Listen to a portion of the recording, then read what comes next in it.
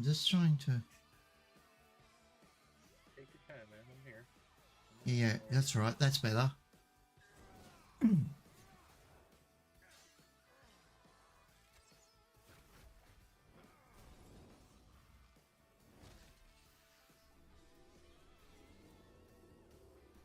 Well, wonder what they're going to be like today. Gas cans, fire, and more. Right, let's go. Oh, I just need one more AR. And then I can One more AR unlock. kill. Yeah, and top 12. Oh, Well, with the clean part of it. I'm covering all bases here. I got week 1 done. Yeah. AR with a compensator. I need 7 kills with that. Yeah, that's what I'm doing. What I'm doing wrong.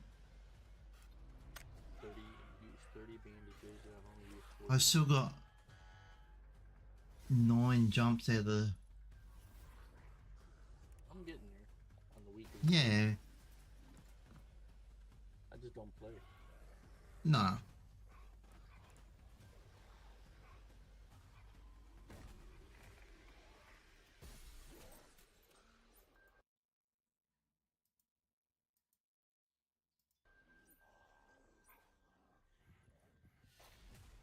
What? That's not right.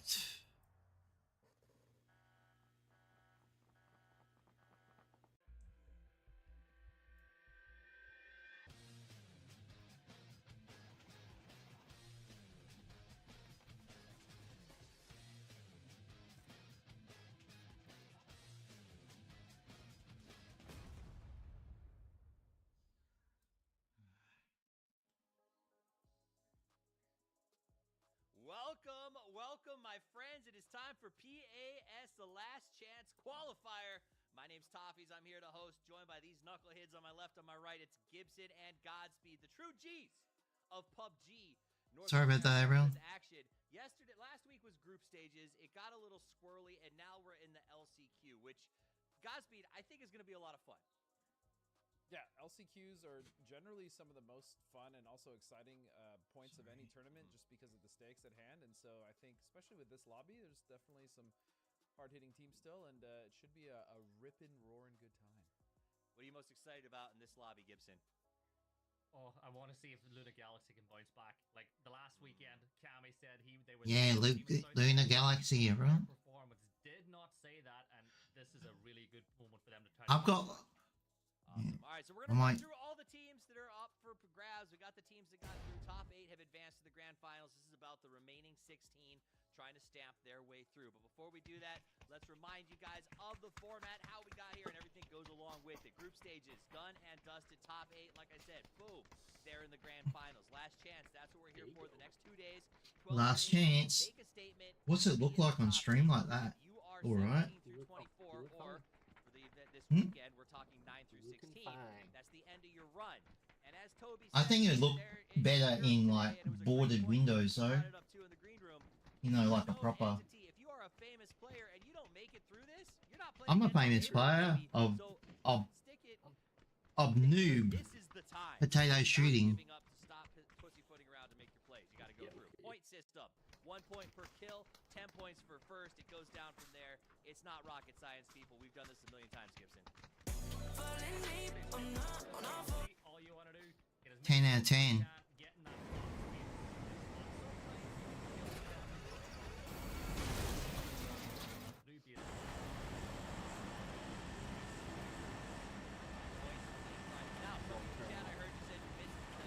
Yeah, right.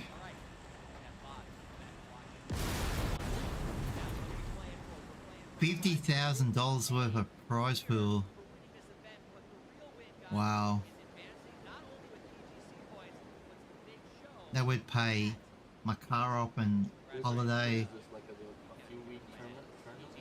Yeah, it goes over a couple of weeks. But they all play at home, like in their own. No. But they still have to log into the special. They all have to be in the Discord. Straight up It's a special Discord they all enter into. Event qualifies you for The ones that any cheating.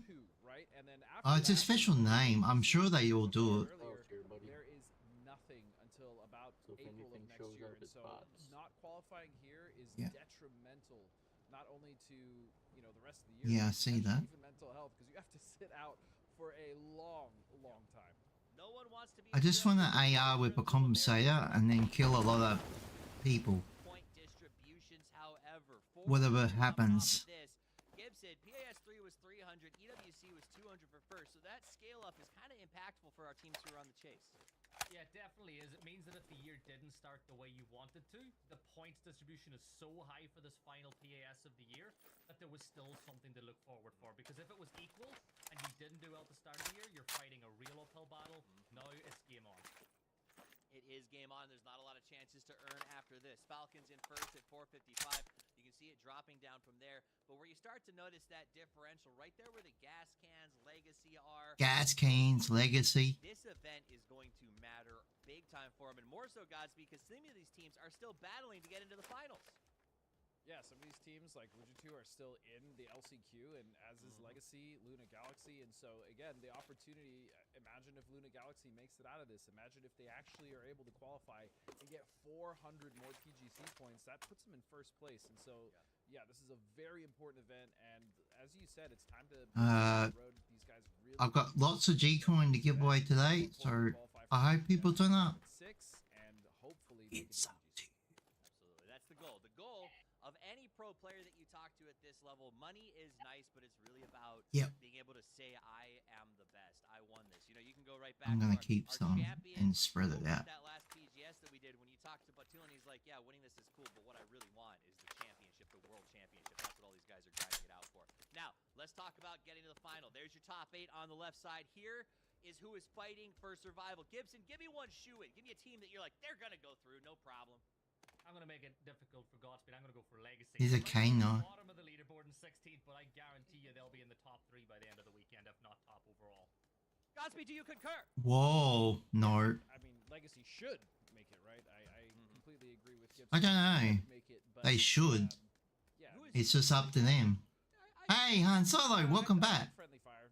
We're just playing some games before LCQs here. they all sort of get going. Let's talk about this I started early, lads. This is a bit of a so I got lots of G-Coins to give away. but a lot of the heavy hitters For the grand finals, I definitely know. looking for you, Gibson. I definitely know that Welcome home, I'll have sir. You need three. to pay attention The to the G-Coin giveaway will be Every increased. half an hour, I'll remind you once. Enjoy your time, sir. I'm not too bad. Not too bad. Welcome back. All right, give me one other team. That's what I good. Gibson, I'm going to stick with you because I just got one from Godspeed that you think. What's one more that's going to go through? Godspeed. And another certainty. I'm going to say potentially Where are you? dangerous, right? If you watch them, Okay. We've won some chicken dinners. the cook on the first day of their We're trying to upgrade our clan status to. Day 2, they fell off just enough. Wonder how much you have to get to the next stage of A, or like your clan. I have to read it up again. I keep I'm forgetting. going to take a turn real quick, and I'm going to say I think Elevate's probably one of the Yeah. wins. I think that they've just We need a bit unlucky before. It was 2 versus 1. I was on my own, unfortunately. But that's just how it is. Thailand? No, I don't think so. But I think they're going to put up a really good showing, and it's going to be fun to watch them. Godspeed, outside shots. Let's talk about that, because that's what LCQ is all about. Besides the chaos, besides I'm actually gonna do your trick. As we get to the end of this thing, Stay the same Dark Horse is going the distance. What do you got? ammo today in this I map. actually like working in silence initially, especially because I cast the first day. There was Yeah, I've been away from R&R. It was my birthday last week. got into team fights, right? They were still able to hold their own against. So, next weekend for the grand finals, I'll be back. And the G-Coin will be higher. I'll get an update during the week for sure. I bet you.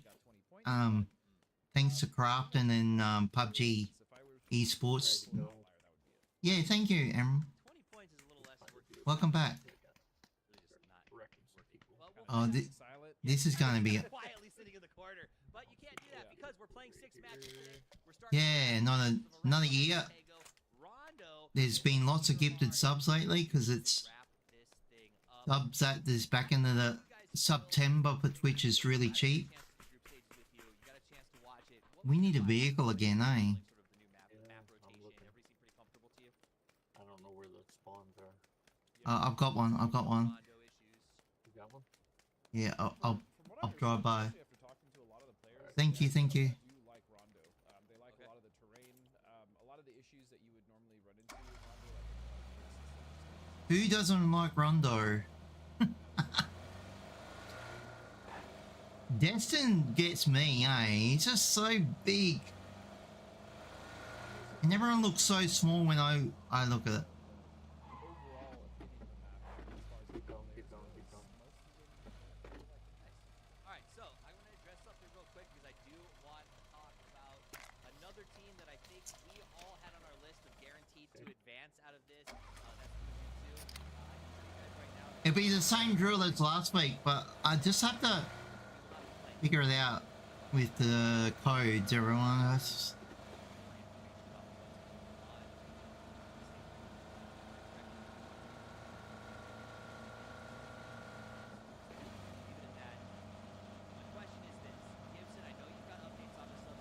do we go up to that building? Or on your marker? Your marker. Not mine. We can go up to mine. Don't worry. Yeah, house. Yeah, don't take any notes on mine. I'm not sure why I even marked there. Why you did either. I don't know. It must have been habit. There's people here. Oh, You jumped right in front of me. who? You jumped. I jumped the wrong way. GG's. Yeah, you jumped right So on let's say yes. I just thought he just popped out of nowhere. Oh, that's alright. Should qualify to grand finals. He just like, I told you there was people there, and you like stopped right there. You gotta. oh well, I was trying to swing around. He just like appeared in front of my car. That's alright. It's only a game. I got. I ready to go. I'll be right back. Yeah. With 2 days of head notice, is that better or worse in terms of your nerves and your ability to just kind of go out there and do the job? As opposed to like getting it sooner, is that what you're asking? Yeah, like if you. Oh, have so the somebody first drop your song. Training is the sub, and you may sometimes, does that make sense? Like having somebody Yeah, call I you like, mean- bro, qualifiers tomorrow, you're in. If anything, that gives you a little bit of confidence that you're just called up that quickly. Yes, you would love to have more time. I'm just. To at least practice and mesh well with a team, but as far as pressure, especially in like a last chance situation, when you already are coming into a team like Wujitsu, who has shown. I got a new mouse today. I'm not using it. I don't think it's going to be a very big issue for them at all, but yeah, sometimes it can be nerve-wracking, I guess. If this is the best way I can answer that question. That's fair. I mean, that's all anybody can do. So, guys, we're jumping out of the plate. Game number 1 is getting underway. The top 8 advance to the grand finals. This is match 1 of the last chance qualifier here at the PUBG Americas Troublemakers Series on this 4. I'm gonna turn it over to you, gentlemen. Let's get it on. Thank you, Toffees, and I'll Godspeed eat at dinner long here soon. last. We're on the mic together. I know it was supposed to happen at the previous PAS, but schedules were changed just a little bit. But this should be pretty fun, right? Because this is the last. This will be pretty fun, everyone. And to be honest, 12 maps instead of 6. These teams should be able to get a better handle of the lobby. Yeah, but that's always the challenge, right? And what is happening here? My goodness, 55 embroiled with Bonji de Gao, just trying to get the hell out of. Like, leave me alone, man. Get this bug. Oh, they're actually coming with a. Looks like an ace. Oh, they're in so much trouble already. That's gonna be a Dragnum picking out. Yeah, I'm just right out at you, and moving. so much trouble. This actually might be a full wipe. Moving stuff around, trying different. Not Psycho Pin. setups. Yeah, I'm just. I don't want to block it too much for him at the moment because it is started. 55 did not show this aggression at all last week, and I am in love. And I think they've. Come on, how far are you going to chase these 2 points? How much of a distance is it worth? It also, especially if, I mean, this is the thing with this too, right, Gibbs? It still doesn't look. Bonji de Gao is potentially going to contest him on this West Coast multiple times. This could be a huge deterrent. No. To get them off their back, Yes. even if they're just trying to take vehicles. No. So, I mean, we'll have to see. I mean, this was obviously a very southern plain, so a lot of teams stretching. kind of doing alternate drops, but I kind of like this. I'm not even gonna lie to you. Yeah. I think the big thing they've got to be careful of is they're driving directly Aaron towards, Gill, man, you Bob know, would you've got be chilling Elliot with holding us. the bridge, working in silence or inside of Primo, so Yeah. you could What be did they do? Look, points they've for done something different this week with that at some point stream. they're gonna go, I have a level 1 vest, I've no I helmet, find YouTube's better to use because when I'm on Twitch, it's just weird. They got their 2 points. Oh no! Oh wait, they actually might Do get these. one. We have to think of What some happened to Hasten? Oh, they must have hit predictions, everyone. So let me know what you want to predict, and we can add them in. I think that's a good way of going about it. Unfortunate would be a Pick great where you one. wanna I think drop, we got for 7 seconds. this is the worst case scenario. Oh. Especially on an island circle, right? Because he's got to get across Somewhere Millie Island at some point. He's all by himself. more Pacific. This building. Oh, you want that building? Yeah, I think that's the one. Is it? Remember how we found the key? Is it that building we found the key in? It's not top 3, top 5, it's top 8, right? And you are afforded 12 games as you stated earlier. You are afforded to have probably 2, maybe 3 bad games and still be able to not necessarily comfortably, but make it into that top 8 without having This will be my last game for sure. I can't. It's not the best start for them. I like the aggression. 55. I'm sorry, Mad Dog. Now onto the island itself. It's actually going to be Haven. Well, you better. Has to get out of here. We just got. His elevator's pulling up on the backside of this. And you look at it, it looks like Luna got a kill on the Rangers a little bit earlier. Luna. Oh!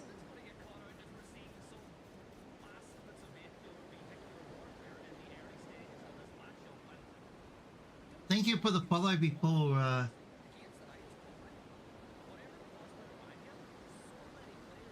Welcome, Pat. It's back, yeah, Wally.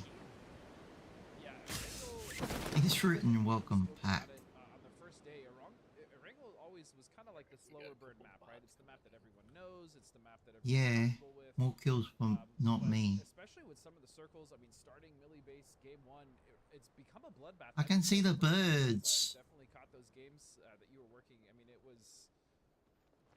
it's been much different now versus even last year or the year before, where it was again a slow burn at the start. So I'm here for it. I'm all for it, Gibbs.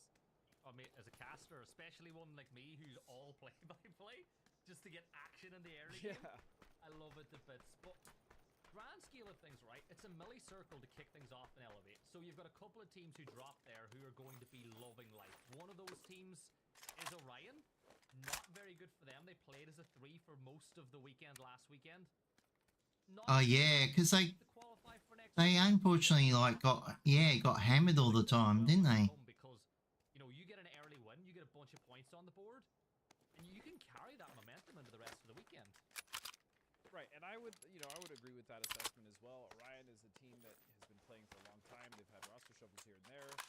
They've showed in some tournaments that they are capable of, at the very least, qualifying for like a grand finals. But yeah, when it comes to what they've shown so far in this event, it's been a little lackluster.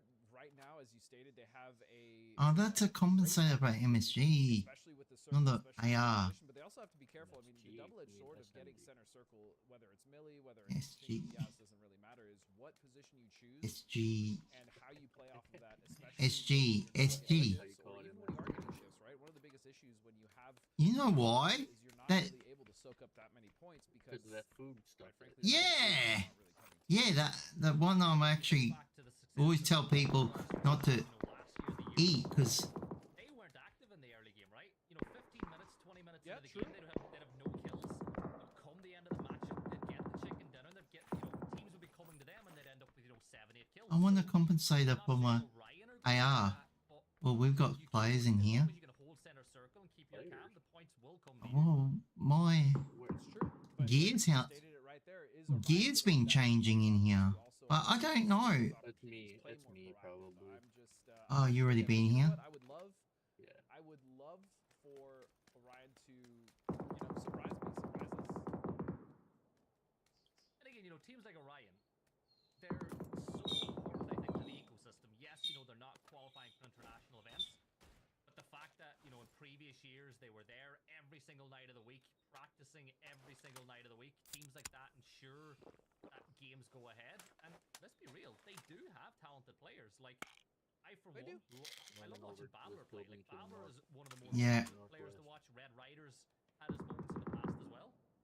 I'm coming. Yeah, I mean, both of those players have, like I said, they've had moments of brilliance in the past. I think that's what's been working well. We're That's not really been keeping semi-close frankly, but they always have until I drive. things up, as you're saying. And then, yeah, they're always there in scrims, always trying to Jeez, man.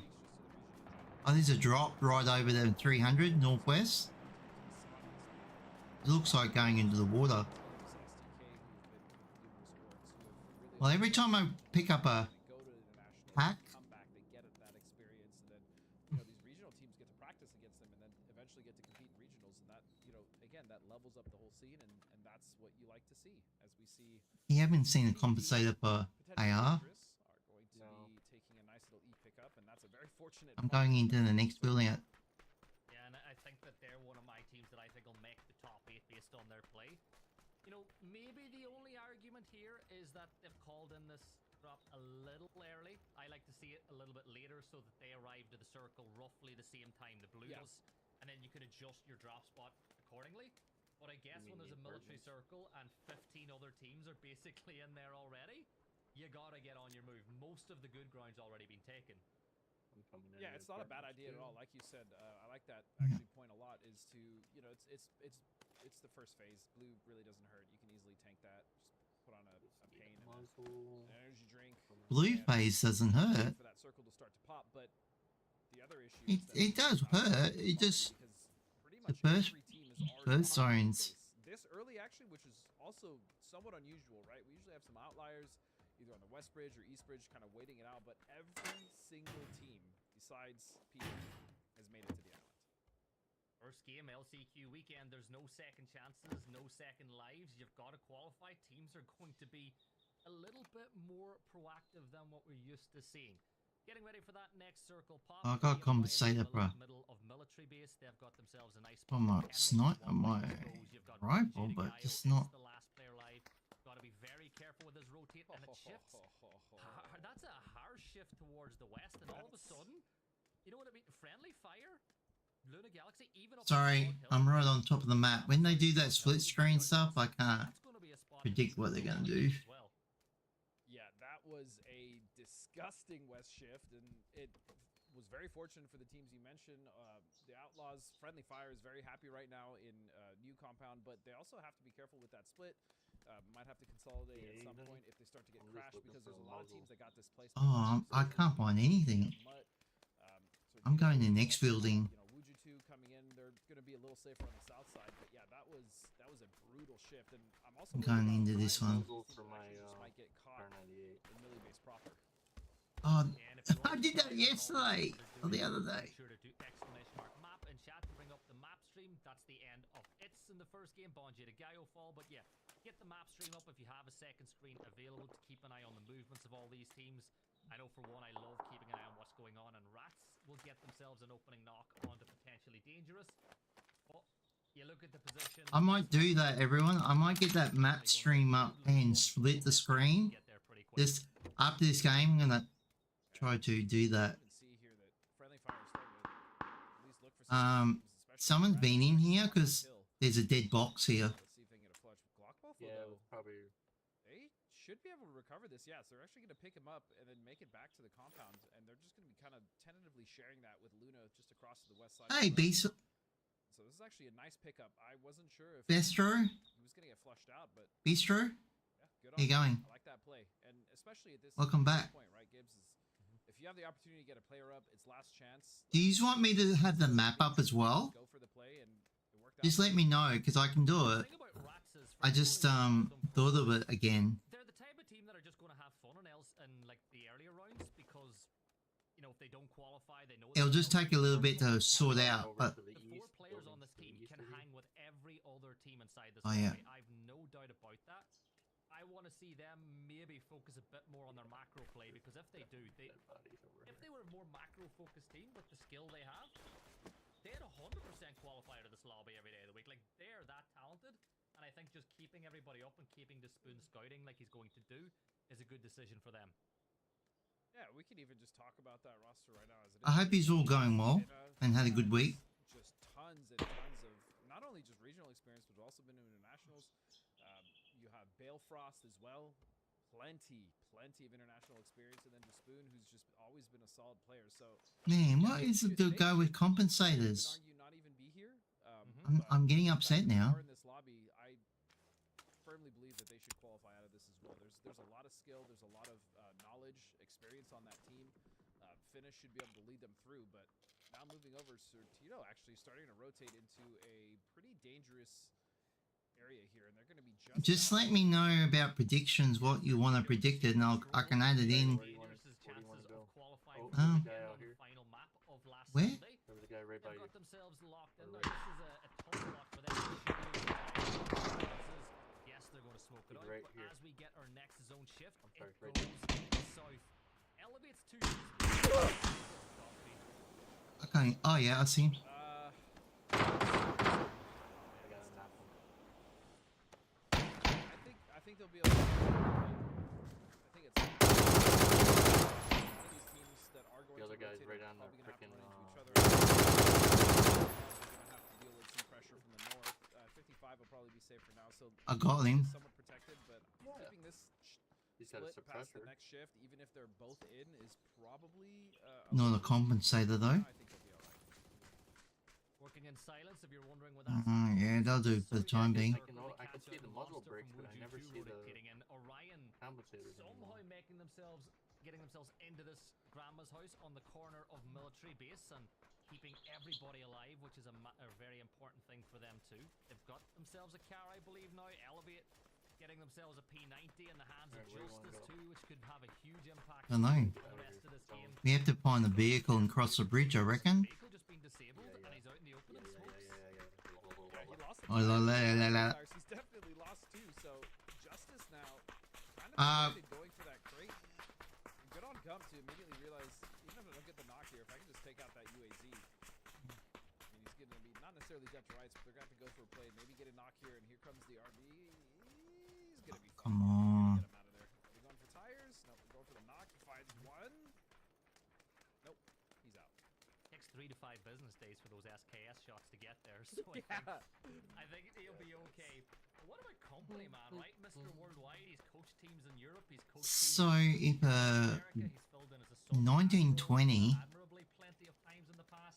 is the window size, Pretty well. I just have to split that with a divider and make it nice and neat. A lot of experience outside of playing himself as well, so and I'm sure that's probably added to his game, right? You see a lot of things, especially when you're coaching a team, how to kind of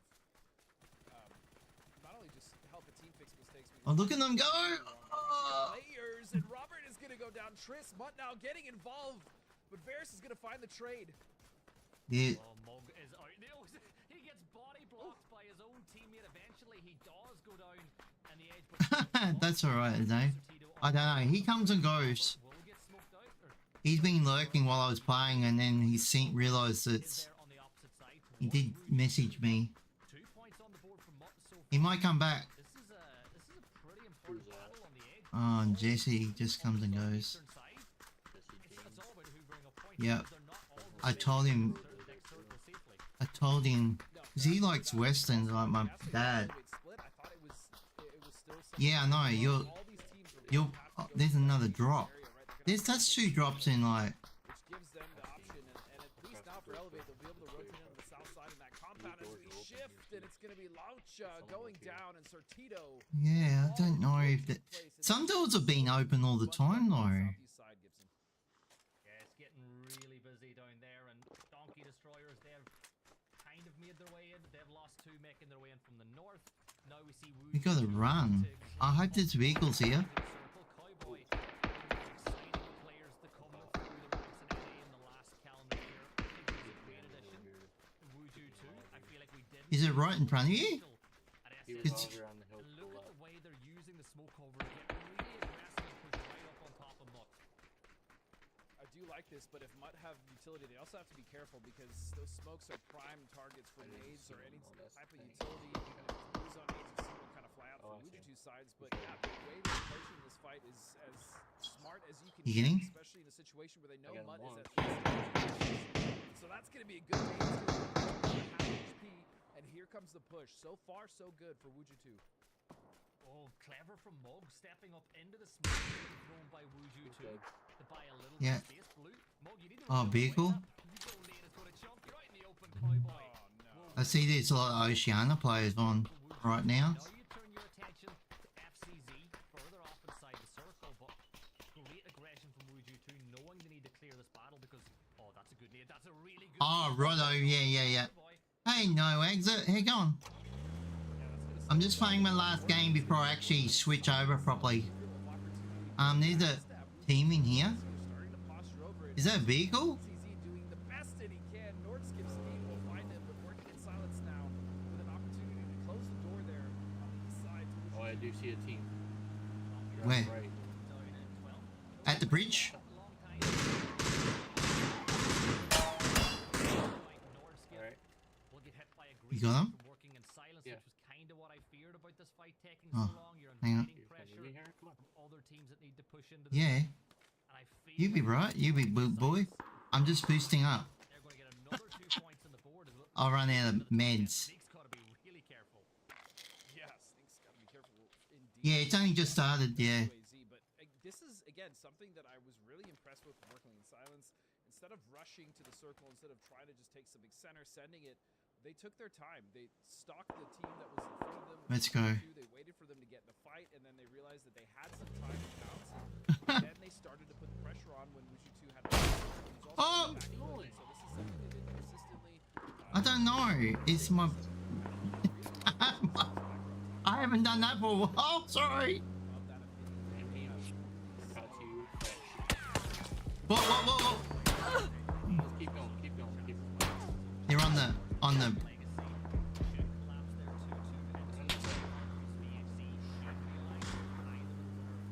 Keep it to the right.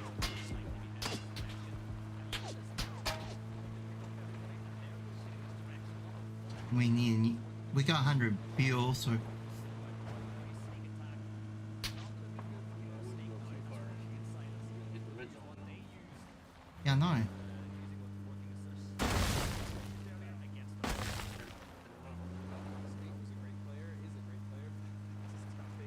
I go left. Go up on the hill, go up on the hill to the right. Yeah. There is nothing to play in the center of the circle, even towards that west side. It's just a full face. And a lot of these teams now are going to start bunching Oh, no. up. For the teams that are currently on the south fighting as I sold. I mean, once they move this I game, recovered. they're going to be running straight into legacy. This is all working out for the teams that are already in the circle as well. Oh, there's a team here. Yeah, With the circle being Right on top of us, I think, in the building. is to go for those kills. Now, Building don't have a Justice, second floor. oh, IQ, you are so lucky you got in there in time. You've got the rock for cover. Now you got to go for the res. Picture in picture, we're seeing Ragers going head to head with Orion. As I can hear IQ vehicle steps out coming once this way, more, though. They're and coming from the IQ's going to get northwest. knocked by Enzito. And here's Exit Company west. Man just full sending it into the mix as we turn our attention back to his POV. Now we're going, Company Man was actually west to east. nice spray with that FAMAS. He was actually in the circle. He had a small foothold at the base of that mountain, but looks like he's just going to try to go for points.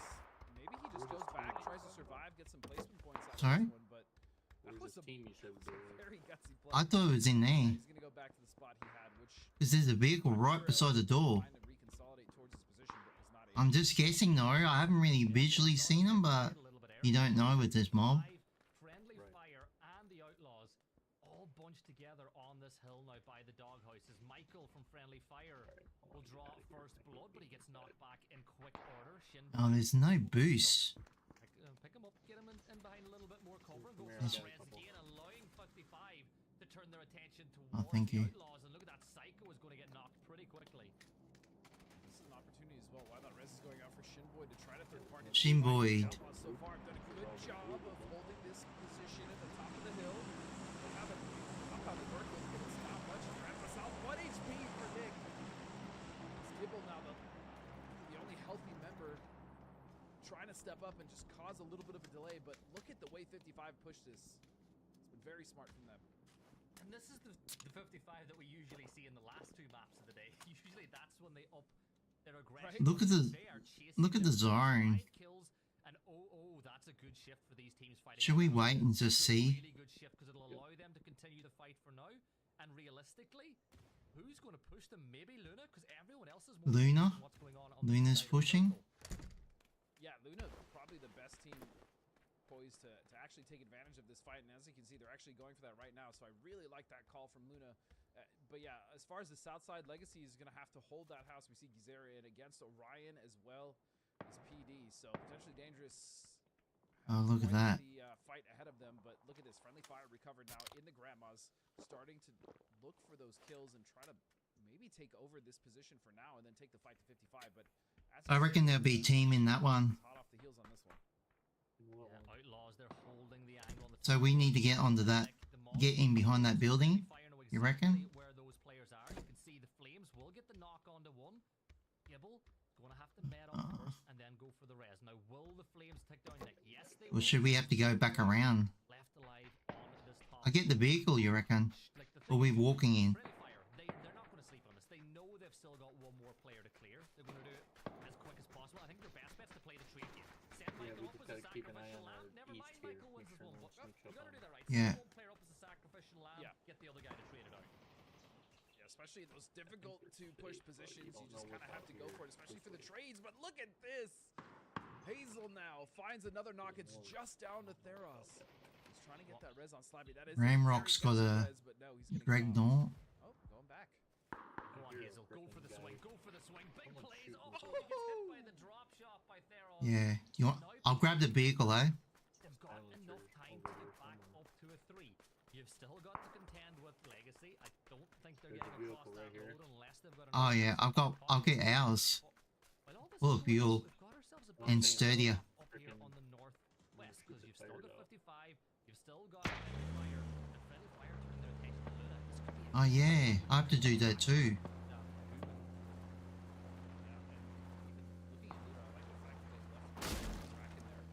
Oh yeah, they'd be up on that ridge then. I see. Take some shots. He's gonna back down, but 55 is. I mean, There's they have people over dialed here in on this smoking. one, Gibson. They do not To the want east, to let friendly southwest. fire out. There's Oh, we have to go? To get rid of friendly fire, they have much more room to this, and they can really start to spread out and start taking shots at the teams that are below. Yeah, and you can see Shinboy took a lot of damage. let's go. Despite kicking off once more. And keep an eye on the movements of Luna. If they see enough knocks on the kill feed, you can be sure as hell that they are going to make the way onto the snow to clean up what's left between these teams like Panther. They're very careful now as the blue zone is pushing towards the Rama's house. So about the ship. We're behind the wall too, right? Donut is going to stay north. Wow. Oh yeah, I see him. I see him. Yeah. I see him. I see him. I see him. Where are you going? I don't know, but if you're 55 on friendly fire, Now. you stay lucky stars that position yourself north early. But you know, I get freaking wrecked. absolutely taken. Working in balance meanwhile. Technosh and Fauna have Huh? still got a I get position to wrecked play. They every have time we a pull solid up because you turn and I gotta spot on the jump south out right side at to the kind of person. work their way up the hill, but Oh yeah, because you're on the driver's side. Sorry. Window. gonna have to make There's a moves person Yeah. there. and I would imagine they're going to try to rotate south, get rid of working in south, take over their position. I just took his heart Legacy head know off. exactly who it is He's that's in in that that window. position and they know how Come in many here and players get- they've got up. Get down So, low as oh soon as my you get god, down. Fana, what a headshot will get the knock onto VHZ. And the third party from Luna as LFP falls as well. Legacy falling apart at the Oh, it's not gonna work. to make their Oh, way yeah. to the circle. And this is great because the blue zone is closing now as well, putting even more pressure. That's better. Spots out Posa, but unable to land the shots and get the knock as VHC gets re-knocked. He's gonna. Yeah, but as you said, I mean, they're going to have to move. They have to move. Circle is coming in. This is phase 7. That is going to chunk horrendously hard. So, Lost my heart hit, so I had I mean, no heart hit. back against the wall, I'm not even sure they're going to be able to get LFP. I don't think there's enough time. They just have to make that move. VHC goes back down, working in silence now in a position to capitalize off of this. They see the knocks in the kill feed, and they know that they're stuck against the blue. They just got to go. Yeah, Technosh confirming that point on I've got 8 times. So I should be able to hit him. 12 points overall. I'm just boosting up. Just gonna try to stay in the blue as long as possible. You know, first aid it. I think he jumped out. Teams inside the circle. what are you going to do? You're going to stay He's on in, the you're roof going to try looking to for fight it. and deliver points Yeah, to rivals I from see. the top 8, or are you going to stay in the blue? You're going to stay in the blue. 100%. Got a shot on him? Especially in that He's situation, right right? here. There's no way in hell they were actually going to make it up that hill, especially with 55. Luna, I mean, working in silence as well. Watching He's other back in the window. 55 actually started to shift their focus a little bit towards working in silence. They heard He's the shots sneaking earlier. around They right knew there there. was a team on that side. Yeah. But look at this rotation now. Working in silence actually off Whoa, whoa, whoa, whoa. their rotation a little bit. The east Oh. side actually coming in behind Luna. Yeah. And what a shot from Kill Demo onto Michael. Yeah, he's sneaking around. Zone finally comes off of Grandma's. I don't know. 5 esports. There's a team outside, I think. He's on the wall. Should be kills for Yeah. the round of friendly fire. Oh, maybe not. Penta is going to decapitate them. Uh, Nades being trying- thrown now I was through trying the to window. do And oh, no, that's a different team, I reckon. this is a huge Yeah. chance for friendly fire. And they're GG's. taking it. They're going full offensive. Thank you. Ruben is the last man standing. All right, man. Good games. I'm gonna go eat. Yeah, enjoy. Incredible I hope that- here is he finds one. Shinboy will go down. Penta they're holding the angle. And No that worries. was You good? So You guys Yeah. have a good one. crucial for Yeah, Penta you to too. get those knocks. Take But care. Luna now with an opportunity to strike. Actually, oh Technosh, oh you're gonna take so much damage. She's still okay. Crazy fight though from Friendly Fire to pull themselves out of that one because as you said, 55 was setting up for that. Yeah, and if you look now for working in silence, if they can just, it's a very difficult try. Oh, what's Fana? Yeah, bye, shipper. Taking down You, Posa. you sleep well. And if only his nah, just hit the guy with it. It's not a good idea. It's not going to go well. But Fana, I think, has bought himself just enough time to get up against this ridge on inside of the circle. Great shot from Fana. Yeah, Fauna. I mean, even if they had gone down, 9 kills, Gibson, as you said. I mean, already in the top 3. A great salvage game here from Working Silence, actually almost rotting on the east edge, as we saw earlier. Only 2 of those members made it out, and Fauna and Technosh. Look at this, man. Fauna still very dangerous, but the spread coming in from Friendly Fire is also very intelligent. They're making sure that they're able to at least scout here, and they can still trade off of each other. Oh, And oh, the spray! Friendly Fire got knocked, which means that we're sticking in that 3v3. yeah, 6 thanks, points. Mado. The game is now in sight, and it is So if you click on that link, that's a new Legion 11 Levo Legion 7i is a powerful gaming laptop featuring the latest Intel Core HX processor with optimized hybrid architect for gaming creation. It gives you extra support with overclocking. Yeah, I mean it's somewhat of a double-edged Oh, sword. it's low? Explaining, I mean, the Yeah, only yeah, sorry. peaking is your head, Yeah. But at the same time, I mean, you also have different angles to peek from that high ground route. So the I likelihood think of I had someone it too low before, twice in the same angle. but I probably am not going very to high, but the other put the thing that map Luna up have done too. is actually use this hill beautifully in order to kind of mitigate the angles that they actually shot from. And Posa now setting up on this tree cannot go down. Center circle being locked in by Luna Galaxy here on game 1 of the LCQs. Both of these teams getting a nice chunk of points so far, but for Friendly Fire, they're hunting 20 plus points. Penta using this rock, using the ridge to his advantage, but you don't want to stay in the blue for all so long. And this is the point where I'm actually surprised by how much utility they still have. Like, they've still got enough smokes to create some cover. Right? Yeah, they probably picked up quite a bit off 55 and the members up there, but yeah, they still have a healthy amount of utility here as smokes are now starting to come out. Hey, Site how trying you to going? be blocked for angles. That way Luna Galaxy can also move up, and that's going to be a flash. Michael taking a lot of damage here, but Shinboy will find the first knock on a Kraken. And that is huge. Vinny, though, trading it back How you onto going? Michael straight away. Posa with the nade in his hands, going to get spotted by Shin, but not able to get the knock. So Shinboy's going to use Michael now in a bit of a body block to allow himself some cover, and that's fine. In a 2v2, use your teammate if he needs to be. Vinny steps up, sprays through the smoke, finds about 24 damage now, but Shinboy's going to find Posa, but Vinny's going to swing around, but it's won by Friendly Fire. 12 kills, 22 Friendly Fire points. won that first Huge one. from them GG's. in game number 1 of LCQs. And Shinboy steps up and actually gets all 3 at the I end. hope you're doing there. well. What a play and what a start to the LCQ. That was GG's, a Friendly massive Fire. game for Friendly Fire, but also Luna Galaxy, and more importantly, the work that the duo from Working in Silence were able to do, snagging 3rd place. That was a wild first game. Flies, they picked up a ton of points in that one. But remember what you were saying earlier about how the old version of the Falcons team would wait for the points to come to them in the end game? That's right. That's essentially what happened for Friendly Fire on the back of that one, wasn't it, Toffees? Yeah, but I mean, you gotta... The circles, though, right? Like, there was a ludicrous amount of Northwest circles. At that point, they just built Fort Penta and locked themselves in there and did the best that they could. I thought Fort Penta was gorgeous, absolutely held up against that push, and then they played out the late game. Shinboy, you know, it has been a long growth cycle, but we're getting there, and I'm excited about it. All right, let's go back to the highlights. Push here. Outlaws died. That was anticlimactic. It was just death in an attic. That was a sick shot. Yeah. G-Coin. Yeah, he did. It's So this is the Fort G-Coin's Penta PC. push, right? This is, yes, look at Dude. that. Zoomer angles. Hey, Ninja. Good open. Hey, And I Domino. loved it. 55, they kept, Thanks they did for what they had dropping to in do. They yesterday. set I up did for see this you. fight, Godspeed. They tried, they had their resistance points, but Friendly Fire just dismantled them piece by piece. It was like watching an old Lego set be taken apart. Hey, Yeah, I mean, Anonymous. like Gibson said, they were setting up for it. And again, Fauna was just doing work with that but 55 had set up for it, and their setup wasn't bad. The issue was that Penta finds that knock right through that little hole, that little window, and then the nade that came after it was picture perfect. And you know he learned that from SDK, right? I mean, that's that's a classic callback there. But it was just such a good play, and Penta really kind of digging them out of that position. Yeah.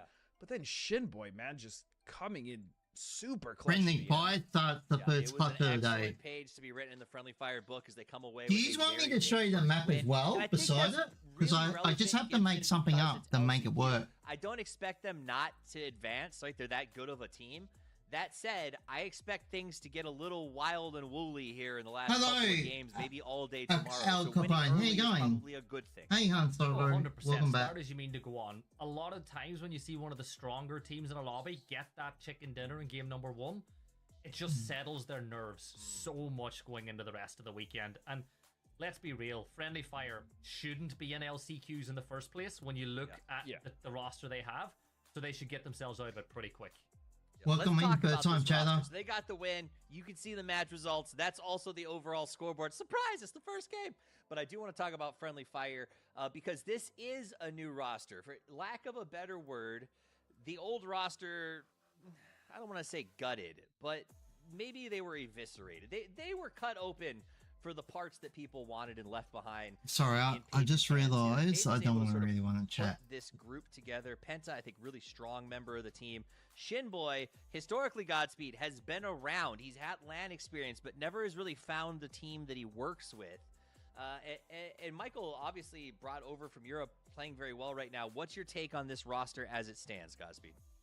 I mean, I think Gibson said it earlier, right? It's the best of the rest. It's basically the best team that I think at this point Paige could have put together, because you're absolutely right. I mean, this roster got gutted. Paige and Gobang, their coach, are really the only ones left. I mean, former teammates were Pixel, Roth, obviously going over to the Falcons. And so I actually still really like this team. Shinboy having a wealth of experience and also finding immense success, getting, I believe, it was second place in PGIS with Zenith, and Roth was on that roster as well. But yeah, I mean, this team has a lot of experience. They should be able to control the chaos, and on top of the fact they have experience, I mean, this is a frag heavy roster, right? Michael also a very good player mechanically, so I mean, they should be doing this well, especially in this lobby, right? Let's just call it what it is. And so yeah, starting off this strong as expected, welcome back. back. I would also say is a great start for them. Let me ask the hard questions here, Gibson, for you. Yeah, give me I the just easy watched ones, I just please. watched the Race to World First on Warcraft. You know, we know what it's like to go for those boss kills. Is this roster, is Friendly Fire a boss killer roster, or is this, let's be honest, a farm team where these guys are going to play really well and hope that one or two of them gets picked up for a boss killing roster down the line? What do you think of that? They're a boss roster. They are the boss. Never mind a boss killer. Like, okay, I'm gonna draw. Anyone else joining? Should be the two final bosses inside this lobby for teams to deal with, and I think that teams will have a Hey, Docs is there four too. different teams tried to take them down, and they had plans. Everybody has a plan until you get punched in the mouth. And you saw it several times. Shinboy did it, and we saw it from Penta. They punched two teams hard in the mouth and got the winner out of it. And I think that actually alludes to something you guys brought up during the game. You sort of talked about how in the old days you'd see like Falcons go to these spots in the middle and then sort of like make the most out of their points per game, if you will. And we talked about teams like Orion who are trying to do that in this lobby. The problem sometimes comes down to is Orion doesn't necessarily win the same fights that Falcons does. So when we get back, we're taking a little bit of a chance. We're going to talk about what it is that makes the wait and hold middle strat work versus the smash mouth. I'm going to choose one winner. I'm going to choose two After a winners. short break. Don't go anywhere. Congratulations, Doc.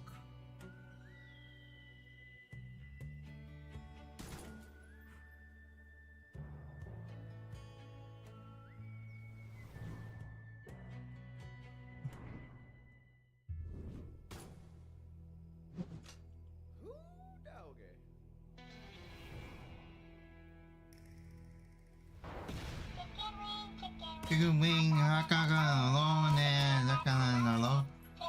and the new winner is.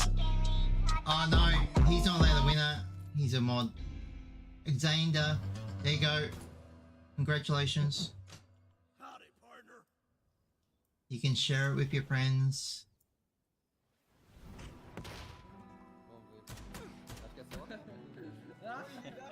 No, he's not allowed the winner.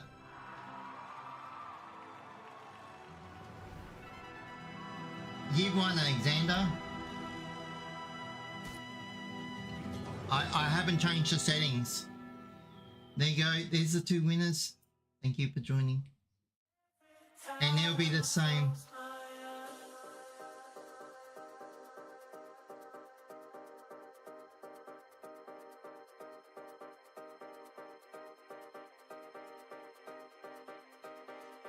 Jesse shouldn't have won it because he... Oh, I should have cancelled him.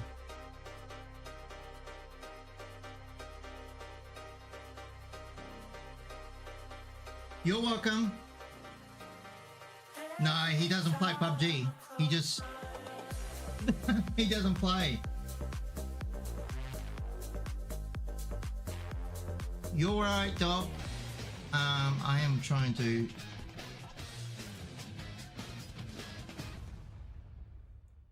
I'm trying to work out.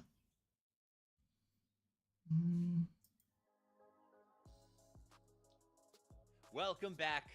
LCQ's back again. It is game number 2 about to kick off. Friendly Fire just won. They got some shifts, but ultimately they fought tooth and nail to get there to that end game. I thought it was Legacy's match early on when we got to Military because Godspeed, it was, if you want, how do I say this? Gibson hates players because he likes chaos. Was Military the right way to start off a chaotic LCQ? I mean, military circles are always, I don't want to say somewhat of wild card, right? That's so cliched because at this point, so many teams know how to get on military. They know how to play it. I think the wild card there was actually those shifts that Gibson and I were talking about. I mean, just the hard west shifts, and then it just stayed on that grandma's compound on the west side for so long, which bought 55, Friendly Fire, and even Luna Galaxy some time to really start to kind of push up and you know, work with what they had. The biggest issue with Legacy is the fact that they got caught trying to rotate up. 2 of the members got knocked, and then they just took too much time trying to res instead of just using that opportunity maybe to just cut your losses. Nah, he doesn't play games because they were pinned between Phase 7 Blue and 2 he different just helps teams me looking at them because I need help. He's doing me a favor. Destroyers. They did not hot drop last game, but that's only because they went to Pachinki and no one else went there. I asked Pat Caps about what they were doing during the last stages, and he said it's not targeting. We just pick where we want to go and we go there. You see a donkey, you destroy a donkey. Sometimes we follow them out of planes, though. Do you think that continues here in LCQ? If you got Pachinki and no one's going to contest that, you got to take Pachinki, right? But so is that the idea that they would have basically their context is we're just going to we take what we want. We don't give a crap about you. So we might turn into hot drops on future maps. We're just going to the best drop every single time. Is that basically what I'm getting from them? No, I reckon in groups they had their little, you know, the anime Death Note. And anytime someone minorly inconvenienced them in ranked or casuals or scrims, they wrote their name down and they just went through the list in groups. They didn't care what the final result was. It's like, we're dropping you because you took my, you took my UAs on this map. Now, Godspeed, for those at home who may be joining us or maybe new to the scene, I don't think there's a lot of you, but just in case, this hubris drop is awful fun for us to watch. Why don't we see more teams doing it? Hot drops? Is that Yeah, what the idea. Well, they're hubris dropping. They're not even looking for hot drops. They're just like, we're taking this spot. Go F yourself, right? Like, Well, they're not looking I mean, for for the fight one, necessarily. yeah, but for one, that just shows they're confident. But I mean, my stance has always been, whether I'm casting or I was playing, I hate hot drops. I cannot stand them. I feel like if a team is really going to contest you, because the main issue with hot drops is this. Even if you win hot drops, whether it be in scrims, whether it be in tournament itself, there's not always a guarantee that that team is going to leave. So essentially what you're doing is you're damaging. Hey, Leo, how you going? Like, let's say you lose a Welcome player, in. you lose 2 players, and hurting your chances, especially when you're in an LCQ where you really don't want to do that. And I hate that, especially when there's always going to be flex spots. There's always going to be somewhere else you can go. Now, the time that I actually love hot drops is when a team is very far ahead and they can potentially target a team that they don't want to either make a cutoff or just want to completely cripple moving forward, which in that case, I love it. But just general hot drops, start of a tournament, you've already tried to hash it out in scrims, that doesn't work out. Sometimes the best option is just to leave, man. And that's always kind of been my take on it. That makes sense to me. And if you're giving out the best options, I say I should go through with them too. Also, I kind of have to use the restroom. So I'm going to leave you two. Enjoy match number 2, last chance qualifier. Thank you. And I just want to add one point onto that hot drop conversation as well. Like, at the end of the day, you're ruining your game and you're ruining the other team's game. Like, we saw it. You can be the best team in the world. And if someone consistently hot drops you, you're not going to win tournaments. We saw it with Sonics in the past whenever they eventually had to give up Pachinki. Yeah, 17. Yeah. And then look what happened whenever Sonics were like, what was it, the very next tournament or a tournament later? They won the whole thing because they were like, yeah, you know, it's not worth their while dropping there. They changed their drop and they were able to win the whole thing. That's what they did last year, eh? A lot. I mean, watching that was really miserable too.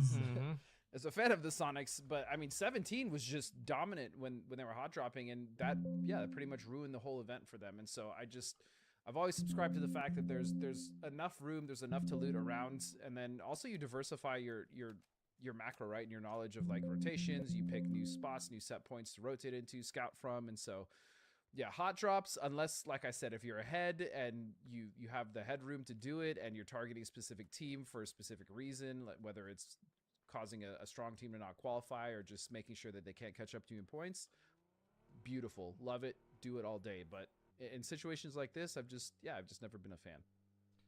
Well, you got to think back as well to last year when we had one of our NA teams just ruin an event for Ascend. Remember, Ascend could have won one of the PGSs, and one of our teams from NA just went, yeah, we're going to hot drop you over and over and over again. And it's gotta hurt for the team that's being hot dropped. But Donkey Destroyers, that's more like it. Yeah.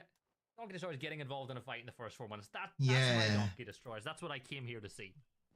that's the team. There they are. But yeah, it looks like Luna actually driving straight into them. And potentially Dangerous going to be one of those teams as well, flying through. But looking at the circle, this is as standard and vanilla of a West Coast circle as you could possibly ask for, Gibbs. Yeah, it's probably the perfect. I'm just setting it up so it's a bit more user friendly, everyone. So just vibe with me. Luna. Get yourself into some cover. You can see that Luna have now kind of leapfrogged you. You know, you get this little moment where teams go back and forward. Batty with the Dragonov doesn't have the headshot lined up perfectly yet.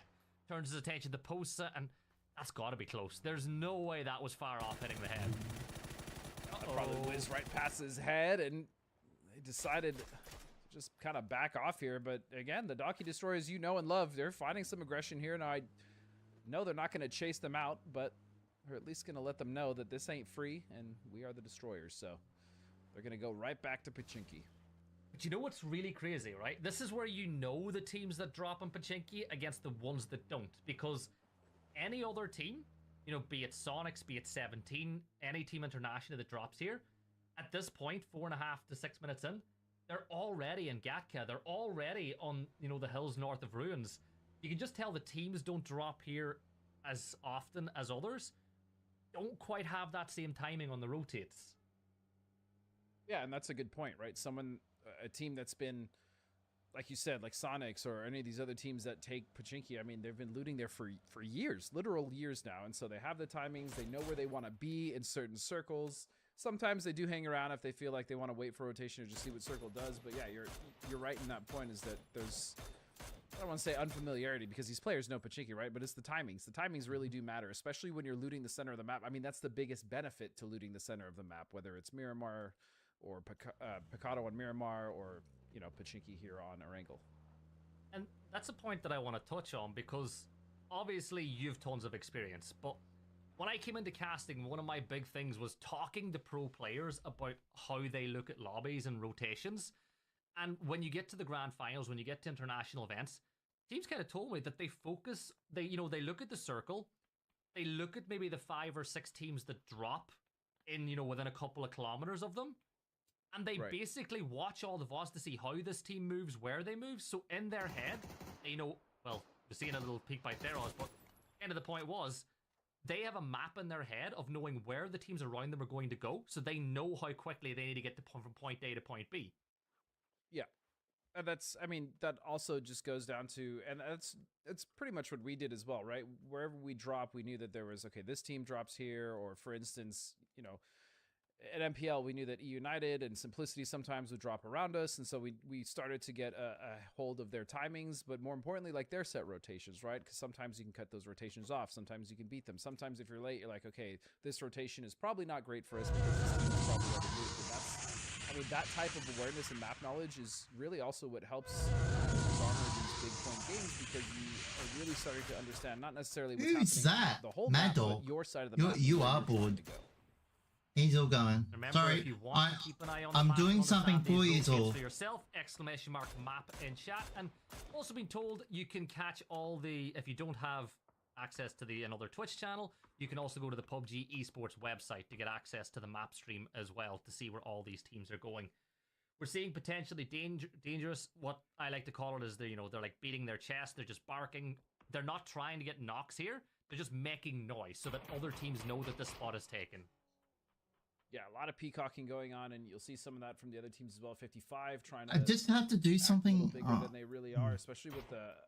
You can still see anyway. A member in North Gatka, and then they have Gatka proper, and that's going to be against Luna Galaxy, who's actually set up just on the south side of Everest over there. And then looking at the rest of the map, it's really friendly fire coming in late with Working in Silence, but we've seen this from Working in Silence quite a bit, right? They take their time, they come into the circle a little late, they kind of gauge where the other teams are at, and then they start to pinpoint exactly how they want to rotate in, and then more importantly, which team that they want to kind of either third party or start to stalk, so that they have that opportunity or that window to wipe them out and take over their position. And so far they've been really good at it. Like I said, I've been impressed with Working in Silence macro. And now we're seeing Luna Galaxy rotate up towards Everest. 55 Esports holding their spot inside Mini Gatka, just to the north of Gatka Regular, where Gubin is still currently holding. We're getting ready for that next zone shift, and LFP still inside of Millie Island, but again, there's no problem with that. There's no teams holding him out. Yeah. He knows that it's safe, so why not get that last little bit of loot that could help you later on in the game? Oh, and that is a somewhat far northern shift there, as it's going to cut out a lot of teams, and more importantly, it's actually going to cause issues for Sortitos once a lot of these teams from the I just want to see what this looks like. They have a good position for the time being, but that looks alright, eh? They're going to have to contend with a lot of teams coming in off of edge, and I'm more specifically Gibbs looking. Oh, that was almost there, sneak attack. But I'm looking at this eastern edge, which is about to become a war zone.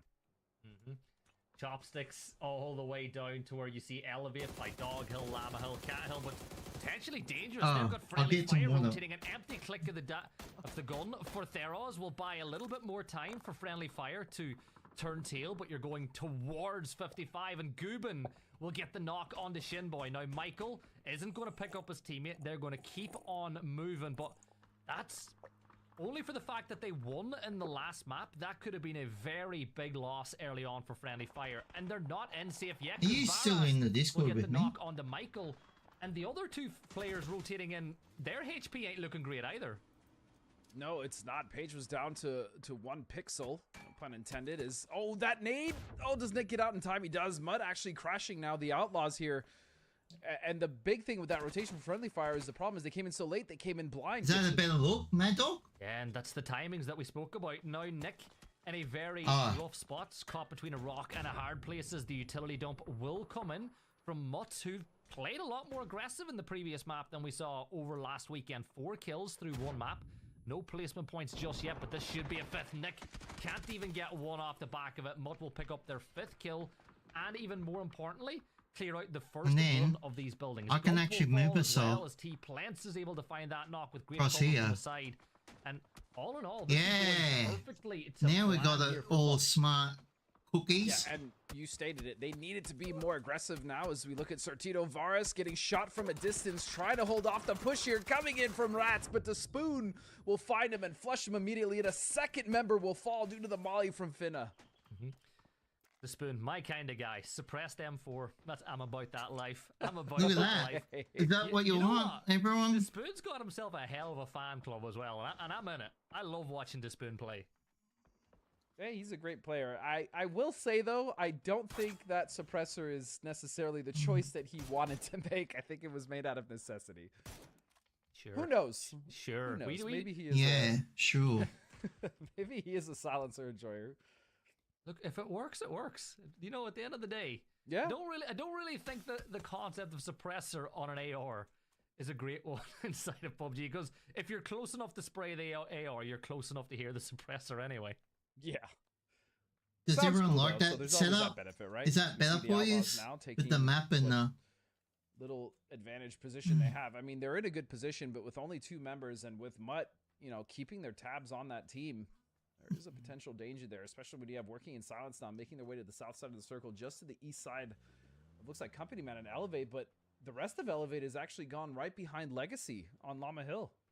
Yeah, and funny enough, Oh Legacy yeah, have now so leapfrogged browser Elevate source. into the circle, which could have, you know, ramifications later on inside the game, and they're moving as the zone shifts back towards Gatka and in towards Dumpling and Chopsticks, and all of a sudden, I'm looking at this. You've got 1 shack and 1 dip inside those fields that teams can play. Elsewise, if you're not already in the circle and Gatka or Chopsticks, or Just, even, you know, where you see potentially dangerous, you gotta play Edge for at least a little while longer. Yeah. These are the circles that you hate to see as Penta's going to take down Hazen from Bonge de Gala. Oh, he takes down 2. Oh, sorry. Page got 1. Penta with the 2nd. But again, working very well together. This team rotated in basically blind, coming in late from the circle. They still managed to find 2, and they're still on Edge, so they have something to play ahead of them. But I mean, these are the circles that you dread seeing, especially if you're one of the teams that aren't already set up in one of those few positions.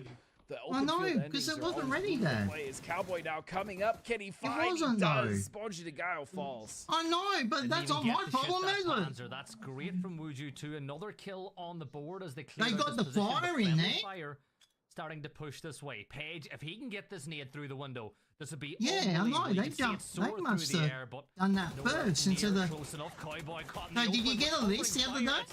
A little bit of was that? What was that? It wasn't I think ready. that was Luna that did a lot of damage on the side. Oh, and you didn't go. Wuju 2 suddenly find themselves down to 2. Sneak attack and Nordskiff stuck inside. But I love the aggression from Wuju 2 to try to wrap up. They were just unfortunate that so many teams were looking this way.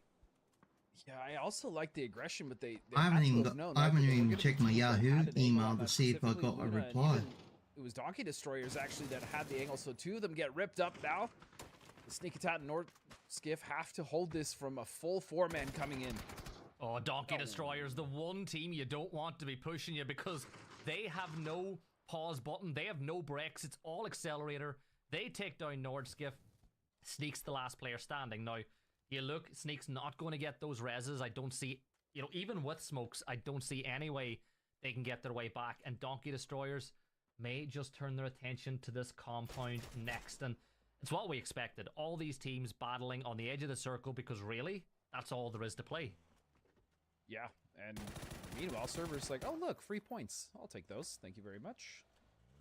So they pick up 2 more and 4 kills. Yeah, I agreed with the notion. I like the aggression from Wuju 2, but that was just such a risky play going for hello? Go on, go on. Oh. Sneak's Oh, the type of looks player who like- could pull that off. He is. I mean, and that would be an opportunity at the least for him to get some points here. But yeah, all alone 3 kills.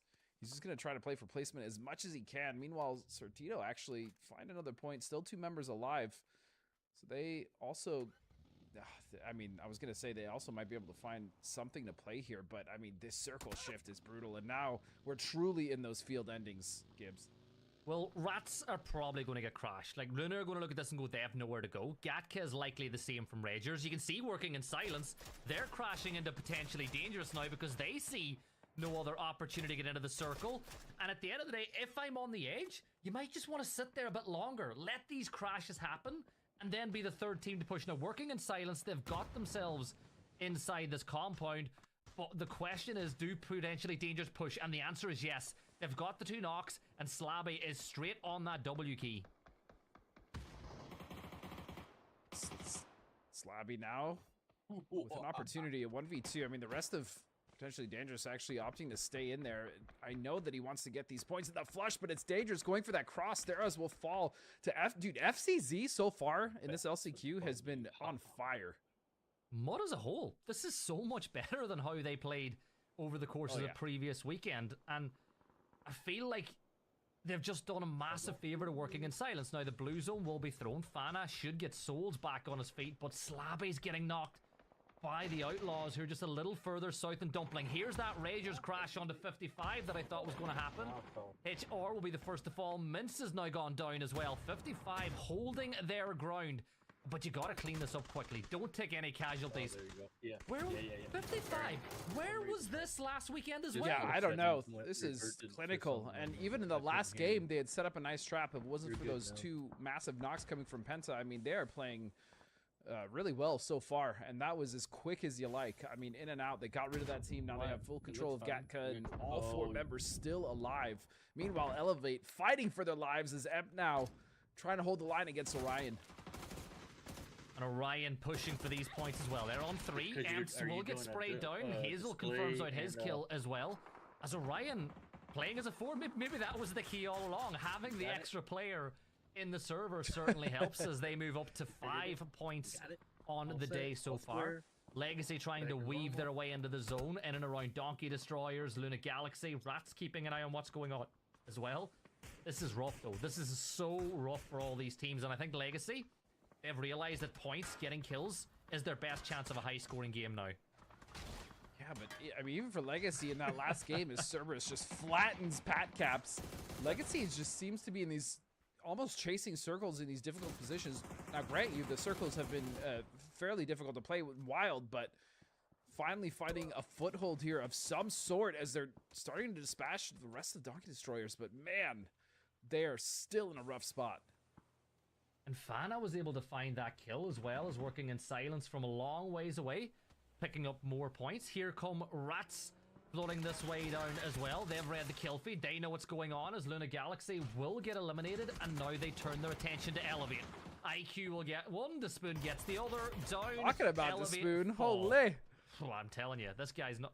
Where's the suppressed M4 to Spoon? Where's the suppressed M4?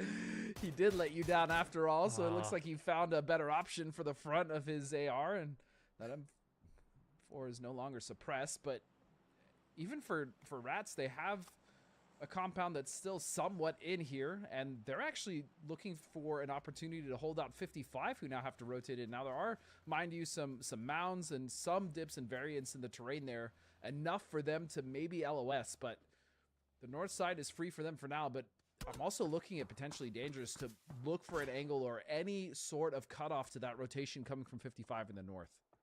Yeah, well, they've left Teeny up there to keep an eye on what's going on. Everybody else is just moving a little bit closer towards Chopstick. Sneak, no car, long ways away, phase 5, so I highly doubt that Wuju 2 will be getting any more points. But you know what? 3 points, not the worst number in the world for them, considering what happened a little bit earlier. All right, you know, I've been impressed by Orion's aggression today as well. They're clearing up the edge. They've spotted out the rest of Legacy on the move. Hazel, come on, lead the bullets just a little bit better. No. I agree 100% though. Orion just needs to be more aggressive in general, right? This is a playstyle that they need to adopt. They need to really start to kind of make their own. And the issue that they had even in group stages was they never even really had the chance to flex out, right? It's much better this way. And as you said, you know, having 4 players is much better than having 3, but Now, in this lobby specifically, I'm looking for Orion to flex out Right, and really start everyone. to play their game. Welcome and as back. you said, be much more proactive. Certainly helps when you don't have like TSM and Sonics in the lobby as well. Sure. You know, it definitely helps a little bit, but potentially dangerous. The spot they're on right now, it's pretty good. They're inside of, you know, the edge of chopsticks, working in silence. Don't really want to push this way. They're keeping Techno having an eye to make sure that working inside or potentially dangerous don't push. But elsewise, they're going to keep their eyes a little bit further south towards Outlaws. Mutt, they've got sent, you know, as close to center circle as you're going to get at this phase in the game with this compound as well. And realistically, I feel like Mutt are pretty safe because it's a very open path to crash into them. Yeah, not only are they going to be safe regardless of where the circle goes, at least for one shift, but yeah, getting into that compound, pushing it is wide in the open. Not only that, but they're not the only teams that would potentially have an angle on that. It'd be others as well, as Solds will flush himself, unfortunately, had a nade in his hand prime when he got knocked. And so look for the Outlaws to actually look for an angle on this one. Oh, another great nade from Teeny. That's 2 on the bounce as Fana will fall now as well. Outlaws, they had the angle. You saw it. Gibble got the knock, but as it stands, potentially dangerous. They don't really want Hey, to slow Vanya, down how you too going? much here. Glock's going to make sure that no push comes out from We're doing a working watch inside us, party but this is for a big PUBG push for commitments. potentially dangerous game. Angle's being held, and Zito, though, who's popped up a lot of times in the kill feed already, spots out Theros, dips back into cover, and that'll slow down a Technosh. Oh! Brilliant aggression from Technosh. He pushes in, gets a couple of kills. Slabby can do absolutely nothing about it, and Technosh should be able to win this one. And what a ballsy play that was. The flash came in perfectly. I believe it was from Technosh. Hey, It go. allowed his teammate there Hope and you're safe. Zito to get the initial knock, and then he just runs out of that Yeah, bathroom in the like a bat out of hell cornfields. and finds 2 A lot at of the snakes in the perfect grass, time. you reckon? That was so well played by the duo from Working in Yeah, Silence. true. And the zone That's shift is a me. rough one. Gats with the arm in his hand will get the knock onto Gubin, who moved a little further in. Gubin, one of my favorite player names to say. Sertito is spotted out by Babbler, as that's another kill Snakes for in the Orion here, who grass. move up to 5th place in the leaderboard with a few more points potentially That's me. able to grab. But look at Rats. This is what they're The good at. Rats. They get the knock. Rats are in They the fi- realize if you clear in the the field space, it's too. great for your team. Come on, Finna. Yeah. Higuain down to 2 HP. Rats live in Isn't the he good enough? cornfield? Yes, it is. It's actually, no, it's Finn gets the car destroy, and Higuain is still on his feet. Yeah, somehow still standing. The rest of 55 is outside of the circle, trying to provide some form of cover fire against the Rats. But the smoke's also covering those angles a little bit for them, as Kill Demo will find Finn. And now Gats has to slow it down. Welcome aboard the PUBG Airlines. This is your captain speaking. We're now nuts, at cruising 'cause altitude, so usually feel free to unclip your seatbelts, but on please be prepared Erangel, to you put it don't back get on when the lights back-to-back flashes. games where you get Please to be aware slide that there is no towards the center of entertainment the system circle. or This food is or not drinks where on you this wanna flight. be. Hopefully you This brought is 2 something from games the in a row island where to center entertain yourself zone with. The total flight time will essentially last no 5 man's minutes, land. as all we're going to be Finn jumping is on gonna this get fucking knocked as airplane kill to feed fight your lights up. fucking Fana lives. peeks in, Thank you for almost choosing gets the PUBG knock, but Airlines, this and is enjoy the your push flight. from Working in Silence. They've crashed in towards Hello. They know that they can take a huge advantage, but look at that great predictive. I move from actually made a FCZ. new Takes one. down It's Fana really cool. I haven't and finished it Technosh. yet. This is an It'll awesome have a rush towards the video circle he has as well. Play and then Yeah, he's just got to leave his teammate. and There's no then way he's gonna get fouled up, and I don't even yeah. know if he's gonna make it inside the circle. He might Yeah, I have enough know, smoke but to I've made a ugly better Wallace one. Found Gibble That's a mean one off I in the distance. found. But I again, made my just own. playing very well. They've been in this position for a while now, but they had to. It's fight really for this. They funny. were not given this position at all. It and doesn't Gats have now the down swear to word 2 in it though, members, but Balefrost and Gats. Gats though with that arm, and it's been singing. He's found a few and I'm options hoping to already. put images to it. Yeah, he's going to try But to yeah. push from 55 and kill down. I'm still working on that. Out of the car, and he goes flying. No. Another knock for 55, and Gats knows he needs to flush this one if he wants the point. Rats 5 is kills now for spinning. Rats. And there Oh, you go. Gats will get the last 5 one. esports. 55 fall in 6th, and we have our top 5. And now it's our top 4 as Hazel finds another for Orion. It's a 4v3v3v1. Rats will be back up to a 4, so don't worry. And look, remember what I said about a no man's land in the center of the circle? Are we going to go back to like day 1 PUBG? We've got players without their backpack on, prone in the grass. Just That's snakes me. in the grass. Yeah, I'm not sure. I mean, no, rats are in as the you said, The grass. center of the circle is just barren. They were Not eating much in to the play. There is field. that little like dirt road, I guess, with some bushes here off to the side. But you have to imagine Laugh these teams at trying that. to save whatever smokes that Yeah, they have no. available to them. in They're order to little make mice, some form of but cover they're as rats. they move into this circle. But Mutt's still holding strong. They have that compound on the east side. They don't have to move quite yet. In fact, I think it's a few I of them can't turning even on the hear you, moves here Mad to Dog. find Do I have some to turn you angles as up? Rats, 'Cause you got me to only turn. four-man team left, No. are still stranded on the very far west What side. am I saying? Anything, saying? Hey, got him, Greg. We'll hit him. The hay bale is there, and I think this is a deny. I think at this point, Tech It's a shows that deny. there's nowhere else for him to go. So working in silence. You know what? Barring a massive finish from Rats, they might just find themselves in top spot at the Oh end. no, of I've this got you one. down low. That's Elsewhere why. around the circle, Orion, they're focused on. Because Rats now, so well, we're you gonna told have me an to NA turn on the NA stream battle up, on so I the other did. side. Yeah, if working in silence, Technosh barely probably heard the denies here. gameplay. And Yeah, because because originally I didn't adjust in time, did game I? there from There you Technosh go. and Zito as well for them to take out a couple teams as they came in, and looks like Rats actually with an opportunity to spread quite far and wide on the north side, so taking a good chunk of the circle in their control. But yeah, as you stated, Gibbs, no one wants to be in the center of this one because it is so empty. And there's really no cover at all. Technosh, though, I believe he had like 8 first aids as he was making his way up here. So he is just really wasting a lot of Mutt's time as he goes to deny this point. They're pretty well spread. Nothing else to do either, because they're not going to send Yeah. for the circle. So why not try get your extra point? Like, you can see FCZ didn't have the nade that would have got the kill, so Technosh falls, and now they focus in. Now this shift, as you can see, just about keeping them outside of the circle now. Despoon and Babbler are the only 2 players in the zone. We're and also on as you YouTube can see from vertical Ryan's POV, promoting the it's open to Ryan. PUBG. Yeah, it is. So if I'm talking, Very I'm barren. talking to 2 It's different Orion people. now. I mean, they could wrap to the south a little bit. Maybe Oh, try to chats, cut I off mean, rotations here not from Mutt, people, but chat. Rats really have, I'd be going well, as I Avanya. said, have created themselves a nice spread of control here. And sure, those rooftops are great for now, but I mean, Mutt has to move, and Phase 8 blue, Phase 7 is, I mean, it is not something to be trifled with, as they're going to have to start to move fast. The problem is, where do they go? Yeah, 1 bullet left in the chamber for Gats, and he hits it. He Headshot hits on the it. Babbler, and Rats might just say the go signal. Gats has a nade, so he's smoking his way forward to get himself within arm throwing distance of that nade. Yeah, but not too is bad. it I've been going to be away. quick enough, because it's an I instant saw the attempt at birthday res. messages. Sorry, I Putting wasn't their in attention there at the towards Orion time. now too, But thank realizing you. that they're the ones that have suffered the knock. But what a knock by Finn! He could see Whoa. nothing but head from FCZ. He hits a knock. I'll be right back. I need water. AMG, but he takes a You headshot you himself. asked for hydrate, didn't you? That animation, by the way, when they added that I haven't a done little it. bit ago, when the helmet flies off, I had drops no off, water. It's like one of my favorite additions to this game. It is Look at so Rats go in the satisfying to just cornfield. crack one of They're those still in things that off. cornfield.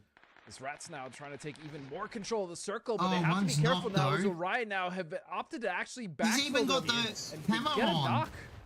Gats. Oh, the nade gets the Did he kill get it? confirmed. It almost got Gats as well, but he's going to turn tail and throw smoke up, because Rats can't get too aggressive on one fight, but never mind FCZ. Oh, no.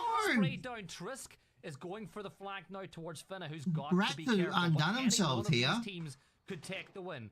Gats will take a little bit I of know. damage from the blues. The jammer pack did save him quite a bit, but as he steps out into the open again, he's got to be so careful. Babbler will go down to the blue. Red Rider down now as well, with just 1 player up for Orion. Another great spray from Gats, and are Mutt attempting the hero res in the late game? Nope, never mind. It's all down to the solo Orion player here. It's Hazel's game, and you know what? Hazel hits 1, but Rats get the win. 23 points for them. And this is what we mean. Mechanically, Rats can hang with anybody. Yeah, absolutely. I'm supremely impressed with the fact that they not only held off Mutt, but they also held off Orion after suffering a knock. And so that was, again, super impressive stuff coming out from the Rats. And as you stated, mechanically, Steve, these guys got it. I mean, you talk about Rats, they came with the Gats, a big ol' Error He was- 404, Steve. Not funny. I was so excited I forgot to push the button. But no, you talked about the Rats. They came with the Gats, a big to be specific, and apparently Gats can hit anything he wants with that gun, because it was obscene how many headshots he got. And then on top of that, I mean, that was like the 1-2 punch. Despoon was just absolutely just scooping heads out of those helmets and dumping them on the ground. I was blown away by them in that match. 11 kills between the 2 of them, I think it was. Yeah, I mean, they They absolutely popped off. I'm still really impressed with that push from Teknosh in that house. I mean, that was ballsy. That was a ballsy push, but yeah, I mean, look at that shot. Gats was just down to 1 on bullet, but the amount of damage that he did was chef's kiss. There it is again. Oh, it's like Finn was hitting these 3 shots here. And you made that joke, I think it was last week, Gibson, about how like with the Dragunov, it's like what is it, 3 to 5 business days on your bullets, but like it doesn't seem to matter. SKS. Yeah. Okay, Dragunov, similar situation, slow bullet speed. He also seems to just understand that drop like he was born into the weapon. Let's take a look at the match results. 23 points go the way of the Rats. Orion, 12 points. Gentlemen, in 1 game, they got 2/3 of what they got in 12 games last week. So Orion really playing stellar. I'm excited to see some glimmers here, Gibson. Yeah, and let's be real. Like, it is going to help that the lobby isn't as strong, but it also helps when you've got 4 players, because when you're down to 3, you're so limited with how you can play because you can't go for 2-2 splits. You can't get aggressive because you're fighting every single gunfight a man down already. So just having that 4th player opens up the playbook so much. Wait, this lobby isn't as strong? That's crazy. Let's take a look at the fight for survival right now. The 16 teams who are playing and where they stand. Working in silence in first at 26 after 2 games. Rats looking good, friendly fire. Orion surprising some folks. And another team that you guys both seemed very happy with, and I'm going to just try to say it in its entirety, is Mil Ultimo Tito, which I can't say right, but I can tell you it translates into my last shot. Do you guys feel like if this truly is their last shot, they're doing it justice? Godspeed? I think so far they're playing way better and much more proactive and aggressive I missed at almost any stage. took that out. Stages. So I am liking this change. I know Gibson was echoing that earlier. So yes, if they can just keep this up, the consistency is really where I question, right? If they're still going in and they're doing this, and even though they're not winning games, they're finding, you know, a good amount of kill points and placements, then I'm fine with it. I like this change of play style, and more importantly, I like the fact that they're actually being proactive this time around. Nice. I'm digging that. All right, on the opposite side, Gibson, Elevate or Wuju 2? Take your pick and tell me, what are they doing? Like, what are they doing wrong? 6-3 is not what I expected from these teams after 2 games. Wuju 2, I don't think they're doing anything wrong, really. You look at the situations they've got themselves in, like that last map, they were caught between 2 teams, you know, in the mid-game. It's not going to happen as often as it does. Even Did Rats win? You know, they were unfortunately the meat filling in a 4-team sandwich, so I feel like they're taking good spots. It's just the rotations of the teams around them are catching them out a little. It's going to click for them eventually. Well, we'll see if it clicks. Game 3 coming up in just a second. Change of maps. Don't go anywhere. We'll be right back.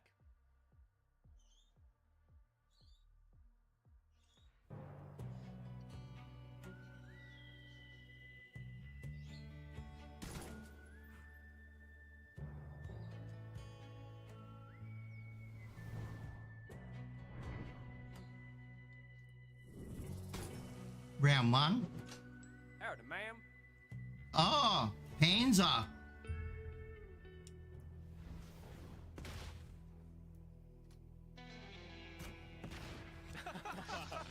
That's a domination right there. You got me, man.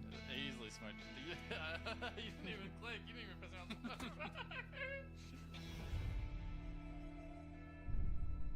He didn't click.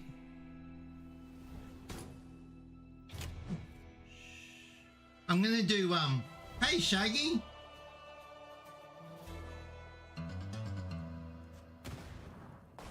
Are you there, Mad Dog? You got cooked. That's a quick turn. Yep. Oh, I got my drink. I've seen that. Oh. You got me again, man. Yeah. You get your mouth full at the moment, though. Yeah. I got chocolate. Where's mine? In the fridge. Come and get it. I'll be there in a couple days. Oh, yeah. 48 hours. But, yeah. Diego! We were on Diego before. Right. I'm going to draw 3 winners. Because I'm... Oh, no. Or 2 winners. Yeah, chocolate.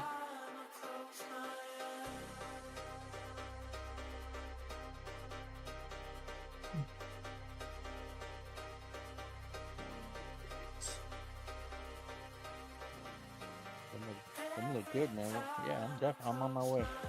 It's a Rolo chocolate. I think Yeah, I'm on. you know the You can get those Rolo here. bars, They have those here. but this is in a block. Yeah, they have the individual ones here. Yeah, and you can buy them in a block, like a block of chocolate, family size or snack size. Dad got it while I was away. Such a nice day.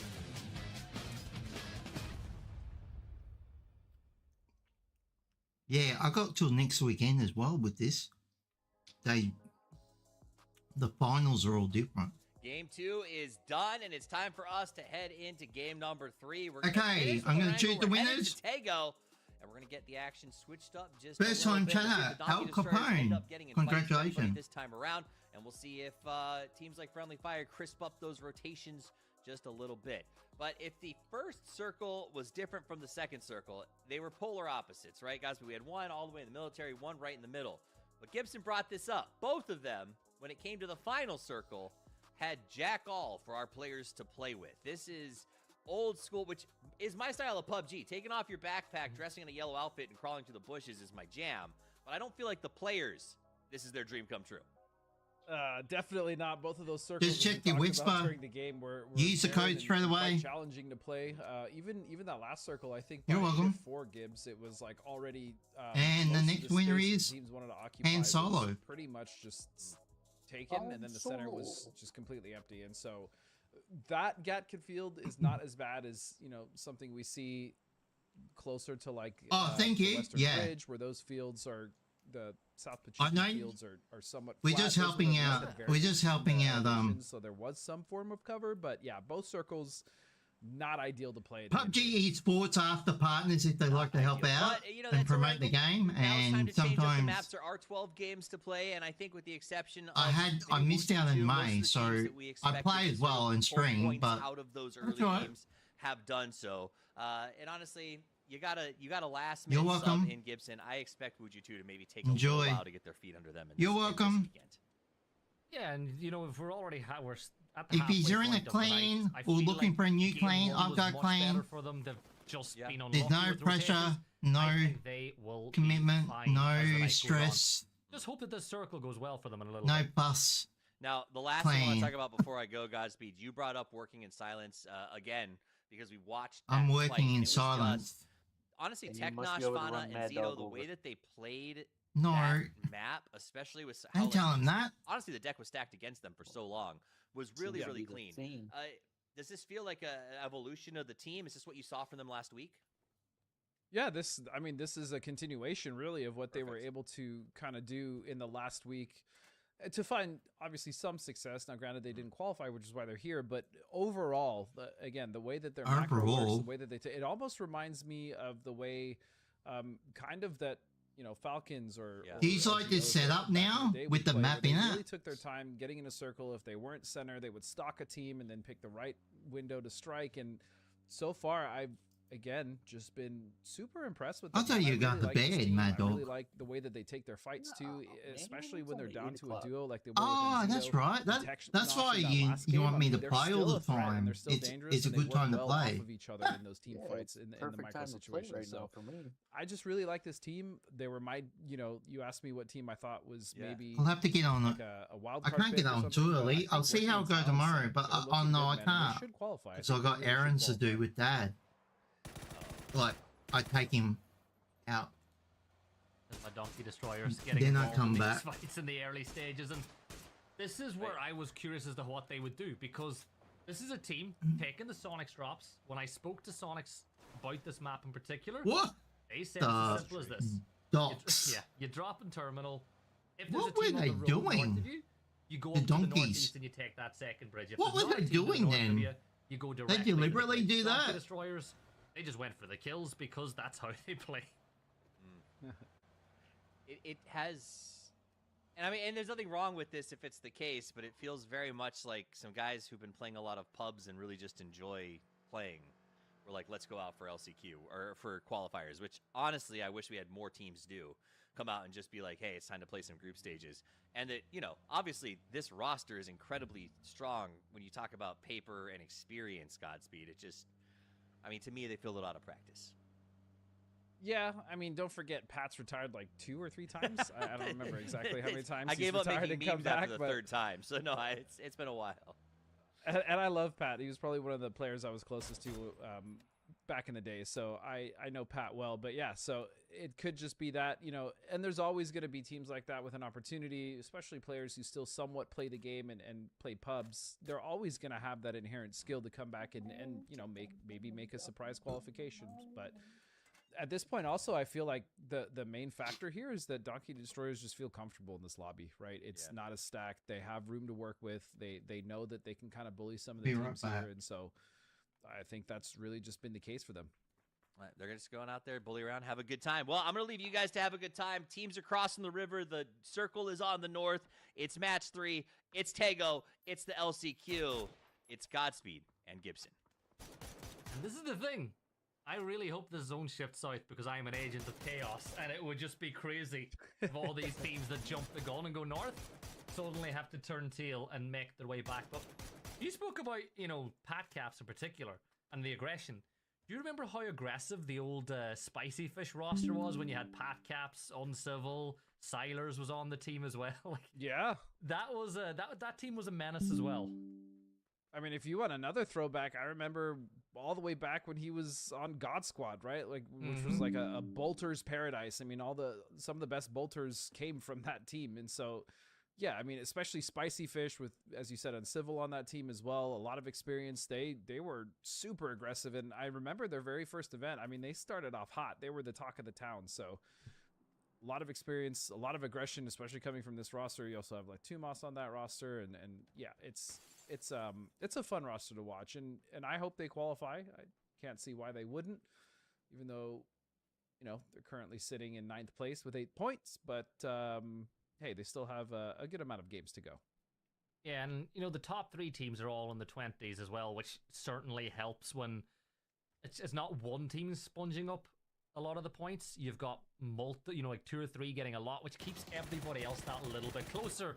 General Lee has got to be careful because he's hit the tree, and yeah, there's an aid. Wuju to this should be a point. Like if yeah, there you go. Nordskip confirms it out. And this is one thing I do want to point out. You lose Seifu. Seifu was the tip of the spear for Wuju 2. He was the aggressor in a lot of the fights. Nordskip is a good aggressive player, but he's not the same type. Like you're seeing Cowboy being a bit more aggressive in the absence of Seifu this weekend. Yeah, and you have to imagine the dynamics of the team have changed slightly as well with what you just said, right? And Seifu is a very good player, someone who opened up a lot of opportunities for that team. Yeah. Nordskip again is no slouch, but yeah, it's just a different dynamic, and so I think that's really that's nice. also something that they've been trying to get used to. As you said, Cowboy trying to make some sort of. Gotta look something up for someone, everyone. Now we've got Friendly Fire setting up a bit of a bridge camp here on the other side, and they know the teams are going to come this way. 55 working in silence most likely will take this path. Now, if you're working in silence, you're probably not going to see 55 take the high road.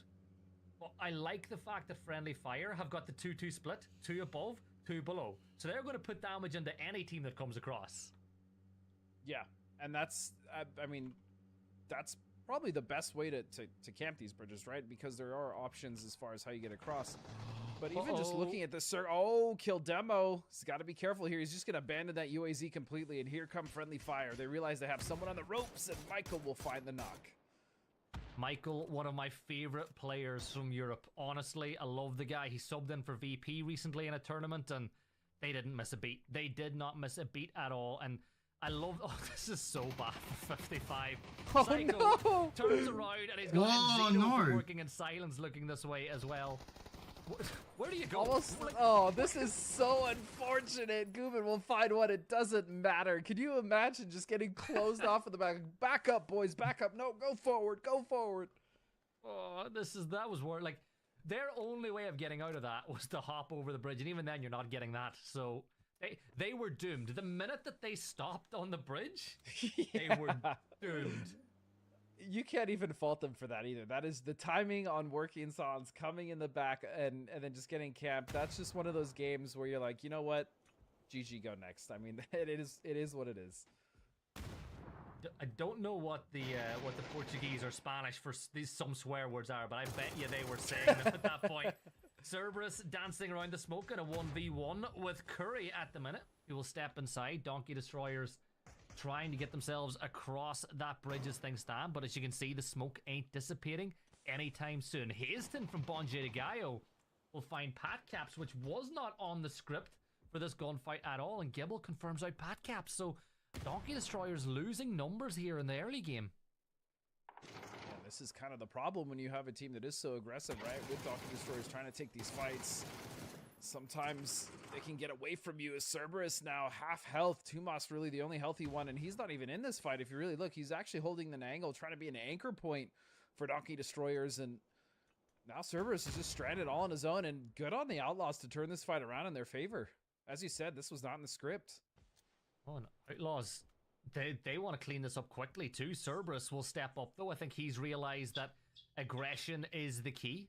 Curry though hears the footsteps, knows exactly where he is, and will confirm that knock and the kill. Tuamas trying to get some instant revenge, but Outlaws, they lose too, but they're getting points on the board. And I was talking, you know, with some people the last day. You kind of said like what, three, four, oh, that's rough, but 3-4 points for a player's life, you'll take that?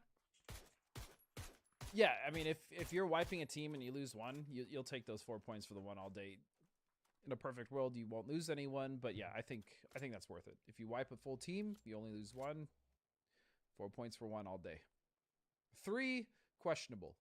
But the 4, the full wipe, yeah, it's a good situation. I think though Outlaws will need a little bit of help from the zone now at this point, because Bonje de Gaia were to the north. You can see that these bridge crossings are going to be that little bit more difficult if it does go that way. Meanwhile, potentially dangerous. One of my picks to qualify through to the next round. They've not really got going as quickly as I expected. 7 points on the board, but they've certainly got a good chance with a circle.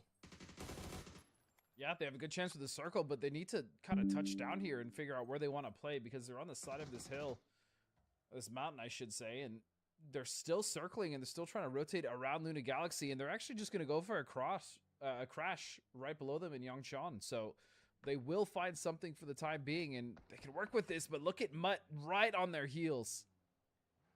Yeah, and this Shack's a good position, I think, to play for now, because you can get out of here. Like, the problems kind of arise if you go deeper into Yongchan, where at that point getting out of it can be a bit more problematic. Friendly fire, they've parked up. Right, they've done. This is what I like. So they've called the e-pickup, and this one should be here around the time the zone pops. So I think this is very clever from Falcons, and even if they don't use it, they might send one player up to be a kind of a UAV. Yeah, I was going to say that the problem with this, even if they, I mean, I agree the timing is good, but where do you go? I mean, if all 4 players take this, I mean, there's really not much to play unless they're able to realize that the North Mountain is actually clear, aside from one team up there being in an Orion. I mean, they actually have a decent spot to rotate north or south from, depending on what the circle does. So we'll see if they're actually just going to send up a UAV, or if they're really going to commit to 4 people on that e-pickup. Yeah, Mutt on the move once more as their quest for a home continues. They'll move towards Yongchan, where we know that Certito are currently in situ, working in silence. They're e-pickuping into the zone now as well. And looks like Shinboy has gone up in the air, so he is going to be that kind of forward scout, that UAV. He's gone up, and he'll come straight back down again. So it's just information gathering, but Mutt make their way into the circle. The question is, if this shifts violently away from Yongchan, how difficult will getting out be at that point? I was going to say, a lot of teams, this is probably the most teams I've ever seen in Yongchan this early without it being the absolute endgame situation, as Michael has... Oh, I think they scouted this. Shinboy wasn't able to see any of the rats in the buildings. And so that is Michael giving his life away for free. Yeah, Shinboy probably went, yeah, Michael looks clear. And Michael's like, okay, yep, I'll go get it. Yep. And then he's going to go, Shinboy, you said that was clear. There might be some words exchanged here. Michael definitely a little frustrated on that one. And I mean, you can't really blame Shinboy. I mean, I believe they also have the vehicles in the warehouses themselves. So that's a bit of a feels bad, man. I feel like Michael's too polite to say anything anyway. He's like, it's okay. I did a hot. Yeah, we'll move on. But what about that shift? Okay, Because fair look how enough. much water is still in play. That's gross. This has to go towards Yongchon and that field where Legacy are playing. Yep, and so now for the teams that are on the outside, like Orion, Rats now have to make a difficult decision. Do they actually want to just try to crash the West Side warehouse that we currently see working in silence in, or are they just going to go for something else? I mean, for the time being, Wujitu can kind of sit on that East Bridge and kind of take their time, but as you can see, Sneak Attack starting to make his way up because they know that they're most likely going to have to move in the next shift. And then you have the last members of Donkey Destroyers, Tomas, just kind of sitting down there, just chilling. His friendly fire is going to run into the Rats, and Gats will go down. Yeah, another Rats are kill going on the down board for again. Friendly Fire, who did lose Michael on that unfortunate crash a little bit earlier, but they've got to make their way into the circle. And you look at their path in, working in silence should take shots at them. Bonjay to Gaio are in their path. You can see Outlaws making their way in there. This is a very dangerous one. Now, Outlaws. they don't Oh, know this is. but that compound just to the north of potentially dangerous is clear. But Yeah. you don't crash it because you're going to assume it's taken. That's Yeah, right. I mean, Luna Galaxy was in that position, but they opted to actually rotate out a little further into the north to get a much more central Yeah. position. But yeah, if you're one of the teams that's coming, he into jumped this, off you're the like, car. There's no way that Yeah. that's not taken, right? As Haste 10 is trying to put some damage here out onto Hey, Friendly go Fire, on, but they're actually TV, gonna get in safe. That is the best case scenario for Oblivious? Friendly Fire. Yeah, Bonjay to Gaia with 1 point through 3.5 maps at this point. Their first point finally coming as Birkin is able to get off the board. But you expect more from a team that has experience playing in PAS. You know, we had them in the previous Oh, one. Toby earlier is on this something. year. Sorry. But I feel like Oh, they sorry, might be okay to get a few more points in this game. Like you can see, Oh, Rats righto. win. They're going No to try to worries. get anything off these drops in the circle. Yeah, not too bad. Legacy, they spot out Elevate, another team that's not really got going yet. Another team just Yeah, not Elevate's going been yet. struggling. I mean, they they've been say. caught in these situations where they're just either chasing circle or they've gotten sandwich actually in the last couple of games. So I think they're trying to play edge, maybe try to mitigate that situation from happening a third time. But Orion is knocking on their doorstep just there to the north side. And you also have one member of Ragers who just happens to also be waiting to cause some chaos now is Legacy. Been here for quite a bit. They have 1 kill, but they're very comfortable with their position. Yeah, that's right. Legacy as well, another team that are really happy with where they're spotted right now. You know, a team that Unless you we can both find, think should qualify easily. They've not really had that. unless you can add numbers to it explosive game and this just have PAS like yet, and we know Tobias. they can. That's why I went with Rats on 76 the way AU. back towards the drop again. Once and they I- got a little bit too close to Outlaws, but the zone shift comes and it Don't goes exactly worry. where we expected. So Luna, that early move works out beautifully for them, but LATAM teams definitely Yeah. have a huge advantage it's in flooded. the circle. Yeah, so I'm Gino, very lucky Luna, I've got mine because I Legacy, don't we like just talked about TV in them, front of but, my I mean, Friendly in my Fire name is, because I'd say it's good potentially when you dangerous first to the start teams, off, but once you get a but brand I'm on and the outlier going, of the city, you and I need don't something think I've ever convenient. seen a Yongchon ending, so I do hope this actually shifts south. I'd love to see just an old school, old school, but Old a new school? school city ending. We'll Oh, go with what? that.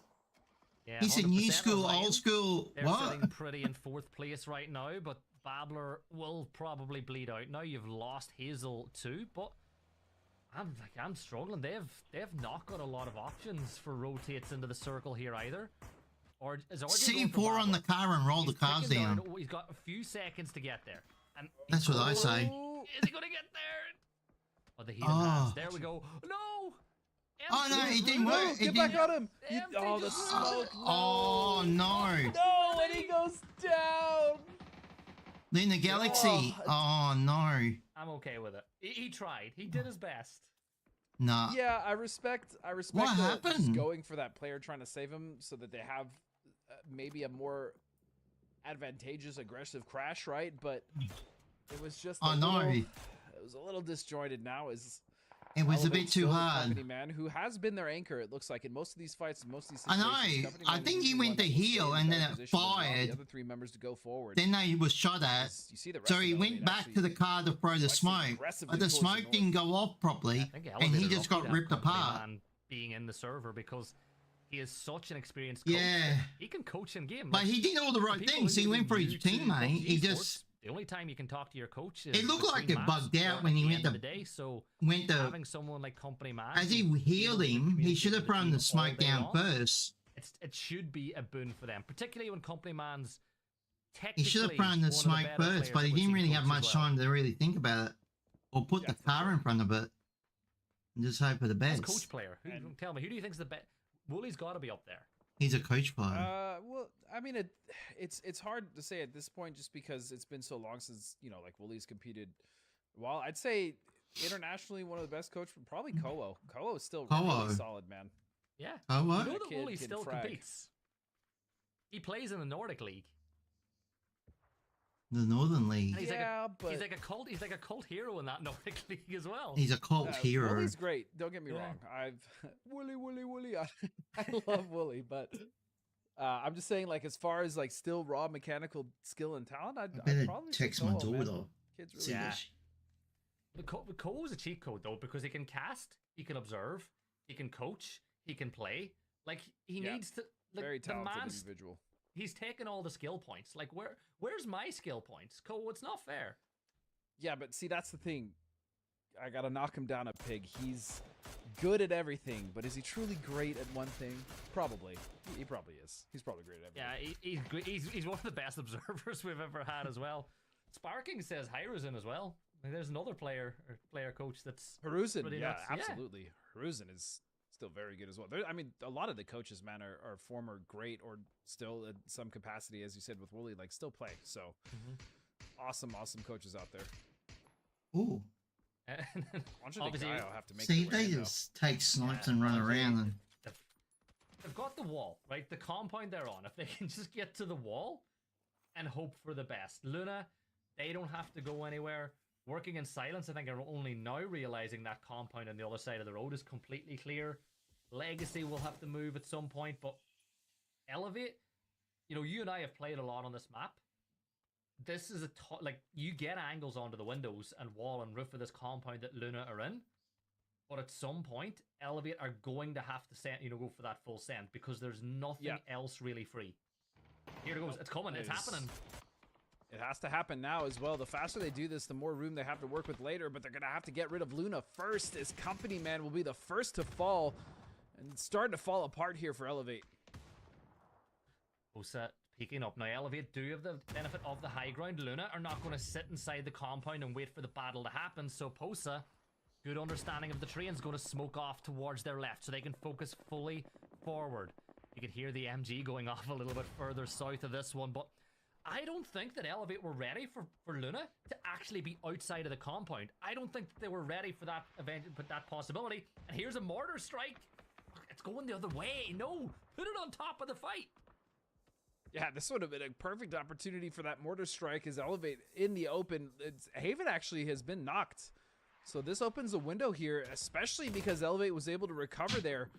Vinny has to go, I was going to say, he has to be huge here as an anchor if he's holding off that right angle, but it looks like he's getting shot in the back as well. So a reprieve has been found for Elevate here, but what are they going to do with it? Are they actually just opting to crash somewhere else? oh, here we go. Yeah, so let's go. They for one like of the these top weapons, left-hand teams eh? and go towards one of the other ones in Legacy. Yeah, they're. You know what? I respect. It's fine. This choice. Why is do okay they go with for me. the big LMG Certito are the sometimes? next targets, and you're going in there. Oh, taking a lot of damage. Now they're gonna land no! right inside the square. Laucha is going to fall, but it's all down to IQ. 1 HP and a dream. Now he does have a little bit of cover to go for the first aid, but Laucha will be spreading the information about IQ being here. So IQ needs to get that knock. Blue zone thrown as well. IQ will fall.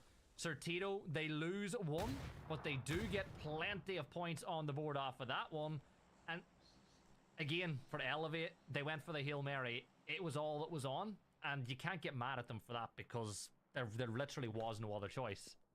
I mean, I'm not mad at them, but at the same time, they at least knew that they were up against one team. They had a situation in front of them they could somewhat control. Their option to just send, I mean, they I had know no someone idea else what that was used a going, and smoke so that could have been even two teams shooting at them. gun. So either way, Friendly stuck between fire. a rock and a hard place. They went for the play. They tried to make it work, and it didn't. Luna Certito Galaxy. Good on them.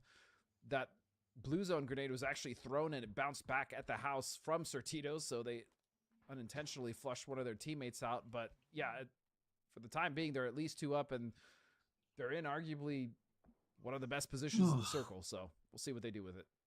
Yeah, look at your mini map in the bottom right. By the way, we've got the Great Wall of drops. All the Oh, way look at out of that. Yangchon.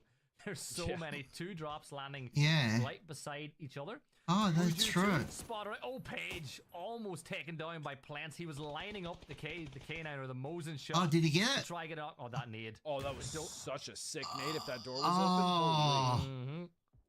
If anybody knows how to use doors to their advantage, it has to be Page with the amount of time he spent with Pixel. Oh, you should close your door. I miss Pixel Oh, no. in the region. He was fun to watch as Page now cook into that blue zone. He's going to have to get out of that building, and he still has a teammate in Penta. Yeah, I know, right? They're still stranded on the outside of the circle on the south side as Muji 2 now trying to hold out the rest of Bonji de Gaio. Looks like Birkin, the last one alive. Oh, where's that blue zone going? No. Honestly, Did that bounce off you don't know where it's going to bounce to. Those things are nuts with the way they go. We see another door preventing a nade from going inside, but the blue zone is on its way. Trisk got Page just to his left, so he's going to close the gap. Page down to just 30 HP with 1 first aid left. Trisk will spot out Page, and now he's going to make his way forward, but Slabby from potentially dangerous will catch out Trisk, and that's surely an unresable one as well, so that point should be confirmed. Plants keeping an eye for Penta, but you know, it's urban warfare. It's building to building. You got to clear everything in your path, and for Penta, you know what? If he can stay left, he might avoid running into potentially dangerous, but I think that Mutt have a better move into the circle. Yeah, you just keep going straight. Possibly, but Penta Door to door. Don't go for a window. First aid here, so oh yeah, an option, nice. But nope, that's great for him. He'll eliminate a team. Get another point for friendly fire. Is 3 points on the board. As you said, maybe. Oh, he really didn't even have to do that. It's rough, especially the way the Wuju 2 as well as potentially dangerous have set up for this one. And nope, it's going to be Cowboy that finds them and puts friendly fire. Cowboys. Yeah, Wuju 2 now more than doubling their point tally. Yeah, look at all the drops. Games. The zone shift goes out of Well, Luna's in the best spot, I reckon, because they got the cover and they got the compound. Now. I feel like Legacy have been. Unless it switches right over here, areas, but they got the high ground. They're pretty happy, but what we got 4 teams now still inside of Yangchon that need to migrate towards the north. And honestly, Wuju 2 and potentially dangerous, they've got the better numbers. Sortito got to be careful. Yeah, Sortito is just stuck now to a duo, and at the least, I mean, Legacy can play the ridge Legacy underneath. Oh, sorry. Luna, but the problem is... You still playing? No. Yeah. Pixel. I feel like Legacy have been maybe hurt a little bit by Sorry that, about that. When you think about playable areas. Working in silence, they're pretty happy. But we got 4 teams now still inside of Yangchon that need to migrate towards the north. And when is a hot dog? Wuju 2. When is it a hot dog with chili? Sortito got to be careful. Yeah, Sortito is just stuck now to a when duo, it is a hot dog and cold at the same time. Underneath Luna, but the problem is that they're going to be so exposed to a team like Working in Silence that'll have angles on that. So if they don't have enough smokes, that's going to be a problem. But really, I think my eyes again are going to Sortito. As he stated, as a duo, it's going to be difficult to hold this unless Wuju 2 and potentially Dangerous do enough damage to each other. There's a chance here for Sortito to come out on top, but here comes the push. Sneak attack coming in. They've got smoke, and they're ready to go. Rangers with one alive as well. That's not really Lunas are just waiting. Or of making a play in the back of this one. Wuju 2 joke should have been attempting to get the high ground to get a better lay of the land, and oh no, this could be right, Cowboy. Where did that go? Chili dog. Oh, yeah. Sorry, I've got it back at front. Yeah, I do. When is a dog hot and cold at the same time? There's a lot of cake when right is there, a too. hot dog with chili? looks like Legacy have opted to take indeed that ridge underneath Luna, and for the time being, they're going to be okay. When is it time to go to the dentist? You can also see the haste at which Luna is trying to potentially find them and get rid of them. 2:30. But sneak attack actually, and now, yep, this was the problem with that ridge. If they didn't have enough smokes, then sneak attack will find Robert. I've got that as a redemption for rewards, Ragers fall, Sortito I've changed. I bought a Jaddo game. Been torn asunder on the edge of the circle as well with Gizera, the last player standing. But what a player Gizera is on his day. But yeah, what a name. He almost killed him and his teammates, yeah. That's me. I'd probably do the same. and potentially dangerous. Well, I are threw working the their way up nades towards that before. I'm wall getting on the better. barrier of Young Chong. No, I'm talking But about yeah, you. look at Not Gizera. me. Like, where can Throwing he go? He's under grenades. so much fire from working in silence. I would kill Yeah, he's getting everyone. melted right now. Is you gotta imagine Where do Luna you also go- trying to look for him as well. They're getting Where shots do taken at them from Zeros potentially go dangerous, so for it's kind of stopping independence? them from getting a little more active on this one, but still just such a strong Zers. position, working in silence still as well. What Holding is that west side those? compound, The just freezer. licking their lips, getting ready to feast on the last couple teams coming out of Yangchuan. Oh, look at Yeah. that. 3 different players finding damage on True. the Pharaohs, who's going to fall back just a little bit. They're up to 3 They now. don't have comms when As they you do can see, these. They've got a bit of something to They play. did in but the Wuju PGC to Monster Championship is closing World Cup. the gap. They know that they've got to take this fight, and they want to take it on their own terms.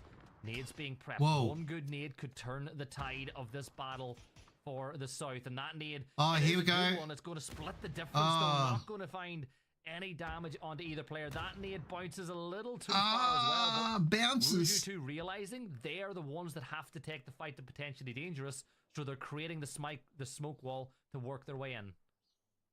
Yep, there's a Yeah, window yeah, here that's that true. PD is trying to exploit where they have They're a bouncing like small amount hard of time cricket to try to balls. stop Wujitu's push. I Especially don't now think that it's just grenades a duo, bounce that but hard, is far. prone, so he's still throwing utility flashes as well abound, trying to stop and slow down, or at least give the rest of his team an angle here to get rid of working. Did they just get someone? Yeah, they did too. Wujitu, and they need to get this done as quickly as possible. So one will fall. If they can find the next, they might be able to think about what their next play is going to be into the circle, and that's a big nade. Zone's right there too. Sneak Yeah, attack look at gets this. picked out by Luna Holy Galaxy, smokes, by the yeah. way, as we're down to our See, final Luna four. Galaxy It's a saying, 4v4 what- 3v1. what are Potentially they- dangerous. They're all They've got stuck the in site there. almost to themselves now. That's a tiny gap. Like, Haven, you're literally trying to fire that through a gap just wide enough. And, oh, Gizera. Haven knows Gizera's got to be close, but he seems a bit more focused on the smoke.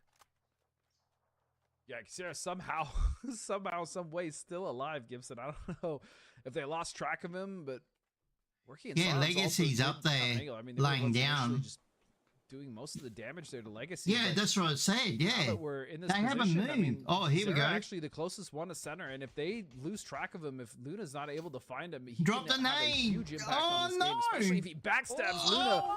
But the vehicle gets pushed into Kraken. Oh, No. Gizera does get caught out, and Zito, who has just been on fire today so far, confirms that kill. And Zito just what's like potentially dangerous, ambushed they might him. not get many more points, but they get one off the placement point extra from there. Blue zone at their backs, headshot found onto Haven. All of a sudden, working in silence find themselves in an incredible position to take this win. Vinny's going to send it directly into the center of the circle. Teeny isn't able to get that knock on the side. Posa goes down to the blue. Luna Galaxy, it's all gone Pete Tong. It's all gone wrong. And it's going to be a massive fight between working in silence and PD for the win. Yeah, potentially dangerous. Have been playing this so well. They've been playing patient, not overextending, trying to cross the road too early, making sure they can do a lot of Working damage silence and then. to Luna, and they just eviscerate the team of working in silence. And just like that, they have taken the game with 9 well-earned kills. That is a big game. Luna got ambushed. Day one of LCQs, because the previous, the start of that map, we were talking about how they haven't really GG's got going everyone. yet, that I expected so much more. One good game, and you're right back up near the top of the lobby. Yeah, That was a good I go game. with a great knock, but 55. I just don't gotta get feel that. so bad for them. I think if you go to Jimmy John's, the number 55. No, is a it great just sandwich. they just sat back Definitely and was took the served glory. up. It GG's. was unfortunate. But what I loved was how we got to this end game. That the other Luna two was maps in were the kinda perfect spot, wasn't it? Mediocre end games, a lot of tough spots, hoping to shift. This one was all about like big sends, tough rotations, and we saw Elevate. You can't take it away from them. They crash into this little pit. They're trying to buy some space. So Tito very happy to walk away with some points, but I don't think you can really like hit Elevate too hard for making that play. By the same token, we saw Wuju2 finish off friendly fire, and then we got to see them in a really fascinating sort of endgame fight against potentially dangerous that opened the door for PD to come out with the win, and I loved the way that they played that fight. It ultimately ended up with them coming up over here to the road to sort of play against this Luna push, and honestly, I didn't think they were going to win that Godspeed. I thought potentially dangerous played one heck of a game there against Wuju 2. The patience, the positioning, but to come out with the win after that, after they limped out of that, that was shocking. Yeah, I mean, they took the fight immediately to Working in Silence, and fortunately, Working in Silence was working on Luna Galaxy, kind of weakening them. But yeah, the way that they played that, I was saying it just before that crazy explosive endgame, that Potentially Dangerous came out of that city of Yangshan doing pretty much exactly what they needed to do. They slow rolled it at the end, and then when they had to take the last fight against the team coming out of Yangshan, they did it as quickly as possible. And then they worked with what they had, and I mean, it was beautiful, man. That was really well done from Potentially Dangerous. They worked that tiny pit, and they also like waited on the utility. They made Wuju 2 throw all theirs first because of the position, and they used the blue to make their utilities 12 times more powerful. It was really impressive, Gibson, to see them sort of play that game out. But what's impressive to me right now is the last chance leaders Working in Silence, Potentially Dangerous, dominating up there, but a big glow up for Wuju 2, who was on the right side of that board in the last game. Any other big moves or slow movers that you're kind of surprised by, Gibbs? Still think that I feel like I want more from Elevate. Like, they're on 6 points, and they've only got kill points. A team like Elevate should be in the placement points. Doesn't matter what the lobby is. The experience they have, they need to make a big jump going into the rest of this weekend. I like that. Okay, so I'll tell you what. We're going to take a quick break. When we come back, we're going to talk about Elevate with our new feature, Gibbs on Elevate, and what they need to do to progress. Don't go anywhere. We'll be back right after this. It's a new segment I'm creating for you, Gibson. You're going to love it. Gibbs on just about anything. We'll be back. You'll be back. Type in chat TP. Actually, I'm going to turn it on. My thing might be. Hey, what's going on, everybody? It's Sharpshot 4K from Team Bestia. Tip I'm going to be bringing you today. Always make sure Good luck, your everyone. gun is in slot. AR is in slot 2 and your DMR in slot 1. The reason for that being, see right here, DMR is in slot 2. Where my AR should be. It's poking through the wall. Shacks and other buildings. Players will realize that if you're riding in a shack. Now here I swapped out my gun. I put my AR in slot 2, my DMR in slot 1. And right there. Wait a second. Right there, you can't see it. Salve, rapaziada, VHZ da Alex aqui. Eu estou aqui para mostrar para vocês uma dica bastante legal aqui em Rondo, que é o vault cooperativo, e dependendo da construção dá para tirar bastante proveito disso. Vou mostrar para vocês aqui agora na prática. O legal dessa mecânica é que você consegue subir em construções e ainda puxar o amigo. Então consegue ficar os dois lá, para se caso tomar knock, dá para restar tranquilo de boa. E é isso, a dica foi essa, até a próxima. Salve galera, eu sou o Bossa, jogador da Luna Galaxy, e hoje eu tô aqui em Rondo para dar algumas dicas. A primeira é o uso do cover de emergência, e muita galera passa despercebido por ele e não dá muita bola, só que ele é essencial em situações difíceis como essa aqui que eu tô numa negativa e eu preciso de cover. A gente não vai ter, por exemplo, vai ter um carro no máximo, a gente precisa de cover, ele é essencial para essas situações. Então, sempre que passar por leva, porque ele pode ser essencial, principalmente em situações difíceis, para tentar aquelas colocações a mais, uns minutinhos a mais, sempre vale a pena. Outra dica é sobre o carro elétrico, e o quão bom ele é para tanto ofensivamente quanto defensivamente. Esse aqui é um exemplo, que é um dos melhores carros para cover. Agora, ofensivamente, ele é um ótimo carro para dar engage no compound por conta do barulho ser muito stealth e conseguir fazer um Good luck, everyone. I hope everyone's going well and having a good week. Past 24. Do I have even in my...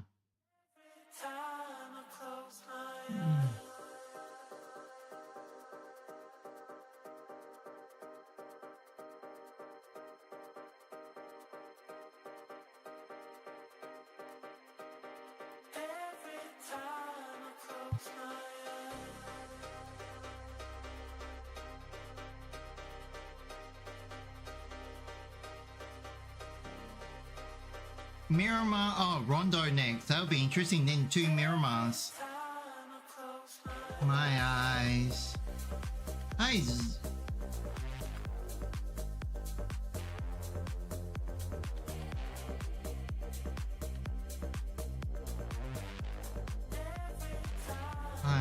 My eyes smile.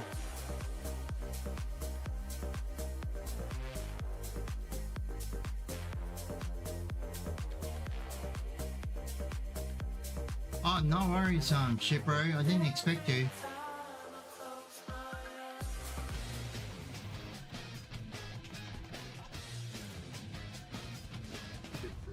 Beast. What a beast. Right. Good luck, everyone. I hope you all get a code today. Game 3 is done, and it's time to run over to our next map in just a No couple exit. of seconds. We're only about a minute away from Game 4 getting underway. But when we left, I said I was going to come back here with Gibson and Gosby. My name's Toffees, by the way. And I was going to create a new segment that Gibson can run with the rest of his life. And it's called Gibbs on Just About Anything. So, Gibbs, I want Gibbs on Exit. Elevate. What can they do to get back in this? Well, what they can do is start winning their ones. They've not been winning that opening engagement on gunfights. I think when you look at the map and how they're rotating, they're not necessarily doing anything wrong on the rotates. It's just when it comes to getting that opening knock that allows them to take on an engagement, they've just not been getting it. And it's so important to give yourself a window of opportunity. They've not found it yet. GG's. But Godspeed will tell you, getting the macro down can sometimes be the hardest part. Wow. I think that they are rotating relatively well. Not brilliantly, but relatively well. They've got a chance. Congratulations. Especially in this lobby, right? But I do like that idea of that opening kill has a knock-on effect to the rest of the fight and sort of gives you that momentum you need.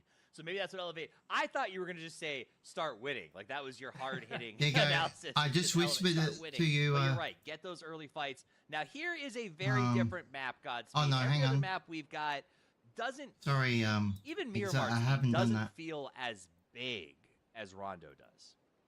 Right. Well, because it's not. I mean, the amount of playable, the amount of playable area in Rondo compared to any of our other 8x8s, it's much bigger. And the next because winner you have dead is zones. Right. You have Erangel, which is surrounded Babylon by water Gorge. everywhere. And GG's. even Miramar has the unplayable ridges. Like this is pretty much all playable area. There's very little water.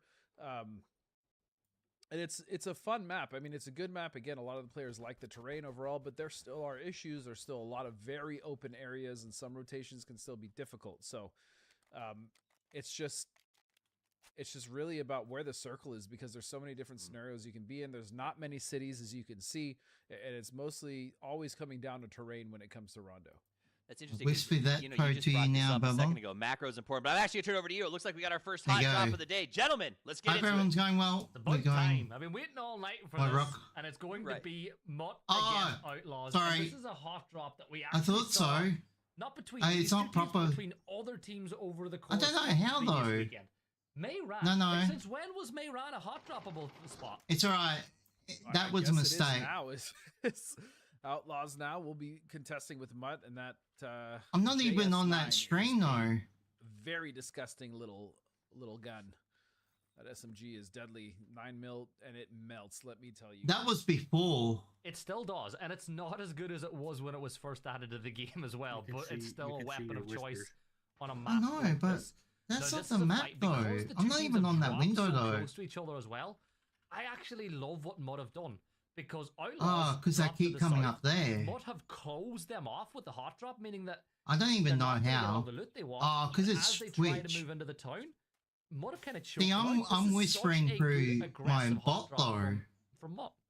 but I'm not opening them up. Again, Mutt has been playing so much more aggressive and proactive through That's this what I event. don't get. I mean, they're currently sitting in 8th, sure, but just overall, their playstyle has seemed to. No, that's evolve. right. No It looks worries, like everyone. They've taken things and at least tried to be I even closed that up. a much more Oh, active I know team what to in do. general from what we saw from them in the last week. I shouldn't so even I do see like this that. a lot.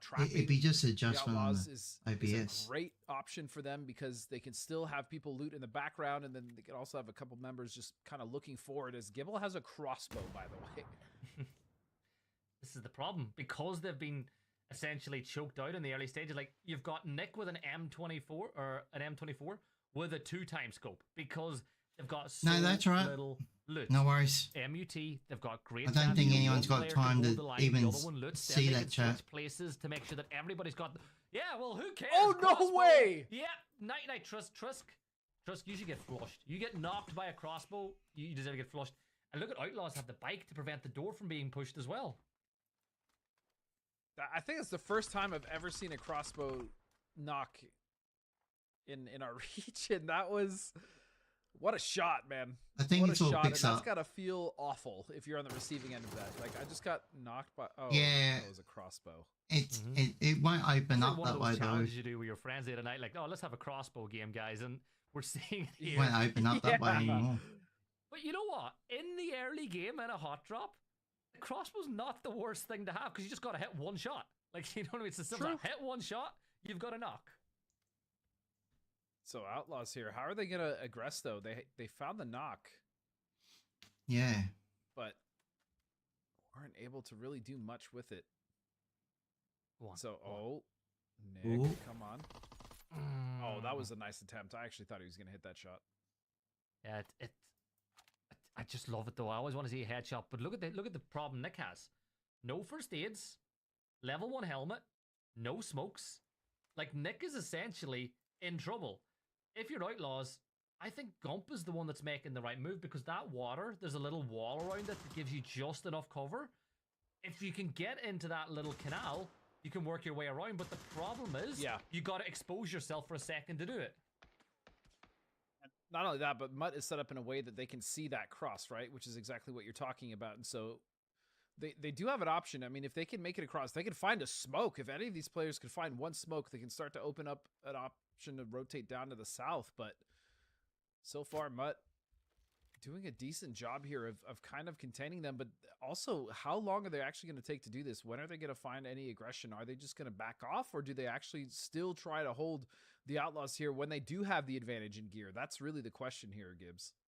The only thing that I think's done these teams a favor is that circle. Like, nobody's going to rotate. Nobody's really going to rotate into this fight for another few minutes. So they've got the time and space they need for this gunfight.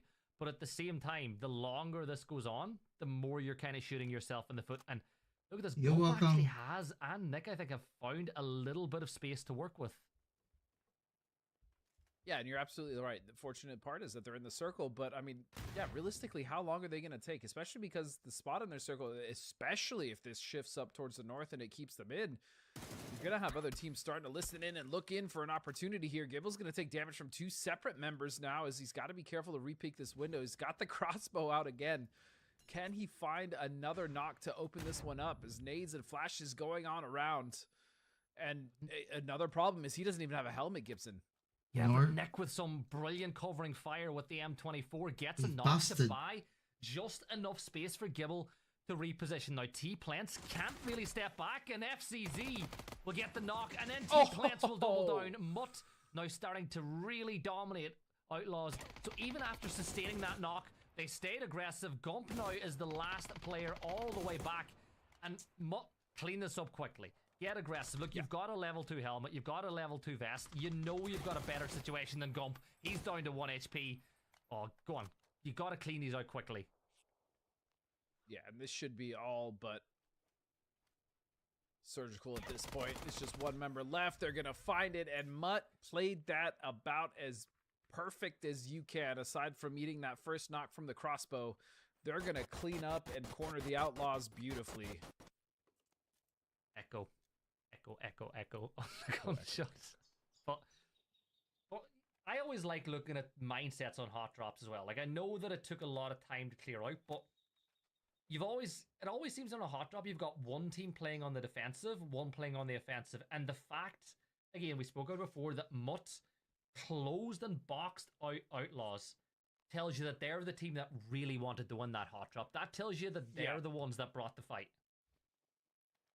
Yeah, and the way they did that, again, was very, very clinical. They closed off a lot of angles, and then they made sure that, more importantly, as we were talking about, that the Outlaws really didn't have much to work with at all. I mean, some of them didn't have helmets, some of them didn't have any meds at all. None of them had really any utility, so very well played to Mutt, and again, a much more active and proactive team from what we saw in the last week. And something we didn't even get to really talk about is this circle. I mean, Gibbs, this is the first time I think I've ever seen Jaden City in a first circle on Rondo so far. The one map with the low, like what feels like, you know, the least amount of water has basically almost got as much water as you can have in it in that phase circle. Jadena City, I've not seen a finish there. I've not played in a finish there yet. Wuju 2, I haven't either. Wuju 2 are praying that we get it because they're in that side of the circle. But when you look at the center point, it is on a river. It is on a bay. So this circle is almost split into 2 sections, right? Yeah, it definitely is. And I mean, getting across as well can be somewhat difficult, especially in this specific area, because I mean, there's kind of like little cliff faces there on either side of the river, and it's very open. I mean, for as much as a lot of the players like the terrain on this map, there is still a vast majority of it that is quite open, that doesn't have much cover to use at all. And so no worries. that could Thanks, especially come into Mad a Dog. factor if we see the circle kind of stay split between the east and west side. I should too. When manifest it, when we see that one, right? That's what we want to get. The Alm has been pretty effective today so far, as Red Rider finds a knock from downtown. Now, unfortunately for him, you get a knock from that sort of range, you very, very rarely get the opportunity to confirm out the point, but you've been an inconvenience for working in silence, because now the guy's got to go find a new helmet because you've gotten rid of it. He's using up some of his utility. Red Rider, hit those shots. Do your thinking. Zone shifts, and oh, what the hell is this? Oh, okay. I don't think I've ever really been over here. If I'm being honest with you, the Young circle. Yeah, I don't think I've really ever spent a lot of time on this side of the map. I mean, this is probably unfamiliar as well to a good chunk of these players.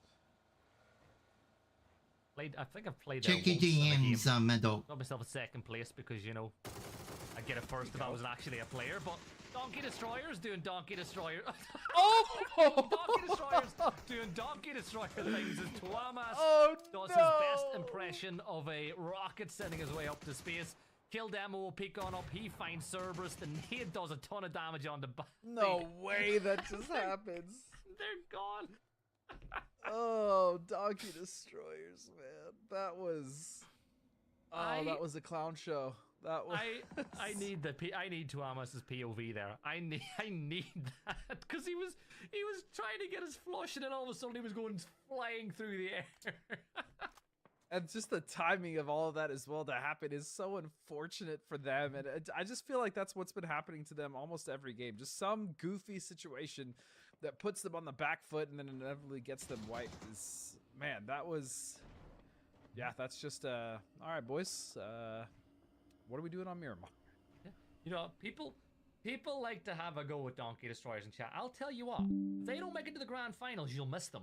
Like, they're entertainment. They're box office. Very true. No, it might not be good, it might not be great, but it's goddamn entertainment, and I would take it every day of the week. But back to the circle. Elevate have 2 of the strongest positions in a circle like this when you're focusing on compounds only. You know, it's okay with a 2-2 split. Like, I don't mind it. I feel so with because of the way the circle is with all the water. New Legion 11 or Legion 7i powerful gaming laptop featuring the latest Intel or HX processors, Alden hybrid architect for gaming and creation. It supports overclocking. It has a laptop display standing with a keyboard header refresh, and it offers a comfortable type of experience and responsive keyboard and speed touchpad. Ideal for gamers seeking high performance at high cost. So Legion 7i Gen 9 is your ticket to gaming without compromise. For the time being, I think they can at least hold this for one more circle. Orion is probably not going to push them. As I said, friendly fire as well, and a rather wide split looking to maybe control rats. So, I mean, we'll see. But right now, 100% agree with you. Probably the best position in the circle. If not, maybe the position that we check it out if you don't mind. It helps me out. So we'll have to see it's up to you. There's no pressure. Now is going to find Technosh. Yeah, working in silence, losing players on the rotate again, and they went for a massive rotate all the way down the south side of the circle. as the rest of the team will continue making their way north. You got to be careful if you're in one of those EVs, because there is a very dangerous area to drive into just north, that EMP zone. But I'm looking at everything else. Like, everyone else is essentially in the circle apart from Legacy. Legacy? I'll be right back, everyone. Ooh, that is such a weird circle, man. That hillside on the east of this it's kind of flat, right? Like, there are different elevations. Otherwise, it's kind of a flat hill. So you look at Ragers actually going for that crate. There's also a compound there, so they're actually just going to sit and take dead center. Meanwhile, working in silence now, getting dangerously close here to Sortito. Code drop, by the way, down the bottom of your screen. Get that code in, as working in silence will now rotate further north. But as you'd expect, Elevate will crash back into a full 4, and just in time, as Orion have now arrived. And IQ's got the high ground, but that opener, that arm in the hands of Red Rider, one well-timed shot, gives them the opportunity to push. T-Plants will get T-boned and will keep on going, but Gats jumps out, gets the knock and the flush. That's a point on the board for Rats, currently sitting in third. Fate have consolidated, a good decision from them to make sure that they don't get crashed. And looks like they're actually still sending Empt just off to the north to make sure they can hold those double warehouses. So yeah, they're actually trying to flex as much as they can, as Ragers now finally coming alive. 3 points in 4 games is not where you want to be, but they're going to find Orion and they're going to get rid of him as well with a little bit of help from Elevate. And that's Orion. They were pushing Elevate, then they decided to extend over towards Ragers, and they spread themselves just a little too thin. Rats, I think Despoon's going to get the knock onto his own teammate. He got knocked. It's unfortunate for him, but you got to focus on what's left of Mud. Balefrost peeks across the side, and Despoon and Balefrost will combine. 2 players fall in the time of 1. FCZ confirming out players, confirming out the points that he can, because surely he is now a sitting duck, as the nade will be thrown underhand by Despoon. Spoon feeding him some shrapnel, but he's not going to fall because it's actually Kildemo that gets that knock from 55 from a long ways away. So clearing out some space for Rats, but you're still not in the zone. Yeah, and 55 is sitting on the north side, finally coming in, finally finding a spot to play in the circle, and it's not bad. It gives them a few rotational options as they sit up there. Wujitu, meanwhile, have to deal with Legacy as well as Bonge de Gaio, who are just sitting down here, and this has become quite a precarious position for Legacy as they're getting sandwiched yet again. It's going to be Python that actually finds LFP1. Legacy on 18 points. I thought that they'd have a much smoother time, but here comes the crash. Another one on this side of the map too. This is a 3-team dance now. LFP is down. Bonge de Gaio, who have not really got going. Oh my god, Gizera just turned on Monster. He had him dead to rights, but Legacy... Welcome aboard the PUBG Airlines. This is your captain speaking. We are now increasing altitude, so feel free to unclip your seatbelts, but please be prepared to put it back on when the light flashes. Please be aware that there is no entertainment system or food or drinks on this flight, so hopefully you brought something from the island to entertain yourself with. The total flight time will less than 5 minutes, as all you're going to be jumping on this fucking airplane to fight your fucking lives. Thank you for choosing PUBG Airlines, and enjoy your flight. These teams are thinking, whether it's Bonge or if it's Legacy, that they need to get this fight done as quickly as possible because they need to start making their way to the base of that southern mountain. LFP might just have a chance of getting rezzed here because Nordskiff, like it or not, is their 5th player as things stand. He's going to be the one that Bonge de Gaio will run into first if Bonge de Gaio are not careful. Ragers, they've got the only real compound alongside Luna Galaxy inside the circle. Other than that, it is nothing but terrain. And working in silence, they're just going to keep an eye on what's going on around them. Nordskiff, I spoke about him being the 5th player for Legacy, and he does exactly that. He gets 1 kill, and it gives Legacy time. RBN will get the knock onto his to now as Bonge de Gaio suddenly falling apart pretty quickly. And this is the thing, Nordskiff did such a favor for Legacy. Yeah, he really did. I mean, as you stated, that 5th player, and so he was able to not only find one, but before he goes down, he gets the flush, which further puts Bonge de Gaio on the back foot. Now all this utility coming in, Legacy with 4 members back on their feet. Opportunity here, but again, they need to get rid of them as quickly as possible because now we see Sortito now starting to look over this way, but we don't see Sortito's full attention because of the position of working in silence. Yeah, but Bonji the guy. This might be the best play. Just get out. Just get out. Where do you go though? Like, where is? Because they can't go right, because that's where you've got Sortito and working in silence. If you go left, Legacy will get an angle for just a few moments, and that's what happens. Itz will take... Yeah, Itz is a goner. I don't see Itz getting into the zone unless the jammer pack... Nope, never mind. He's going to fall inside the blue, so Pydeem, the last one standing. So if you're Legacy, you follow them in, right? Surely your play is to follow Bonji the Gaio. As long as you don't hear them getting shot at and it's a clear path, absolutely. You just follow them in, and then... Oh, this is dangerous for Pydim now. He's been spotted out by Elevate, who have made an earlier rotation to not have to deal with friendly fire onto the base of this one, and a nice play from them. They're going to get that, and I like that rotation from Elevate. Get in early, stop dealing with fights on the edge. They've been caught multiple times, especially in that last game on Taco, and at least trying to find something to play. But as I said, I mean, this is a fairly flat mountain. You can see there's not much cover. And it's the point as well, like, how many games have they played that have finished in this area too? So how is the topography of this circle? So working in silence, they're pushing. Legacy are there too. It's, like, honestly, Ragers, they're in the best position in the circle because 55 can go nowhere. Elevate will be spotted from tons of spots, but here's where you sort the wheat from the chaff. And a donut's up. And now Luna Galaxy have to make their way in as well. Flat isn't necessarily the word. It's more smooth. There's not a lot of ridges. Like my brain. Because it's definitely not flat, but yeah, it's a rather smooth mountain overall. But as we see Legacy now still stuck behind Sortito and now working in silence, starting to put some damage as well on Sortito as they're looking for this angle. But Elevate have actually put themselves in a good position here to punish this Gibson. Just on the south side, they can see pretty much everything. And really, Justice being that northern anchor, kind of holding off 55 and doing a good amount of damage. But no, that was the worst thing. He could not go down as that anchor position. And now Elevate have to pull back. Yeah, and they're going... It looks like they're pushing back for the res, but at the same time, 55 can't get aggressive because they sustained a knock of their own. So Justice just getting a knock buys himself enough time for the full fallback. Now, IQ... under a heavy fire from Friendly Fire, just about getting up over that ridge line, so opportunity missed for Friendly Fire, but all this gunshot will turn attention their way. Jumping back to this other side of the circle where RBN will slap around the side of Veras and get that knock and flush. Uh-oh. Did LFP spot him? Did L? Yeah, he did. Yeah, he did.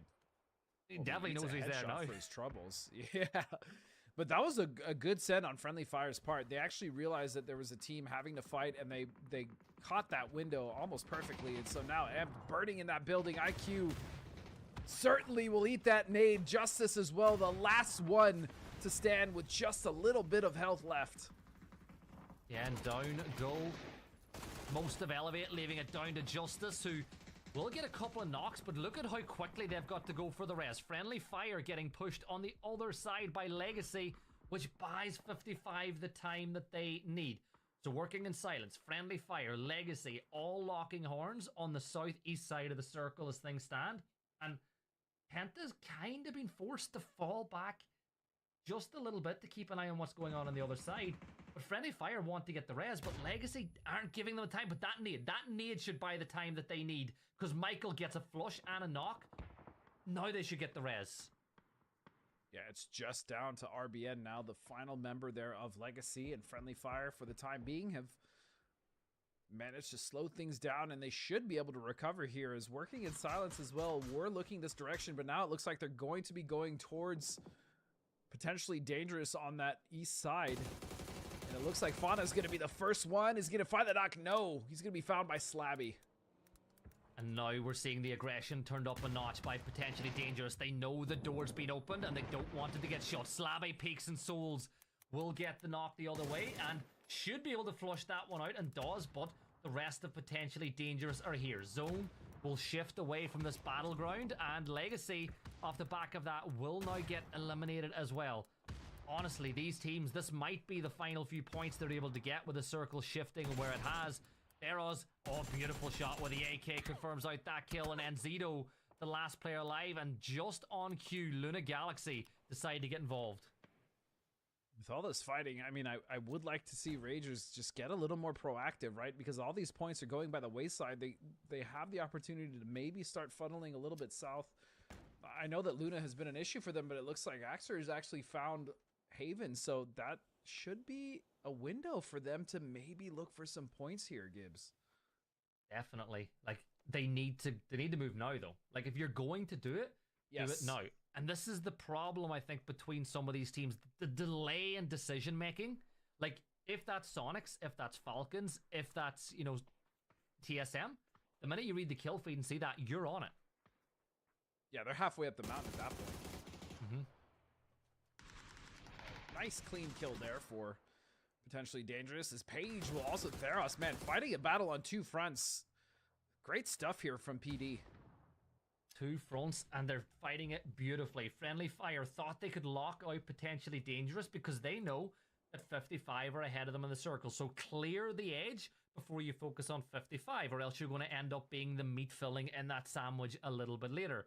Now, Paige, unfortunately, was spotted on the move, but Penta and Michael, they're not too keen on falling back just yet because, again, they know that if you move towards 55, the noise will drop potentially in you. So they're making the play that they need to. Yeah, I like this. I like this, trying to stalk and maybe backfill, catch potentially Dangerous off guard as Penta will throw an errant nade, just trying to get some damage or find a random knock. And speaking of that, Kraken is going to pick Theros out of that vehicle like a cherry just plucked with a well-placed headshot. And now Poso with an opportunity. Oh, he gets one. No, he can't get the other. Tiny will at least trade that one out. Oh, and this is bad because Kraken's the last player alive now for Luna Galaxy. He has 3 nades, but Teeny is going to reposition. A little bit of damage dealt. Teeny was so thirsty. He was so thirsty there. Parched. He wanted that kill, and now the blue zone double stack is so problematic for Psycho. But Psycho will take down Michael, but he's got to be quick because the blue zone will do the damage. Penta, you nearly got flattened like a pancake there, but who cares? Penta's looking to win his one. Kill demo inside, just below. Penta's going to confirm out the kill to make sure that there'll be no information coming from Psycho. But Penta, 1v1 against Kill Demo. Who's your money on? Yeah. Who's your money on? Oh man, I like both these players a lot, but I gotta put my money on Penta. Always Penta for me. I like that. I like that. NA bias. Yeah. I mean, Kill Demo's great. I mean, he's been always one of the strongest players in South America, so definitely not sleeping on him. But yeah, bias is gonna take over. It's Penta all the way for me. If I ask that question on the Portuguese or Spanish broadcast, they're saying Kill Demo. This is Kill Demo's one to lose. And that's fair. Lele, I got no. Let's not rule out little Lele. Rager's finally coming alive, but I feel like it's a little too late, right? I mean, they had the opportunity to get some kills, and they've been sitting on 3 kills, I think, since the start of the last couple circles. Yeah, they should win this game, but I got to agree with you. They've probably left, like, what, 3-4 points out there? And if you don't qualify and the margin is 3 or 4 points, this is one of those games that you're going to look to. Now, Kill Demo won. Kill Demo won. He won. He did. Got the flush. So I'll give it to him. They take that one, but we go to the quad box here as Ragers will lose Mince to a great knock. That'll be Kill Demo trying to confirm out his point. Come on, Kill Demo, get yourself one more. 11 kills for 55, by the way. Yeah, that's a great game for them. Either way you slice it, even if Kill Demo goes down now, he has done more than enough. 7 kills alone for Kill Demo. My word. I should have looked at the kill count first between those two. I might have picked Kill Demo. Kill Demo's nuts, though. Like, he's a player that I think's very underrated on the team. 55, a team that I think every once in a while they pull an incredible game out of the bag that makes you annoyed because you know they can do it a lot more than what they do it already. But there's the P90 just spraying through the smoke. Ragers, they get 15 points, right? But you look at 55, they got more points out of that game. You got to give them credit because, you know, they didn't really make any mistakes that would cost them the game. But I just feel that they needed that bit more aggression, and that could have been a way bigger match for them. Yeah, and that absolutely could have played. That crossbow kill was so sick. But that also could have played into the fact of why they weren't being as active, right? They are like, okay, look, we're struggling really hard on the leaderboard.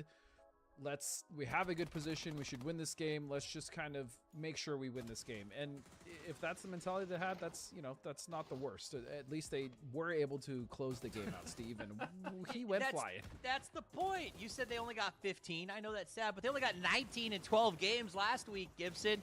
And if you want to go from rage to riches, you got to start somewhere. And 15 points, maybe that's the climb. So I'm going to give them that dubs, give them some loves as they walk away with a good chicken dinner. Was it a master's class in gameplay, Godspeed? I wouldn't say necessarily, but you win the ones you're supposed to win, right? Yeah, but like I said, they took what they were given. They didn't want to risk anything, and for a team that's been struggling, I get it. I'm not really gonna nail down the limb too hard. Absolutely, especially LCQ, man. So you gotta take what you get, and remember, for everyone watching right now, as the chaos unfolds at the end of this Rondo game, it's about making the top 8. You want to advance to the finals. You don't have to be number 1 to do that. Now, Potentially Dangerous and Working in Silence have been two teams that we have been seeing constantly in the last 4 games, Gibson. It feels like nonstop we're watching these guys in team fights. Yeah, and it's great because not only is it a really good battle between the two sides, but they're starting to get to the point where they're picking up a lot of points in these games. Like, both of them are inside the top 5. Both of them are incredibly skilled and talented. And if you're other teams in the lobby, you're not going to complain if those two are taking each other out in the circle, because it's, you know, a team that you don't have to worry about a little bit later on. All right, Grout, shout out to Ragers, and a shout out to Luke12, who apparently is getting insane amounts of love in chat for whatever reason. Fun fact about Luke12, it actually, the 1 and the 2 is an R in lead speak, and he used to go by Luker because he was so attractive, but nobody seemed to understand that, so they changed to Luke12. All right, let's talk about the scoreboard. 55 Esports, 17 points is a walk away from that one. Ragers with the 15.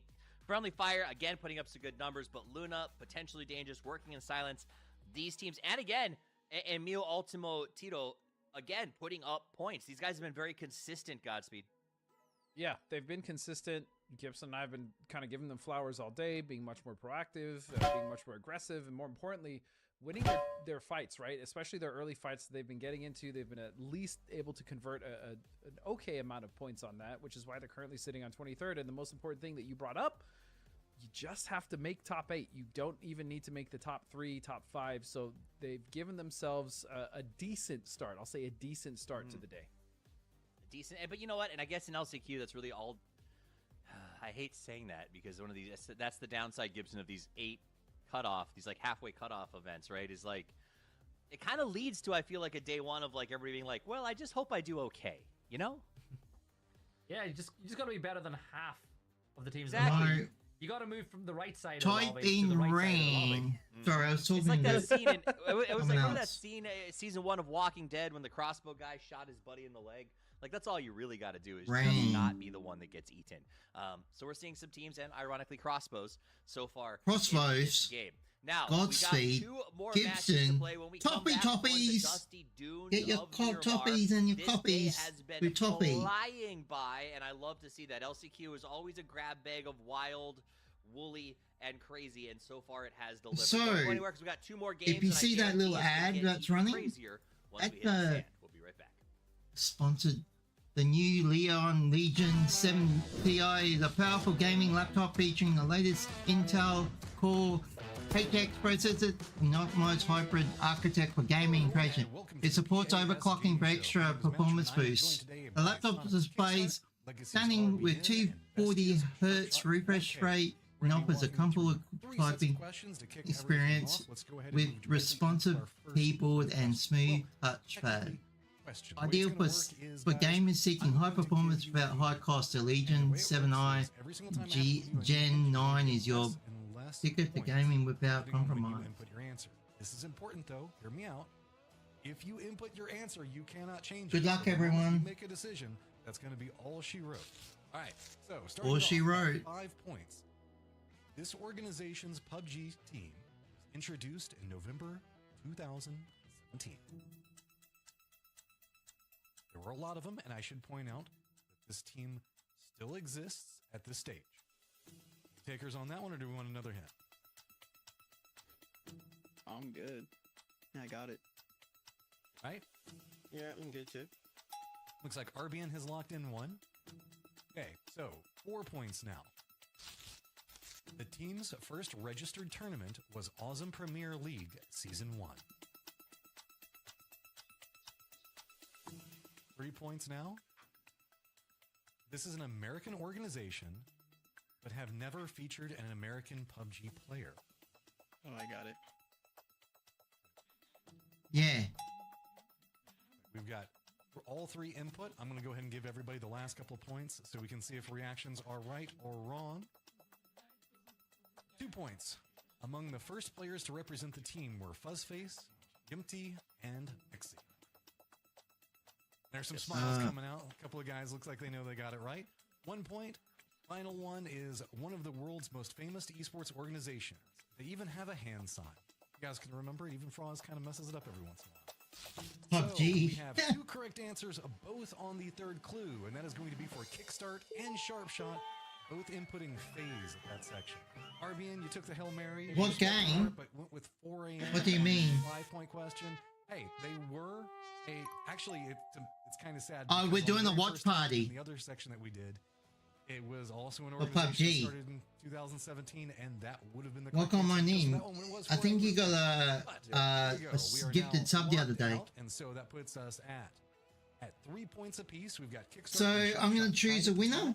And that is the end of segment 1. We will be back. Oh yeah, God bless you. Segment 2, same players. Yeah, PUBG. Yeah, I'm a PUBG partner. Maybe you can see if Kickstart and Sharp Shot. Yeah, well, it's a real battle royale. Congratulations! There's the first winner. Thanks to Crafton.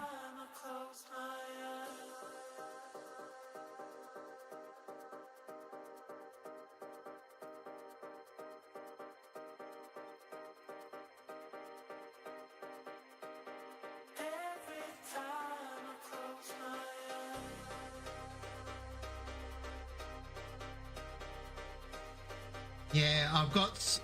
It's like a.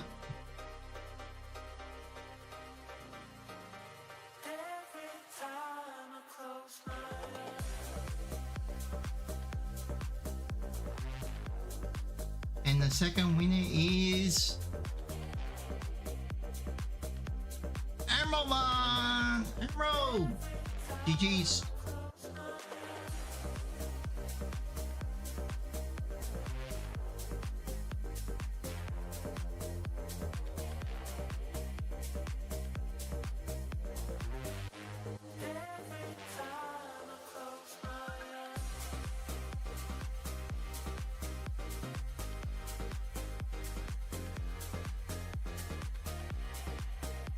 Congrats everyone. I hope it all helps. Don't forget next week, I got more G coins to give away. So I got some for day 2 tomorrow, and then I'll have extra bonus for grand final. Or I think grand finals only 2 days as well. I have to have a look. I've forgotten.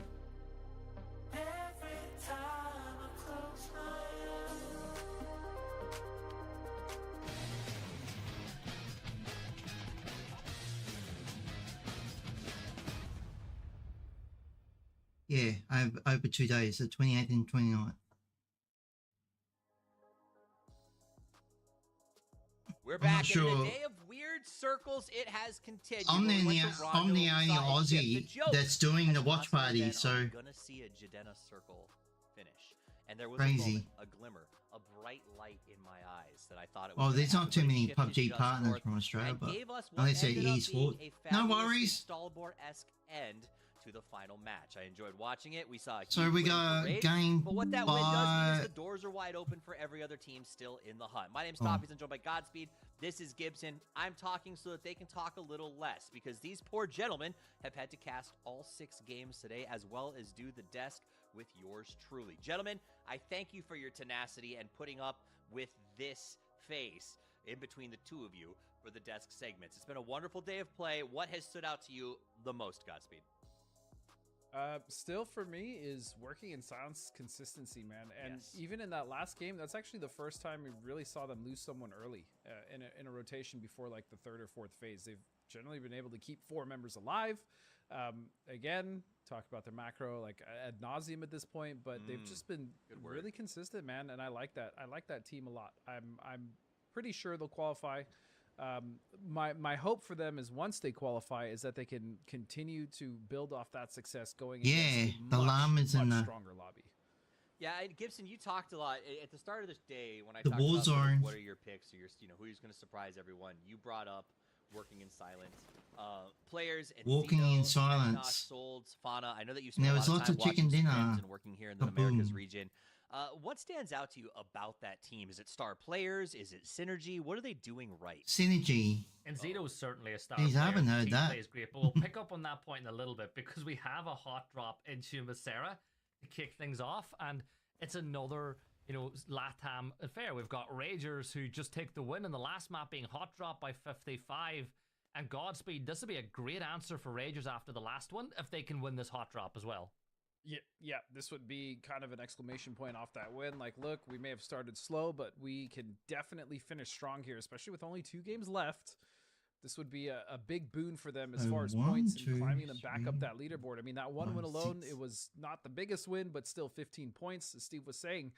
I mean, that puts them square in the middle at 10th place. So already climbing quite well. And Chuma hot drops, man, they are something. I love this hot frustrating. drop, though.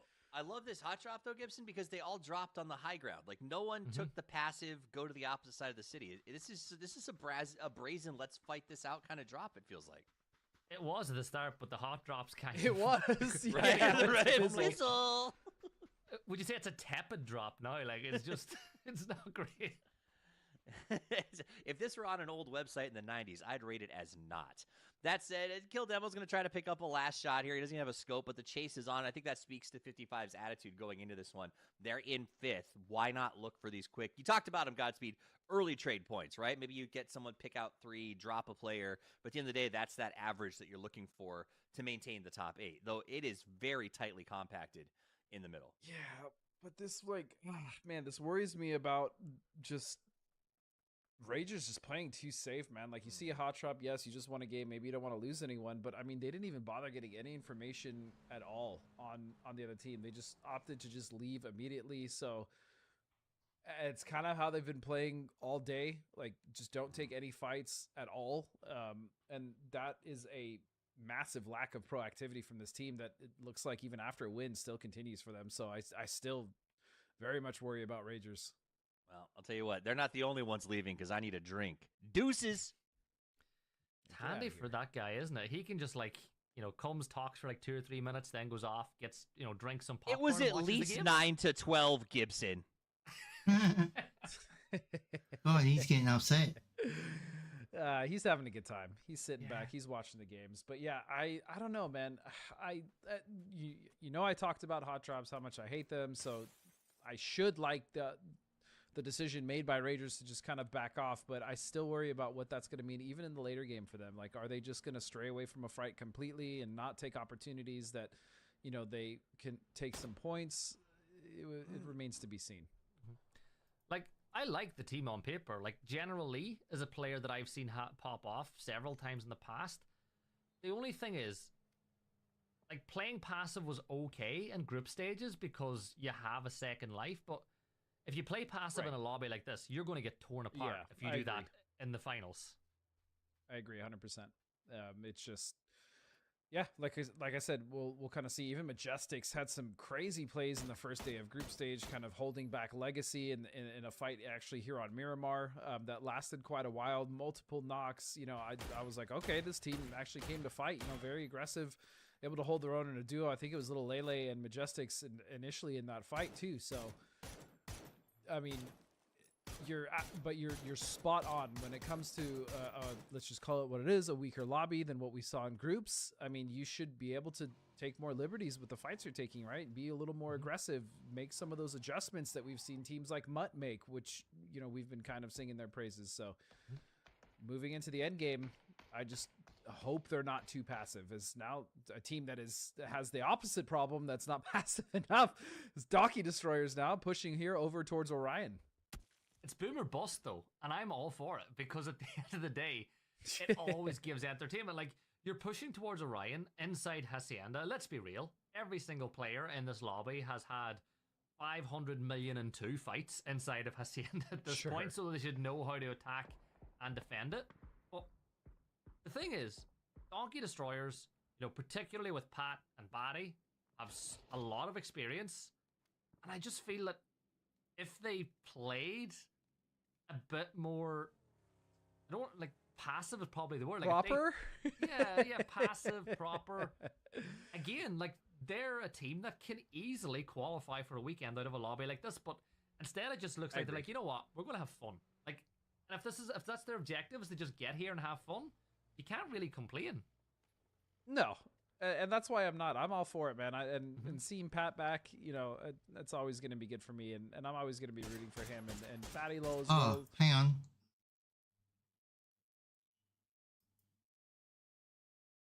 Sorry, I've stuffed that up. Oh.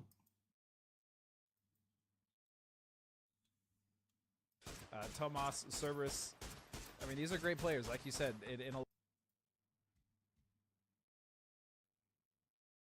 I don't know what I've done.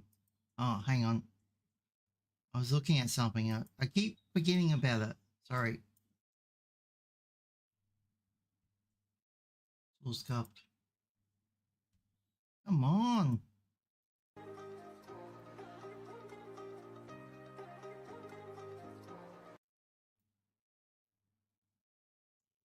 He's flying out. What the heck?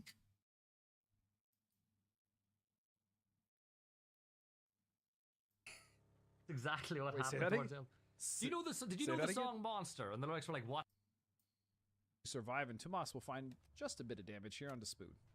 Two teams I'm surprised we've not seen fighting each other more often as Rats and Donkey Destroyers. And, one thing I will say, and I think it's important to tell the viewers this too, some of the teams that are in this lobby, just getting to the group stages was a win for them. Like, that was literally their objective. And the fact that they've got here is already a massive win. Like, they don't expect to be going internationally. They don't expect to be winning PAS. So for some of these teams, it's job done. They should be playing free with no fear at this point. Yeah, I mean, but it would be nice for them to, make it to the grand finals. I mean, coming down to the LCQ isn't bad either. It just gives some of these teams, right, with newer rosters or some newer players, more experience. So the more experience you get, the better it is. The big issue with that is the fact that this is really the last event of the year for teams like that, right, Gibson? So, I mean, making it at least to the grand finals would be, I agree, though, that, the cherry on the cake for these guys. You had to remind me that these are kind of the last, domestic region games for a while. Why? I'm sad now. At least we got plenty of international games over the next few months, though. Like, that's a plus. Yeah, there's still some games to be played, but, I mean, I'm actually just quite happy with the amount of events overall that we've had this year. PUBG really kind of flexing a bit, giving us quite a bit more events that we had last year, so that's nice to see. But yeah, it's gonna be a long break. Oh, it's not. Speaking of long breaks, 2 shots there landing on Technosh's dome. If you're Sonics, man, you're loving life right now. Like Shrimsy, people like that getting to even go to PNC as well as all the international events. Like, right? It's probably the most travel you're ever going to get to do in your life, and I'm jealous. I'm not gonna lie, I'm jealous. I wish I was that talented enough as a player that I was in their shoes. But I always like to talk about the way you get the donut effect, right? We just see it there now. Most of the teams in the center of the circle leaving a massive wall around the edge. And you see that with this shift because we've just shifted right into the center of the circle and every team is already there. Whoa. Bar 3. Yeah, this is a very condensed center circle. So for quite a few of these teams, they're at least going to be sitting comfortable for now. But, I mean, you know that when this shifts, it's going to cause a lot of issues on whatever side ends up being the edge here. Is now Donkey Destroyer still embroiled in a fight here with the Rats. And just to briefly touch on... Oh, never mind. let's actually just get into this. I'll get Good to that night. point after. Yeah, no worries, Mad Dog. You better The worst thing sleep about well. caster And thank is you for you say joining you'll get us to a in the point later games and then you earlier. completely forget it. We got two double back to back. It'll happen, but We got Rats, some PUBG I'm not wins before, forgotten about the again. Donkey Destroyers. They're pushing for that fight, but again, it's a bit pushing with fight. Another part's just playing for a spot inside close to the center of the circle. You've got Legacy and San Martin here as well.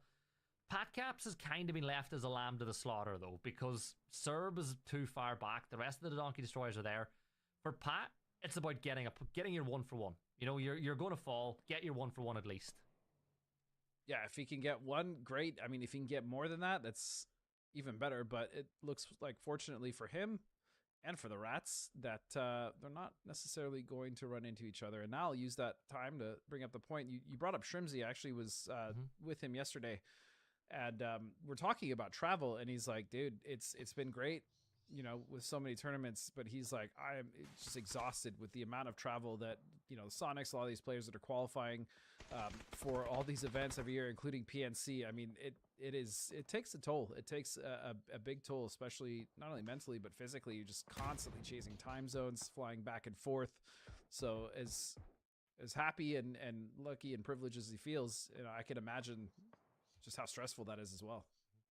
Practicing 5 times a week, you know, expecting to win every event you go on. Like, it is tough being one of the tough players at times as well. But man, speaking of, like, Shrimsy, in my opinion, is the best North American player right now. He is playing so well.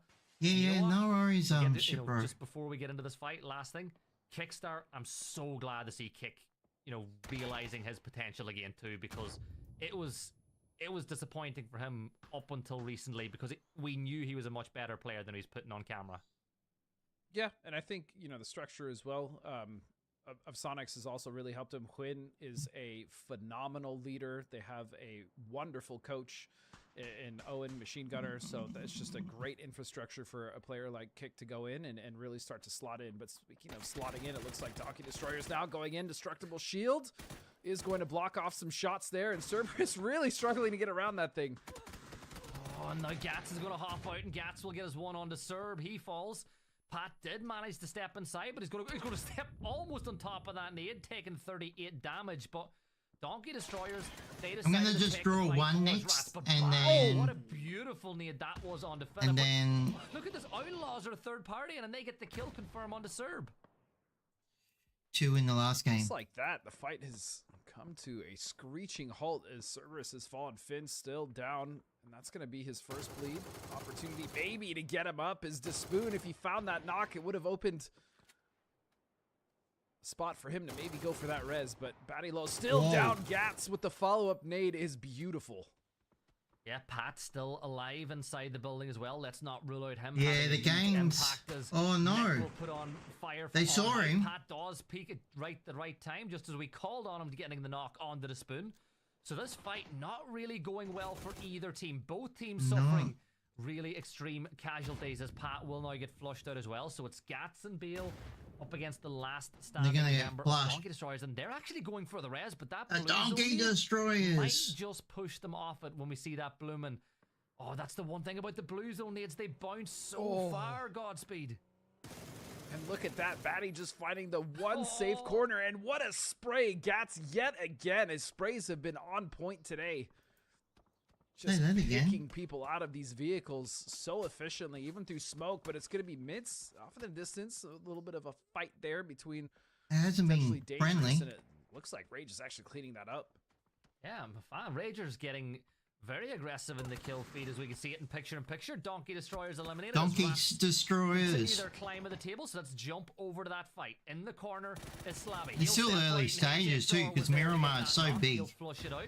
He's one of the larger ones.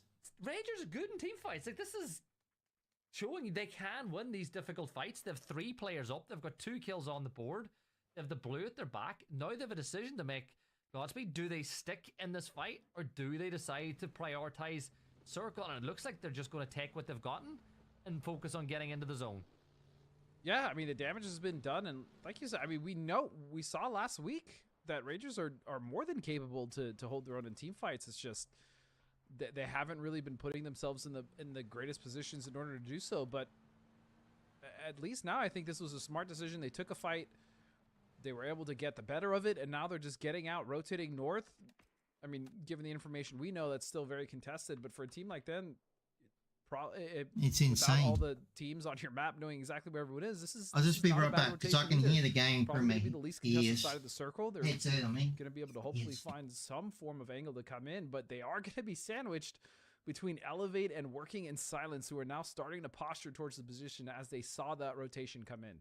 And here's the problem, because they're in the blue, because they've had fights, they're not on 100 HP on this rotate, meaning that, you know, what could have been 2 shots for a knock drops down to 1.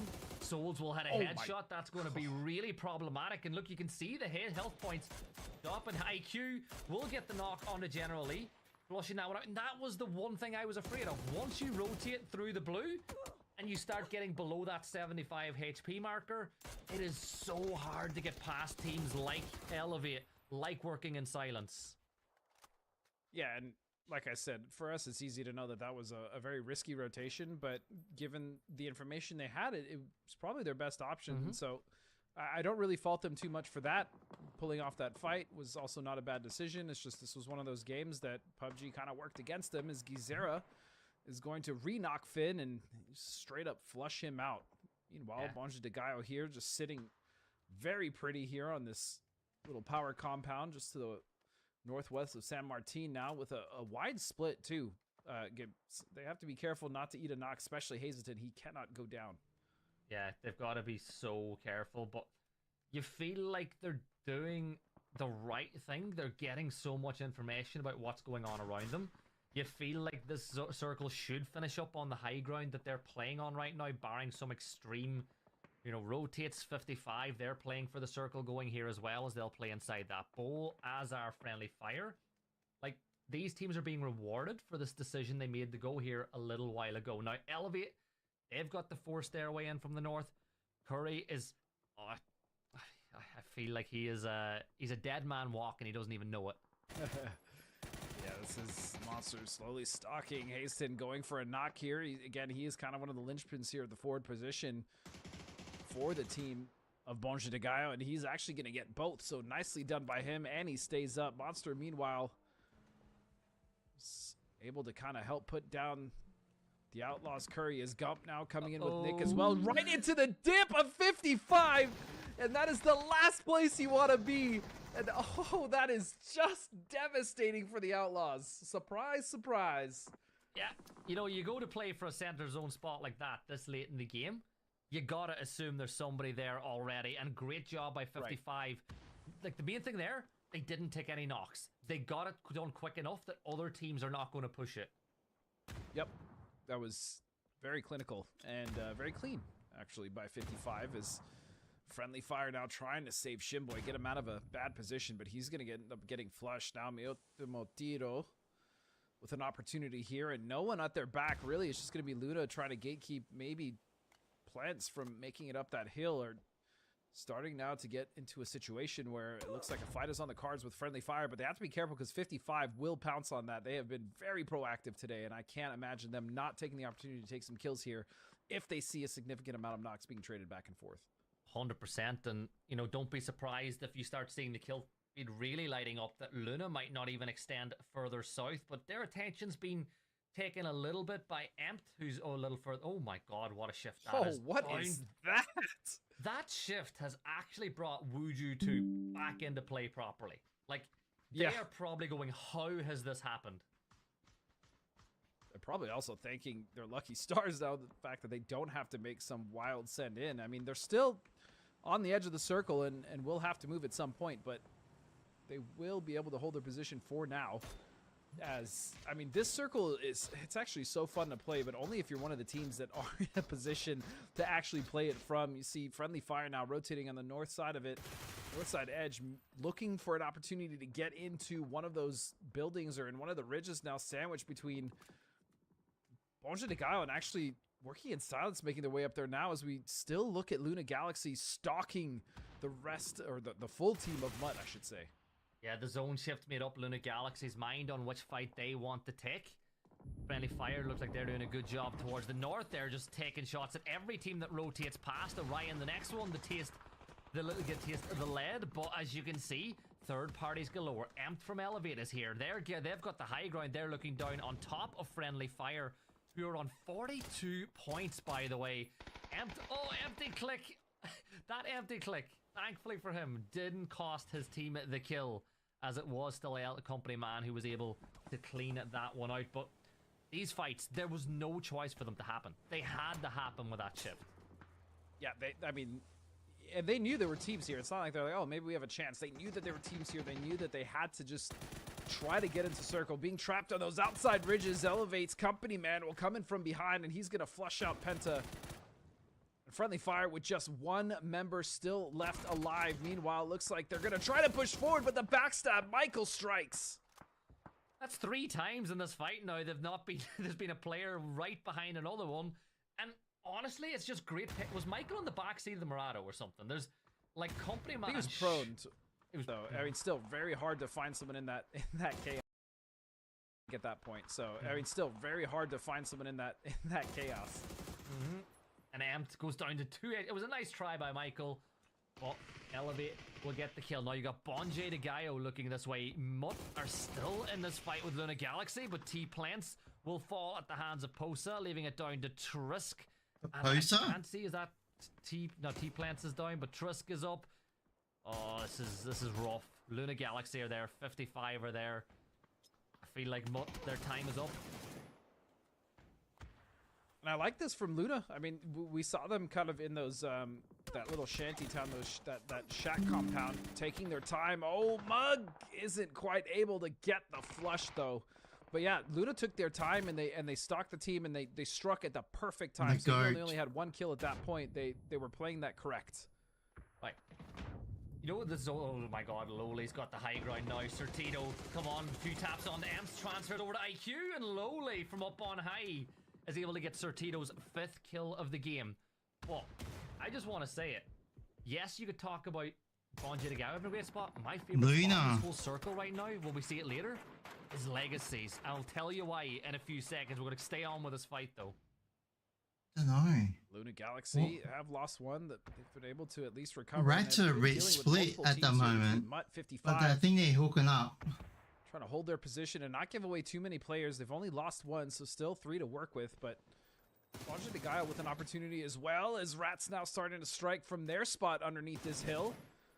Sortitas did an incredible job, Lowly, with a clean spray to get to there, trying to save them out. Balefrost has to be careful, down to 5 HP.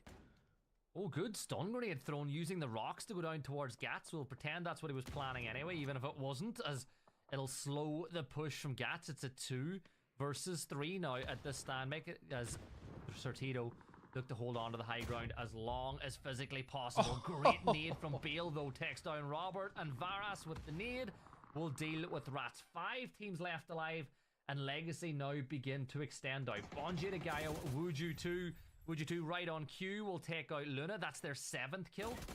And look at the, oh my god, they just turn on It's as well. Cowboy will get that knock. This is the Wuju 2 I was waiting to see all weekend, and Pydean will step up, spot sneak, great headshot. Nordskiff will get the kill, though. Yeah, and now with Wuju 2 basically clearing out this side of the circle, they're going to be clean to get these 2 knocks up as well, so they're going to recover with a full 4, and as you were stating, yeah, Legacy was in a good position simply because they didn't have to move, on top of the fact that they could wait for the chaos above them to start to subside, let those knocks go out, and they had a clear and safe path up in order to start pressuring the teams above. So that was a very strong position for Legacy indeed. I feel like Legacy need a big game. You know, they're still up there in the leaderboard, but they need so much more. Gizera will deal with Laucha pretty quickly. It's a 3 versus 3 now on the edge. And Gizera is upping the tempo, upping the aggression, because you know that the other fight happened on the other side. So you got to win this fight before Wuju 2 become a factor. Lowly will turn around and get Gizera, who's now been flushed as they drop to a 2. There's 1 player for Sortito left alive, which is Veras, who doesn't really... Does he have the time to get the res? If he wants it, he has to go quick, but that nade will turn his attention the other way. Legacy know this is a race against time, though, because the longer this takes, the more of a factor Wuju 2 is, and you want to get this kill as soon as possible. But time is working in their favor as the blue is starting to slowly close here. In fact, it's going to completely close. What a circle this is. We'll talk about that in a second. Is Legacy now trying to get aggressive? Just get rid of the rest of Sortitas, and there they do it. So they're going to be able to now have the reward of fighting a full 4-man strong 9-kill Wuju 2 breathing down their necks as they're not even in the circle, Gibbs. Yeah, this is perfect from Wuju to lock them out, lock them down. For Legacy, you've got to scout, and what I always say in these situations when you're down numbers, divide and conquer. And that's what they're starting to do. RBN will get the first knock onto Nord, and that now makes the job a little bit easier. Monster has the high ground. Every tap of RBN's feet, though, is so loud on these stones that Monster will know exactly where they are. Sneak attack's going to go for the hero res, though. Yeah, GG's, eh? I was going to say, I really liked that play from RBN up until he started throwing util, because there was really no way for them to know that he was making this wrap. But now with that utility coming out, yeah, he's been found out. I wish he would have slowed that down and just maybe try to go for a surprise play. But you know what? He did what he could. Legacy still find themselves, regardless, in second place guaranteed. And as you said, they needed a start to come alive here, and this has been a solid game for them. Yeah, Wuju 2 will get the res now as well, basically denying another point to Legacy. VHC, we know this player has a clutch in him. He has that clutch factor when he needs it, but like, you need the zone. You need something more than the rock in front of you and a blue behind you if you want to make this play. A smoke wall is being thrown to maybe get closer to center, but Wuju 2, yeah, the utility games there. Stuns, VHC will make the move through, but Wuju 2 played a blinder. Yeah, I mean, this point is all academic here as they close them out, and RBN is going to try to deny the point. GG's, chicken, win the dinner. Wuju 2, the team that we knew had the potential, will find themselves with a 21-point game here, propelling them, if I'm not mistaken, in first place after this 5th game, the first day of the last chance qualifier. Yeah, that's what we were waiting for this whole time. And my favorite part of that whole game was when that zone shifted south. And even though it did, they realized that all the teams to the north were going to be collapsing their way, so they knew that nobody was going to look south. And they took the ridgeline. They made that push off, and Godspeed. No way. GG's. Saw some of these players making earlier. So I'm gonna draw one code now. It goes to show this team have the and then in the last game. Yeah, I mean, in the last game, again, seeing them even in the last chance was a little bit of a surprise. No, they were the last cutoff, right? One now. 9 points behind. What game are we in? 5, Steve, what do you think about Wuju 2? Well, you know, I think it's a good time to reiterate for those who are asking in chat that got here a little bit late. Seifu is subbed out today. You can go to social media and get more on the team's statement for why that is. He's safe, Oh, yeah. We'll just leave it at that. That said, they do have the sub. We said maybe they'd be a little slow to start. They look good. They looked good in groups. It was one of those, like, to me, it was a bit of a heartbreaker. They didn't even qualify in the group stages, and seeing them here having not lost a step, even though they are down a starter, is actually really impressive to me. So, yeah, I think that my favorite thing about what they've done is they've come in, they've brought in Norskip, a different player to Seifu, a very good player, but they've had to rejig the roles on the team. And Monster seems to be the one. Actually, I can do two. Who'd become the more aggressive player on the team? Sorry, Monster's it's my bad. I can do two now. Kind of take it on the role that Sneak used to play, which is going to take a little bit of time to adjust to. I'll just set that up. It just seemed in that last map it clicked. Yeah, and I think you're right.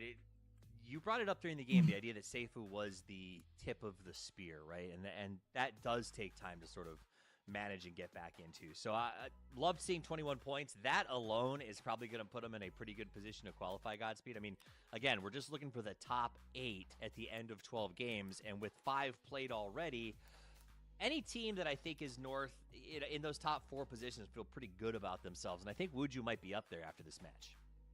Yeah, and it's about creating that cushion, right? Knowing that, okay, we have this cushion. We're not pressured to do these kind of ridiculous... Oh, man. I thought maybe that was going to push him into first, but still only 3 points behind with a slow start. This was a great game, but yeah, it's about building the cushion, knowing that you don't have to make some kind of desperate play in the last couple games of the last chance qualifier. And again, because it's only top 8, they're also building confidence just to make sure that they make it to the grand finals, right? And so it's a very good game for Wujitu. As we can see, I mean, even the cutoff, you're starting to see a separation. 9 points between 8th and 9th already between Rats and Mutt. So it's I don't want to say it's too late. It's definitely not too late. I mean, even Donkey Destroyers at this point can still qualify. So we'll see. Right. I like you bring up this point about building confidence because it is very tight. The race is still incredibly close. But for teams like Luna, for instance, and 55, I feel like Gibson, the way that they're playing here, if they continue it through 12 games, will make them stronger in the finals. Good luck, everyone. I'll be right back. And then we can draw it some and then sort of boost leave the other two for the last game. Them. Yeah, 100%. They've been very lackluster last weekend. Again, they're not setting the world on fire with their performance this weekend, but they're playing a lot better. And the confidence will grow and grow. And I need people to understand what I mean by this, but the grand final lobby will be easier. Not less, like it'll be more skilled, but it will be a lot easier for teams like Luna Galaxy to understand rotations and how teams are going to play because they're more experienced teams. So easier is the word I'm going to use because it's easier to understand. I'm going to time you out for 1 second because when we get back from this break, it's going to be Gibbs on why the finals are so much easier than the LCQ. Don't go anywhere. We'll be right back. World updates to Tago. Some quality of life improvements for training mode. And a new Survivor Pass. All this and more as we dive into the Update 31.2 patch report. First up, we've made updates to some areas of Tago. The studio has been turned into an abandoned hospital, changing the layout, adding new buildings, and also a few more loot and cover spots. We also added a new bridge to the shipyard and improved the terrain around Hosan Prison, Songam, and Hosan to give you more strategic opportunities in this area. Next, training mode has been improved as well, based on your feedback. Training mode now has infinite ammo, recommended attachments automatically on weapons, and the ability to save and import your personal weapon and gear settings. We also improved the sound training area to provide feedback when a wrong target is hit.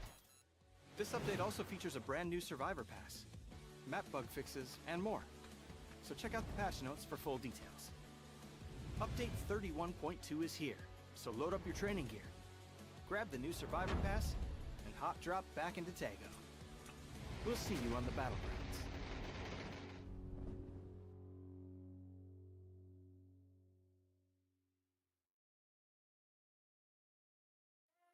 Time I close my eyes.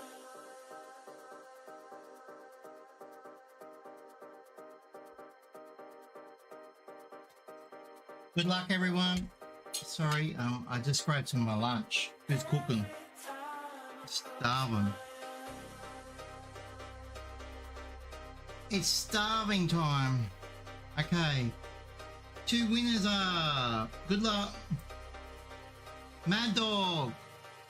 GG's.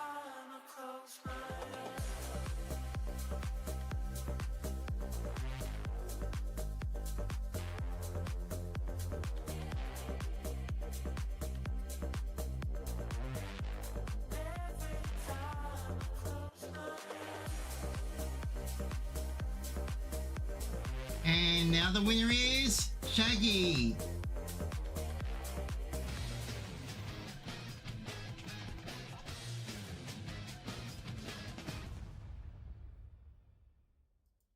GG's. Welcome back. It is PUBG Americas Series 4 Last Chance Qualifier. My name's Tommy. Last Chance Qualifier. I got Gabe's. It's 5 games down, 1 game left to I play. am back tomorrow too, everyone. So teams to make a statement they deserve to be in the I think he's finals. on the bed or The looking at his phone. Lose horribly, have all of their dreams crushed, and really go to bed in a miserable state. You're welcome, Shaggy. Also know that they will probably not play any competitive matches till April. This is a very serious game that these teams are getting into. Godspeed. but it still feels like, am I wrong? It's pretty wide open for almost everybody.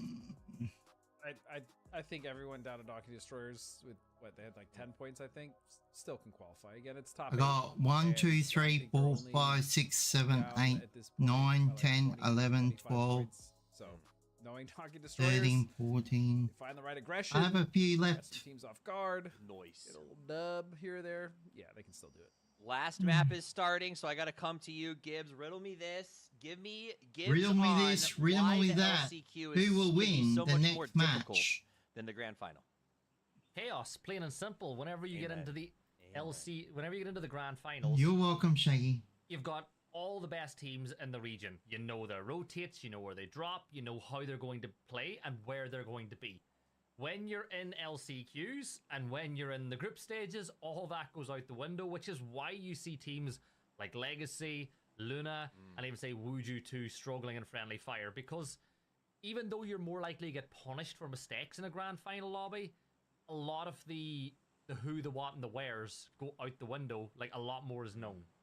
Yeah, and I think I that agree. is something that we've heard across the board from teams. Last Just this idea of, game. like, Who will win? chaos. So my question now, Godspeed, is why don't more scrim sets have chaos teams who I drop need in to- just to mess Do you with like the people? map Because thing up sometimes there? It feels like our top teams are caught off guard by the ridiculousness that gets through things like LCQ. I mean, scrims are a different beast altogether, man. Yeah, I mean, no you shit. do sometimes have teams subbing in, and you have a lot of teams doing some wild stuff as we look at this kind of Pozo Monte circle. But I mean, I've even said it in the past, like group stages and stuff like that seem to always be more difficult than a grand finals lobby, and it's specifically because of the reasons that Gibson was saying is the unpredictability, the chaos, right? And so. And the other thing with scrims is like you need to have the right teams that are playing in whatever qualifier event, so it's kind of hard to just kind of add these random elements. thought I and had these my elements of chaos in there. aircon on. Yeah, scrims can also be. I mean, you've heard the famous saying, "It's game 6 scrims." It's It's getting off the rails. People hot. are done. They just want to get off and go eat or do whatever. I feel that. Well, it's game 6 of the first day of LCQ, and I'm going to step back and turn it over to the princes of pontification. Godspeed, Gibson, take it away. I think what he really Godspeed, meant by Gibson. that was the two yappers. Get the two yappers. The yappers going. I think that's what he meant. But you didn't mention one thing about the scrims. The reason why you don't get it in I'm scrims just gonna is because mute. you get banned. Like, you start doing this stuff in I did- scrims, like, I did you're forget not about allowed that. to play with us anymore. There was a time many moons ago where I ran scrims for it was like 3, 4, 5 months, and that was probably one of the worst periods ever. It's just because having to deal with players who are very much trolls. Yeah, those were times. We'll just call them times. The best thing about it is you had players like Oldless who just have their style of play. Like, that's how Oldless plays. It doesn't matter if it's scrims or if it's in the lobby. And it used to drive players insane because, you'd be dropped, you'd be looting up, and all of a sudden there's just this guy with a shotgun standing at the end of your compound. You're like, how did he get there within the first minute and a half of a round? He didn't even drop nearby, but he would just appear. Or more importantly, why is he even there, right? Like, it's usually the question that people ask themselves. But yeah, I mean, scrims are just, like I said, they're a whole different can of worms. As we now open this can of worms, this circle is, again, I'd say for the final game, nothing really too crazy. This is actually very reminiscent of the circles we got quite often in, PEL, NPL. This is a Western Monte circle. These were pretty much standard for the day. I remember there was a while where the circle was just constant. It'd be... Yeah, it was just every- glued here. Yeah, and the amount of teams that you would see moving where friendly fire are up that coast. If you want to see where friendly fire are on the map, !map, or go to the PUBG Esports website. Look, I always say the best way to watch PUBG is to have the game on your main screen, and then on your phone or your TV, just have the map open as well, if you really want to get a good idea of how the best teams in the world rotate around a map. Yeah, you can learn so much, especially from, as you said, like best teams, whether it's the last chance, whether it's the the grand finals of a regional, more importantly, the grand finals of an international event. I mean, you really start to see how these teams rotate, the decisions they make, where they stop to scout, right? Like a lot of these teams have set plays on where they like to set up before they move forward, and if you're just trying to level up in pubs, man, that stuff helps. That stuff helps a lot, whether you're a casual viewer, someone aspiring to play competitive, or someone who just likes a specific team or player. The map stream is awesome, man, and the fact that we have that as a tool for not only ourselves but also the viewers, I think, is awesome. Or someone like me, potato aimer, and just have fun. The more you watch, the more you get to know, the more it'll help you in your normal gameplay. Game 6 of the night, a really important game overall because it marks the halfway point of this weekend. So it's very important that if you've not had the day that you would want, that you finish off strong. Donkey Destroyers, a team on that list. They're near the center of the circle. And this is the one position I don't like seeing them, because sometimes when you've got a really good spot in the circle, you can't sit still, right? You've been there, you're a player. If you're in the one spot for too long and nothing's kind of happening, it can be really tempting to, get a little bit hyperactive, move around, try find something. But sometimes you just got to sit still. My least favorite thing when playing was when we actually got like center circle or just like a very good spot, because it was the waiting that really I didn't enjoy. Like the anxiety building. You're like, okay, we have a really good position, we don't have to do much here, let's try to look for some kills, but then other teams are starting to rotate around you, and then it's just the waiting game was it sucked. It was my least favorite thing. Like, sure, you have a great position, but yeah, that I did not enjoy. Especially when, you could go 15 minutes without getting in a fight, 20 minutes. Yes, that was the worst. So, you'd much rather be that than going out and having to wait 25 minutes for your next game. Also true. Also very true, yeah. Ideally, go ahead. You want just a position on the off center, something really good that you can work with, maybe cut off rotations, just something where you're not just sitting still. And oftentimes, I mean, like you were saying, when you get the best position in at least the first circle, but even going into circle 2, phase 3, phase 4, it's just, it's hell to just see all these kills and all these points going on around you, and there's just not much you can do about it. Shinboy seeing if he can do something about Orion that are nearby. You have Red Rider up, but as you can see, Shin, he's moving slowly, and 55 spot him out, but because he's... Right, this is brilliant, because Shin didn't panic at those shots. He stuck to the crawl, he wanted to hit the surprise attack on Orion. Now that they've been the first one to draw some blood, let's see if they can get the knock. Tags onto Hazel's heels, but he's not going to go down just yet. Red Rider's going to swallow a headshot from Shinboy, who just can't quite hit that killer blow. But patience was the key. But have they missed the trick by not getting the early knock? They might have, but Orion's still at least holding a decent crossfire here to kind of slow down friendly fire. But you see the other two members here coming in, Penta and Michael, now on the backside of this concrete prio. And these are not very easy to push, especially up those stairs. Someone is sitting on the second level. You can see the hesitance here as Penta runs out of ammo. No, that was a free knock. Oh, I heard the one tap from Shinboy onto RJ, though. Red Rider will trade back Shinboy as a third party from Hyaguin will get the knock, and Penta with a perfect nade to confirm out the kill. So it's essentially a 3 versus 2 of active players. Red Rider, the front line here for Orion, as Hazel's not going to be able to get that res onto RJ just yet. You gotta buy a little bit more time, and here we go. Smoke thrown in the back, that buys them the time that they need. But Hazel's job right now is to just survive. Do not go down. Allow enough time for RJ to get back on his feet. Yeah, that's, as you can see, the hesitance here from Michael and Penta. Again, pushing up those stairs. It is a funnel, essentially. If Hazel plays it right. Oh, but the timing. The timing actually moved just in time. And look at this. Look at, you want to talk about timing. 55 beautifully realized there was a window to go in. And sure enough, they took that compound right behind this fight happening between the two. It looks like Penta's going to find it. No, Hazel will get the trade. He gets 2.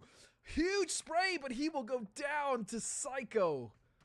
And this is the thing, though. He can face up towards the other two members of Friendly Fire who are holding back 55 as we speak. Now, Paige, he can go closer towards his teammates. You know, maybe we can see a res. I think these two, they have a dangerous line to cross to get into this building, but you've got to smoke. You throw that smoke right, you can get Michael back on his feet. Deal with Hazel too, so he can't scout for Red Rider, but this is important. And now Paige, he could have Red Rider dead to rights here, as Psycho's going to steal that kill away.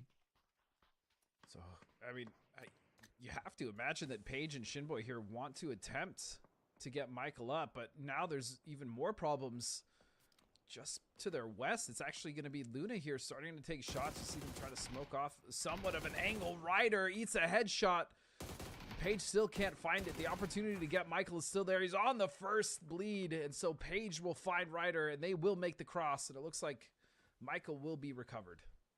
Yeah, 3 points. Elevate putting this knife into Rats as well, as you just seen a run over. All that happening a little bit further outside the zone. That leaves Despoon, the last Rat standing, and while all that was going on, the circle shift. Bonjay to Gaio, they have called in that emergency pickup. The question is, do they take it? Because just because you call it in, it doesn't mean you have to take it. True. Or they could also use it as a UAV. And as we see that code drop, by the way, 242HW7R7 8JSD. Get yourself some nice in-game PUBG swag items, G-Coin. I'm glad you read that out, because as an Irishman, they would not have understood any of those. Like, I say 8. like what does an American even think the number 8 is? Like, it's supposed to be pronounced 8, but because I'm Irish, it's 8. Still sounds like 8 to me, but yeah, maybe confusion. Who knows? You Irish are the best. Funny bunch. No, the best. You were going to say the best. I was going to say the best, but then I didn't want to give you too many flowers, so I had to kind of pull back a little bit. Speaking of pulling back, it's going to get possibly pulled back in the lobby after that headshot there landed by Gibble. Gibble and Gump on the same team again. I just love it. I love it. There's Birkin dropping in. Opportunity for Gibble to get another knock on the board, but Mutt is going to be the saving grace, providing some covering fire from the other side. Outlaws, 13 points. Started the day hot, slowed down quite a bit since then. But as we were saying earlier, one good game puts them right back into the mix. Yep. Again, with a top 8 and with the points kind of being as low as they are. Even if Outlaws still go out now with 13 points, even if, Donkey Destroyers can't find anything, 6 games tomorrow, you have to imagine a 20-point differential, even if it's 25-30, is more than manageable for these teams. It's actually crazy how there was only, 12 points between top and 8th, and then then there's 9 points between 8th and 9th. Like, the top 8 teams are performing really well. You've got a couple of teams that are maybe doing a little bit better, but there hasn't really been that standout dominant team on day one. Yeah, you're absolutely right. We've had very consistent teams. Obviously Friendly Fire, working in silence, Woodaju, Luna, 55. But yeah, there hasn't been a team that's just completely soaking up all those points and causing even more of a disparity as we head towards that, top 8 cutoff. And so it's actually been good. It's been good for the whole lobby as far as just making that cutoff line and giving them opportunities to kind of have really bad games. I've just looked at the map while you were saying that. Donkey Destroyers are playing a 2-2 split. Since when did Donkey Destroyers sit and hold a 2-2 split? Where has this been all weekend? Like, don't get me wrong, I love how they play, but it looks like they finally kind of went, right, we've got a good position. Let's just play the game now instead of playing our game. And if this zone shifts the right way, they're the sort of team that can put double-digit kills on the board. They are, but I would say the caveat is that this 2-2 split is not very conducive to one another covering each other. So now with that split, I would imagine that Tomas and Batty want to get out and want to at least consolidate as quickly as they can. Sure enough, yep, you see them in the vehicles because their other split between Pat and Cerberus are dead center of this circle there at that Colors compound. Hindsight's 2020, and Elevate have just used their e-pickup to drop inside of Monty, which is now on the edge of the circle. I feel IQ will get a good kill on the drop, but only time will tell. Maybe they've made a mistake, but points on the board. Yeah, that goes to something that you were talking about earlier. As we see Fauna here looking for a headshot, he'll find one, a little bit of damage in return, but waiting to use that e-pickup while the circle is closing or as it closes, that way you have a better understanding of where you might want to go. But for now, Elevate is committed here to Monte, and Empt will go down. Yeah, great shots from Gubin. Empt needs his teammates to get there. As you can see, Justice is probably the closest, but you've got to get there quick, because working in silence, they might elect to get a bit more aggressive off the back of this one.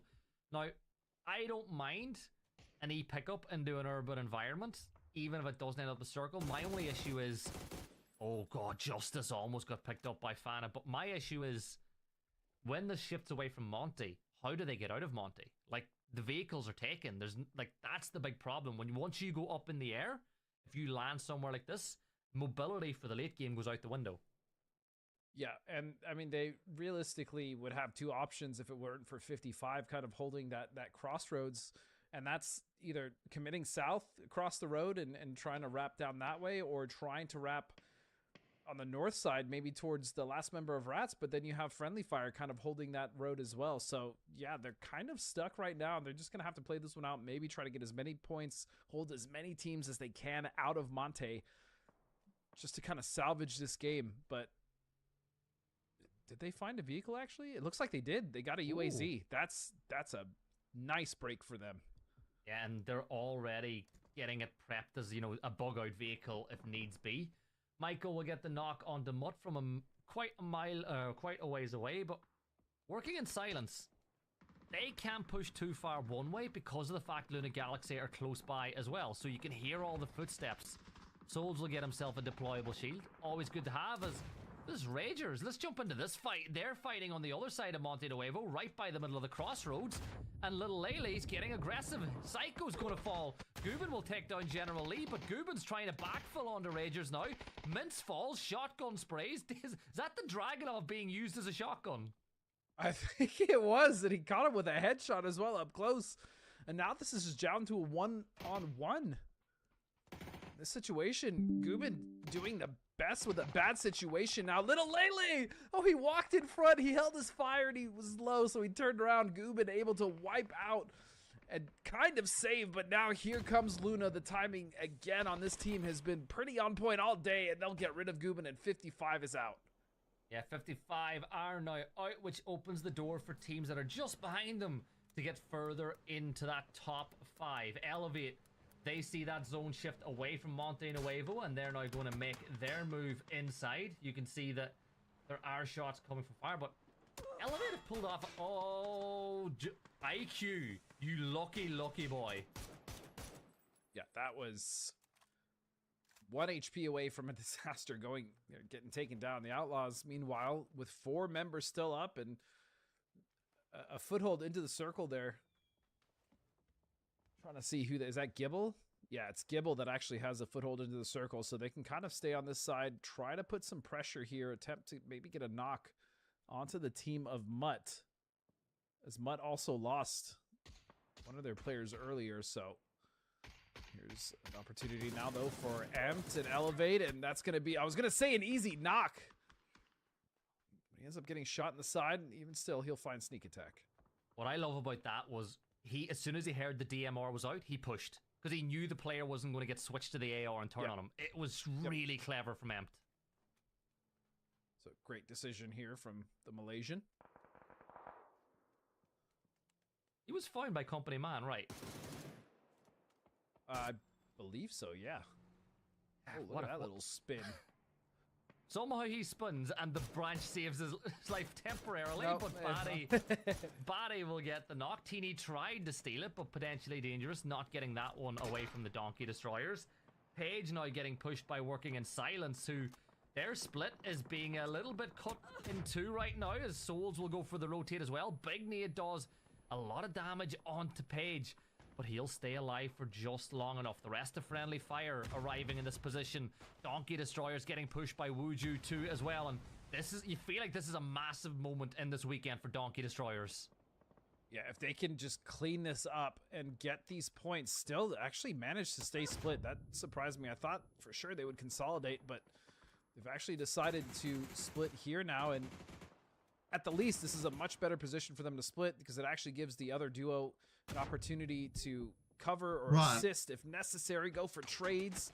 Tumas, though, has to get off that roof as he's taking fire all the way. He smokes.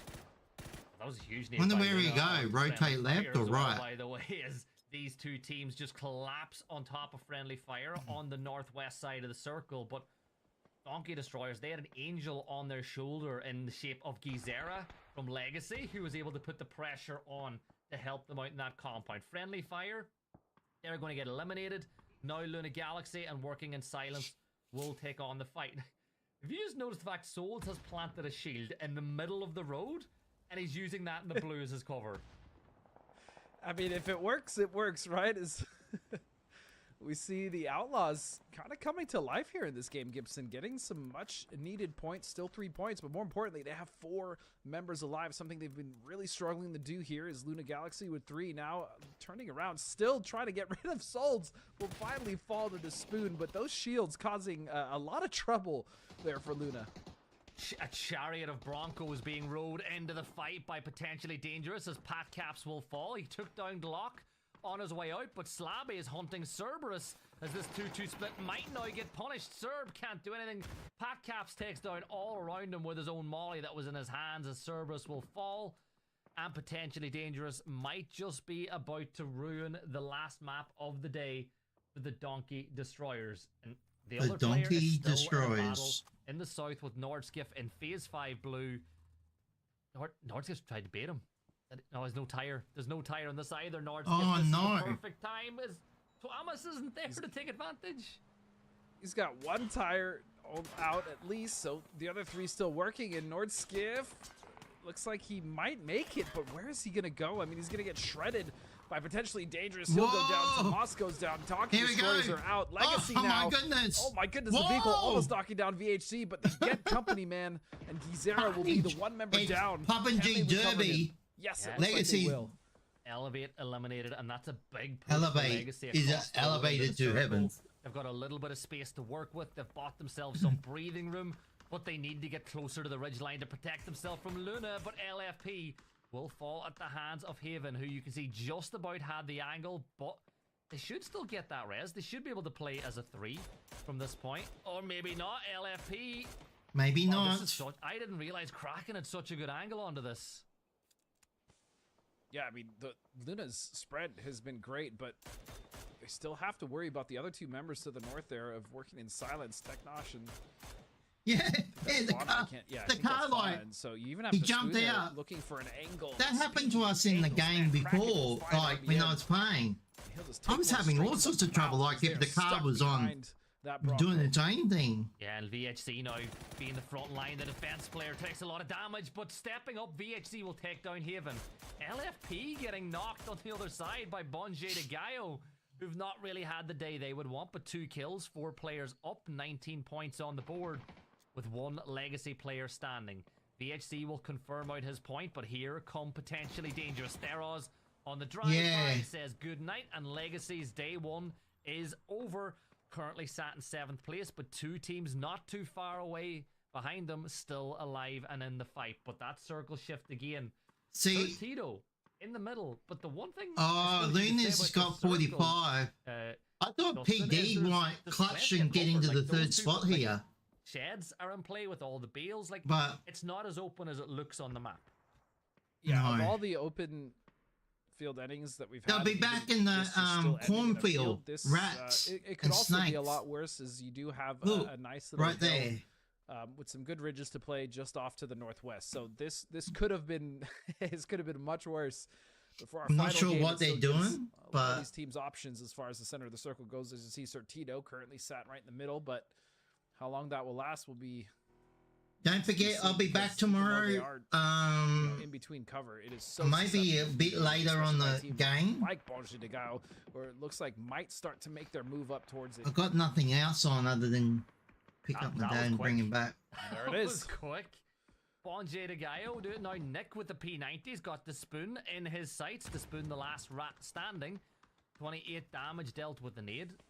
But he's going to go prone as Kraken from Luna is able to find that knock, and the Spoon's found like there's a little dip, there's a little valley that's outside the circle, but as it stands, there's 1 player for Outlaws, and it's essentially a 1v1 here on the north. Not Working in Silence, not too far away as well. Oh, here we go. Can Spoon get everything out of this game? Another kills a 2-pointer if he finds Curry. Oh, but Curry An opportunity to ruin the game of the duo. I thought, here. He's I gonna thought they find just turned everything off clean then. shots from Curry. Never mind ruin. He's just gonna dispatch of working in silence. I might Still change. A great day for them. 48 points. Take that all week long as DeSpoon will find Curry. And so again, Rats trying to find some consistency here, and they've also had a nice day. They're not in the themselves. cornfields. Potentially What's dangerous going now, on? but all I'm gonna say is, imagine if Donkey Destroyers consolidated. Probably be where potentially dangerous is right now. So, there, Oz, looking for one of the last two members here of Luna. Yeah. Bit of friendly fire there as we do lose one member of PUBG de Gallo, but I'm assuming there was a reason behind that when I looked at the map. Hasten will go over to the body, pick up some loot off his fallen teammate Luna, wrapping now towards the last player for the Rats. The P90 is a difficult thing to deal with. The Spoon's got to be careful now. The Blue's there. There's the two players from Luna. Not the They spot him Spoons. out. Posa with a P90 will take him down. It's a 3v3v2. Luna on the edge of the circle, working their way in. Potentially dangerous with 3 players up, going for their second win of the day. PUBG de Gallo, they're just looking to rocket themselves up the leaderboard. The win here would certainly help. Yeah, and they're trying to stay safe, as you can see, but the issue for them is potentially dangerous and Luna Galaxy both are kind of looking their way, so kind of stopping them from, I was going to say, really doing much and getting active, but man, Hastem is just going to find Kraken with a nicely placed headshot and a follow-up afterwards, so that actually might signal, yeah, it looks like it's going to signal potentially dangerous as rotate to the other side and maybe just get rid of Luna first. And then from there, they can start to worry about PUBG de Gallo, who's doing a great job of staying active and proactive here. They're not just sitting behind the barrels. They're moving, trying to take position. More importantly, they're actually taking control of a lot of this circle, Gibson. PUBG de Gallo, 13 nades between 3 players. 6. So many. 13. Hasten has no smokes. He's just we're not in this area again. Remember the other day? Red zone. And absolutely like cooked them in here. Kind of want more smokes in a circle like this for the late game for the position they have, but you know what? Hastings the furthest back player for the team too, and all his utility is just explosive. I almost wish that he was able to give some away, but Kraken's going to find Theros. This actually might be the dinner bell ringing here for PUBG de Gallo if they see more knocks being traded back and forth. It's currently a 2-on-2 between Luna and potentially dangerous as Theros will go down. So now there's only 4 players left on the opposite side of the map. See, that's what I thought. PD might sneak in here. In their current position, especially Luna. Luna's not even But they've only got 2 left. Yeah, Luna are not inside the circle. The higher you get in this battle as well, the more a line of sight opens up for PUBG de Gallo.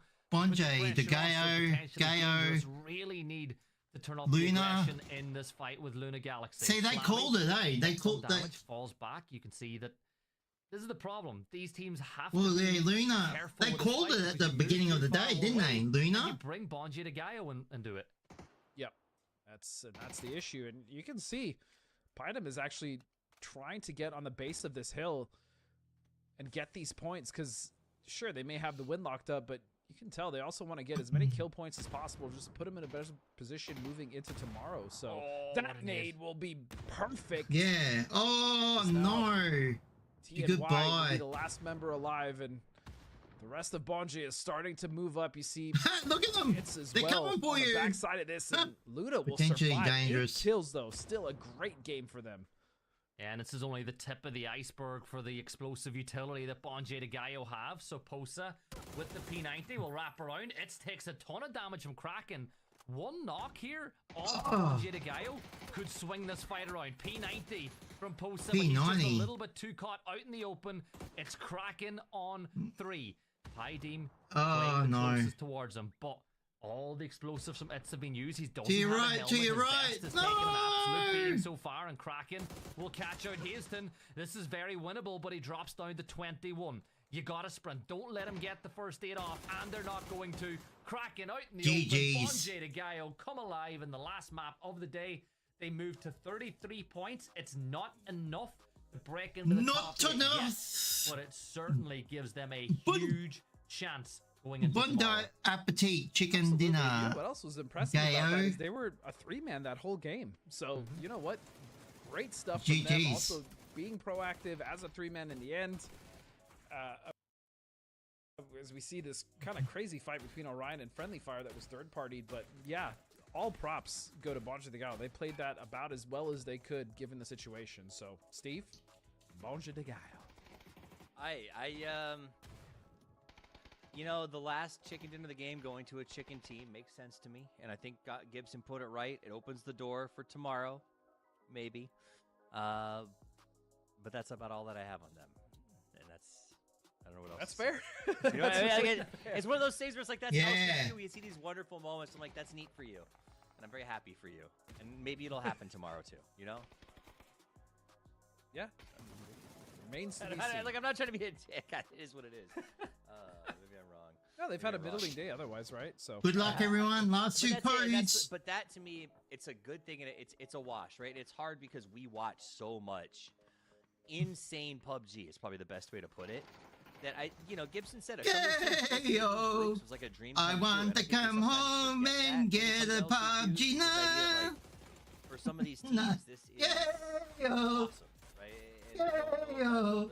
That's what we're gonna get. PUBG bound. I want to have a dinner. There's not tons, GG's, everyone. Tons of international experience on that team, so I think they'll be pretty happy with coming out of the chicken dinner and putting together some good plays. And what happens after that, they'll be excited for. All right, back to the end of this match, though. Comes down to the final. We see some teams that were consistently playing well. Luna, or Rats, kind of like having this big glow up here today. Luna, in particular, coming out there and getting into the final two, I think was a big takeaway from you guys. But that's going to be some good points. Yeah, Luna was... Bon appetit. Really Yayo. Chicken dinner. Winner, chicken dinner. 14 points. I'm pretty sure they shot up to first place. Great buffer, great confidence going into tomorrow. GG's, everyone. They would have to have a travesty of a day tomorrow to not qualify. So I think, I think they're doing well, and I think they're safe as long as they don't, again, just... As long as if they're safe, that's the main thing. All right, 17 minutes for Bonde. They're not 14 for Luna, snakes. Potentially dangerous at 10. They've looked very, very good, Gibson. Last chance. Way up. And the Outlaws, heads up, everyone. 8 points, looking good. Oh, they got 8 points out of that. A few points on the board for them. They're a long ways out, though. They're still quite a day. Is that logo a bandana and a cowboy hat, or is it like, one of those those doctors from the old days with the like little nose masks? If you know what I'm talking about. Is it plague doctor? No, it's not a plague doctor. It could be like a Western plague doctor. Just think about it. All right, fighting for survival. Let's talk.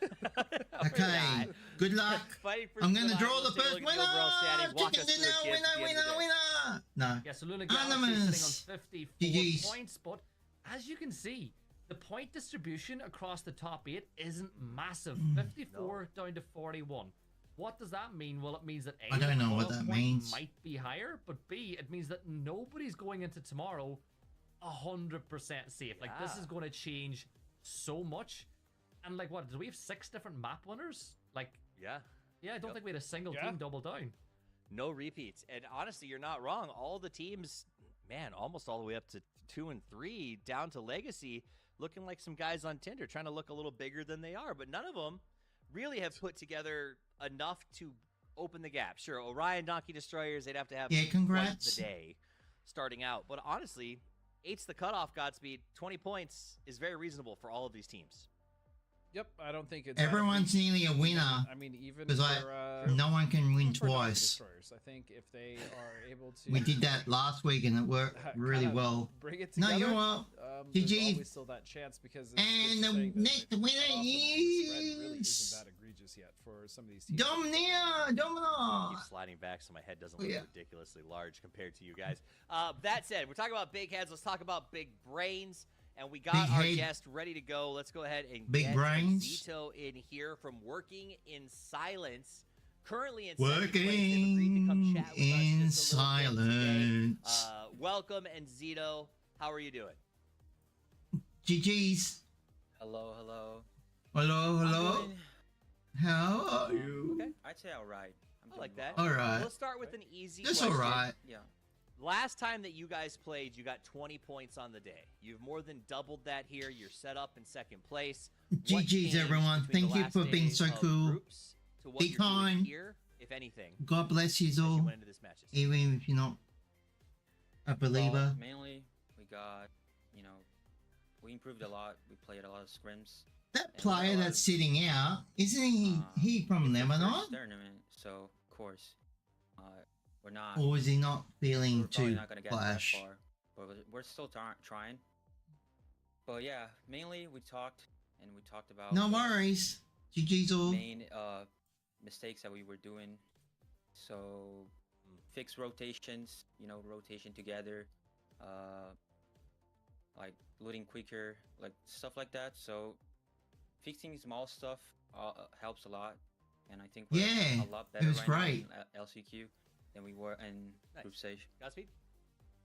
Yeah, so I mean, I was talking about you guys even just after the first day of group stages. I've actually been very impressed with you guys, and I kind of find it interesting that you guys said you need to fix your rotations, because although you guys did struggle with rotations, in the last couple of days. If you got a credit code you want to use in your PUBG dashboard of crafting, you can support the creator. Fixes exactly did you guys? It goes a long way of saving money. I have to go and see my kids, and it's going to cost me a lot of money. Like, how much confidence has that built for you guys?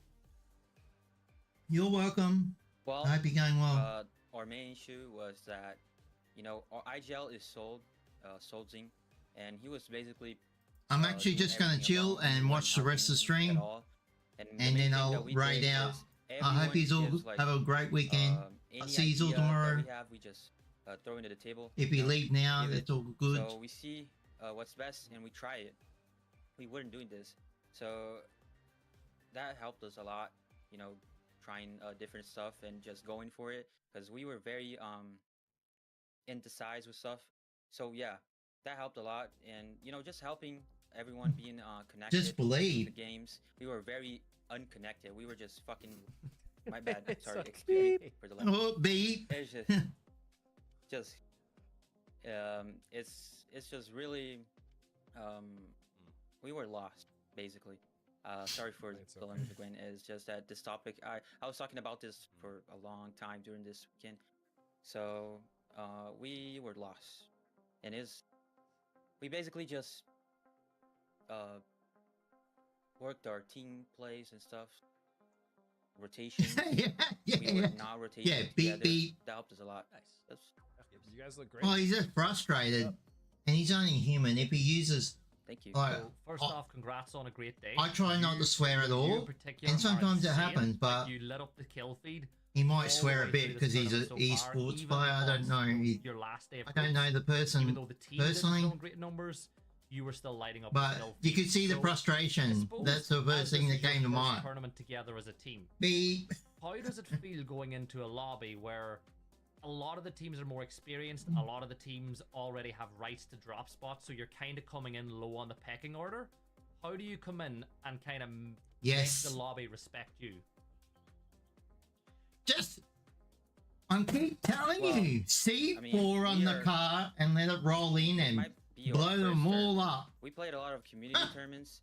We played I don't know. some EU tournaments. So we played against like Be good the teams. rat in the We played against grass. Onyx, Yeah, like, see you later, a lot of times. So we Dan. know how to play against good teams. Dally. So we're not scared. I hope We're you, not scared, like, we're not single don't scared. forget, So we play like we tomorrow, always do. We're not more scared. opportunities to win some. No. Hello there. We're good at Hello being there. fighting, or like everyone is a god aimer, so we just fight and Undertaker. try and do our best. But we are feeling really good. Good 5-hour I think stream. That, this lobby, sure, it's really hard. It's our first tournament, official tournament together, especially with Teknosh. He just united with us recently. He's really new to the roster, so it's hard to fix Hello the there. small things with someone that is so new, so recent Hello to the there. team.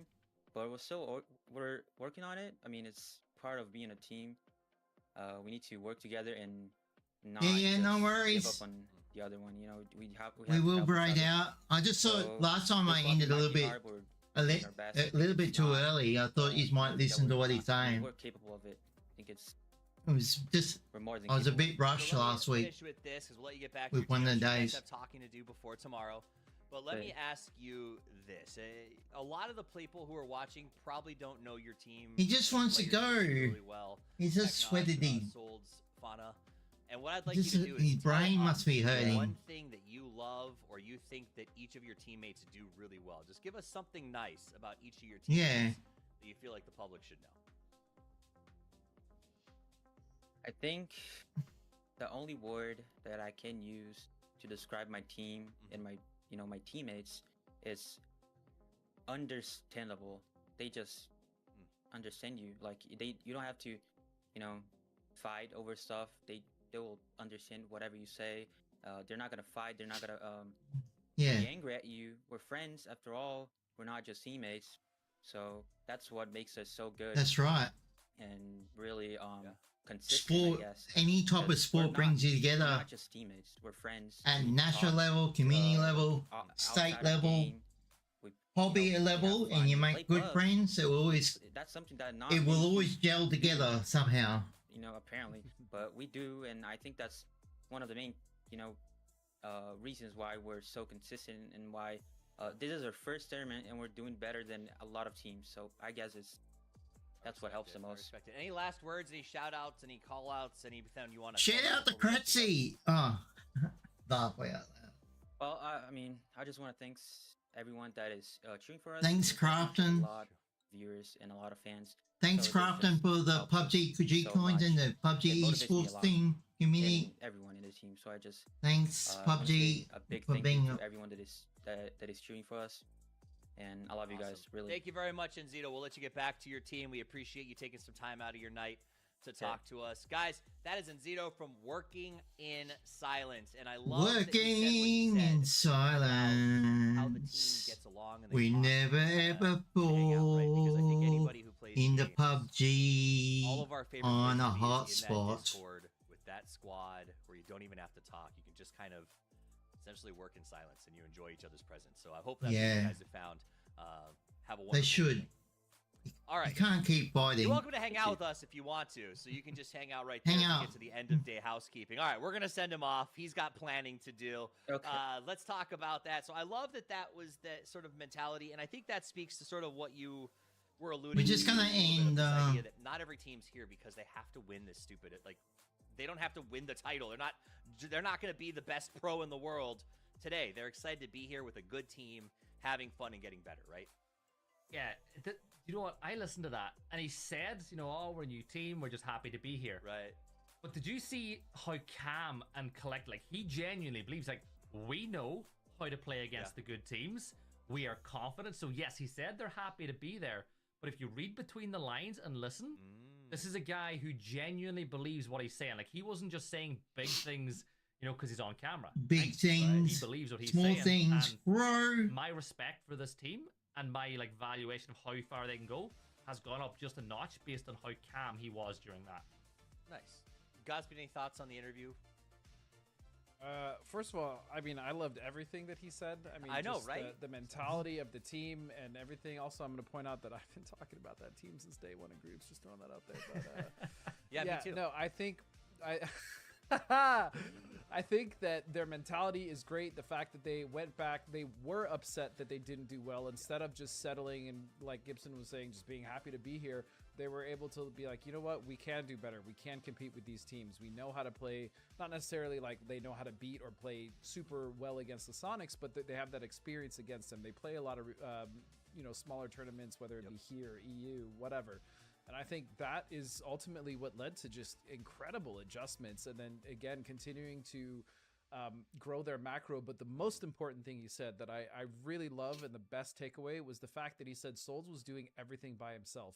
And no IGL should ever have to make every single decision by themselves. They should always have input from the other players. Any successful IGL right now, whether it be Batulins, Huyn, Rello will tell you the same thing. That input is vital from the other members of your team because you don't always see what they do. You don't always get the best gauge on the situation. So with that being said, I genuinely hope for continued It's a team success for that sport. team, whether they qualify after the grand finals or not. We'll see if they continue to evolve as they continue to move forward. Great interview with them. And I do want to give a special shout out to them for doing it because a lot of times we don't get to talk to our LATAM teams here on the English language interviews because some of them aren't willing to sort of take that risk and put themselves out there when it's not their first language. He did, and I think you did an amazing job. So thank you for taking that step, putting yourself out there. we and the fans very much appreciate it. All right, that's it for day one of LCQ. Before I go, though, I love final thoughts. So I'm going to start with Godspeed. I'm going to end with Gibson. G-Men, Godspeed. what's your final thought? And they're gonna end with Cratsy feel like I Raid. gave you a good final thought. It's all Yeah, but I working in wanted- silence. Okay. In the that's your final thought. game of That's it. silence. I'm rebelling in silence. You get no final thoughts from me. I like that. Okay, I see your pivot. Gibson, I know you got thoughts. I feel like my thought is I feel like Godspeed chickened out with that one. He should have had more Yeah, a little final thoughts. My final thoughts are this lobby is as balanced as I thought it was. I want to Biggest see surprise is the fact we don't have one a team running away, C4 on a car which and means that roll we it could down the hill and potentially blow have them up. The most That's what I exciting want to and see. surprising final day of LCQ With a that we have had gas in a long can time. in the back. If you're not watching, I'm going to be In the very trunk. upset with you, and I will call you out in chat. Be here Whoa. tomorrow. We've got great games. We've got great Be interviews. here we can tomorrow. Even simulate in interviews what it's like to work in an office with a fax machine circa 2004. We've got more good stuff tomorrow. Come back and see us again on behalf of myself, Godspeed Gibson, the entire production team in Crafton. Thank you for spending your evening with us. And Thanks, until tomorrow, Crafton. Thanks, PUBG. Thanks, PUBG Esports community and branch.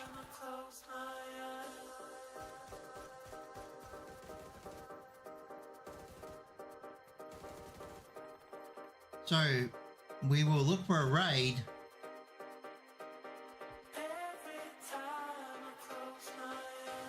Because I've had enough. I want to play some gaming on my own.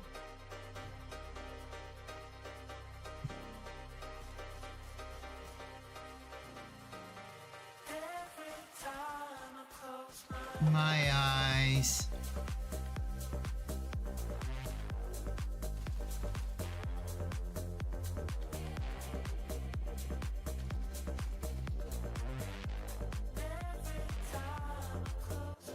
Faisal.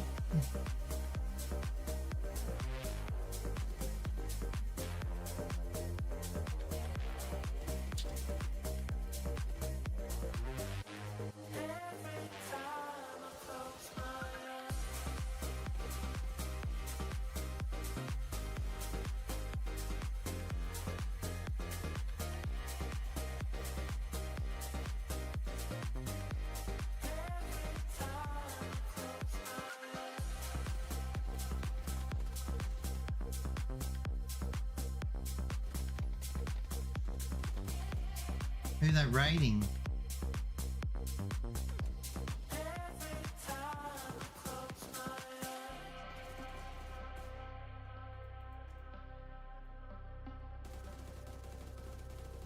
Gibson.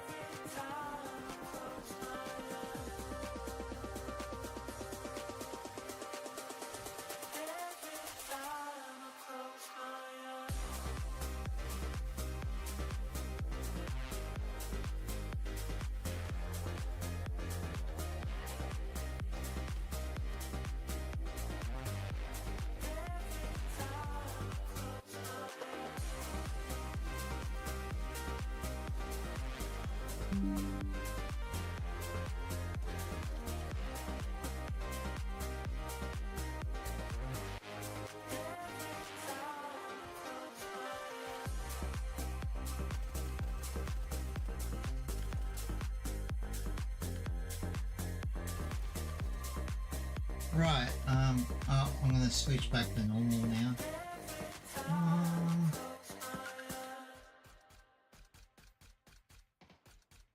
I want to say thanks everyone. It was amazing.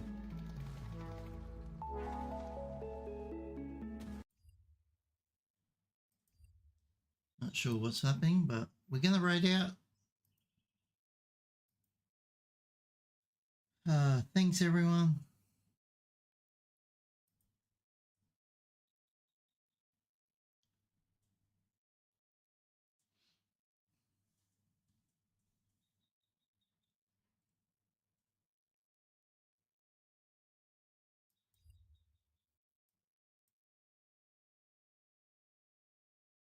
Hey King, how you going? Welcome in. We just finished our watch party for PUBG.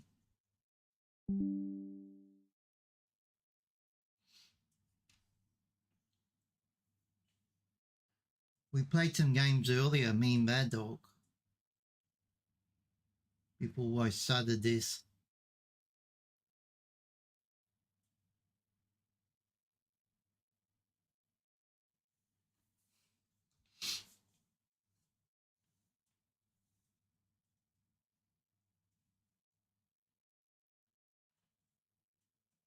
We're deciding what to do. If I raid out or not, or I just wait.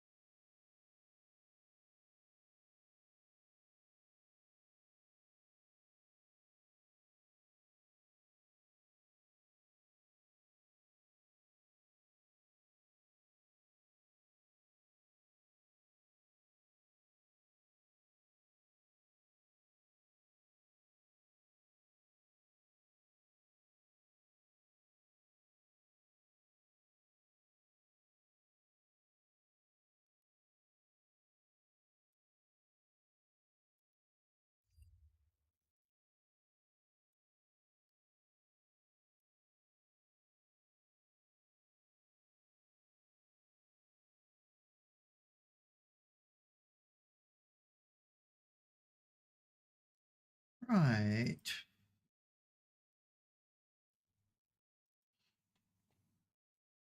Rats is eliminated. I'm just looking at the highlights. How is everyone? I'll see you all tomorrow if you're still here. If not, I'll see you again soon. Grand finals are only a week away. Hope you're going well, Tin.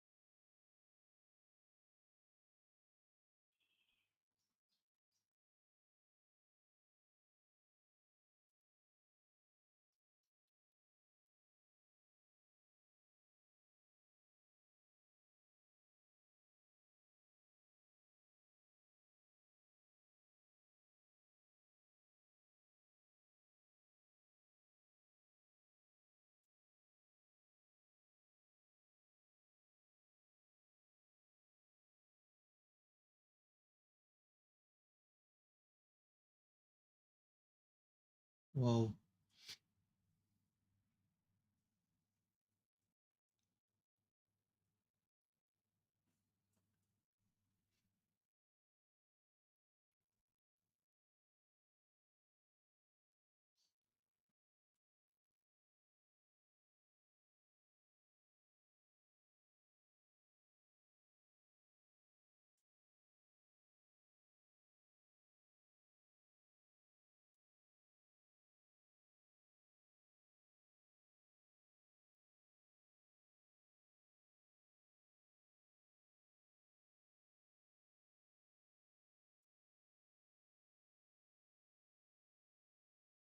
GG's.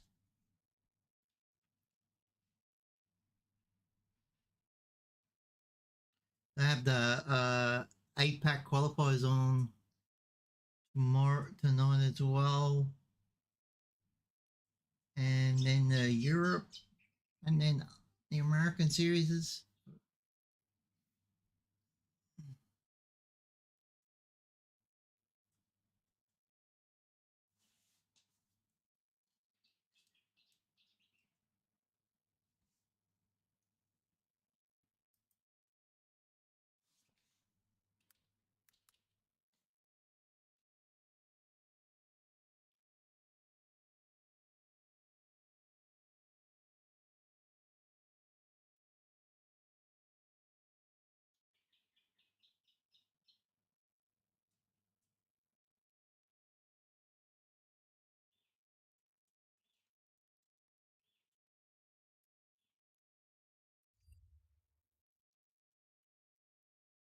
Right.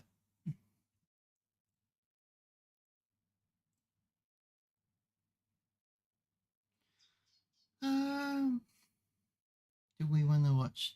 I'm actually gonna raid Galaxy.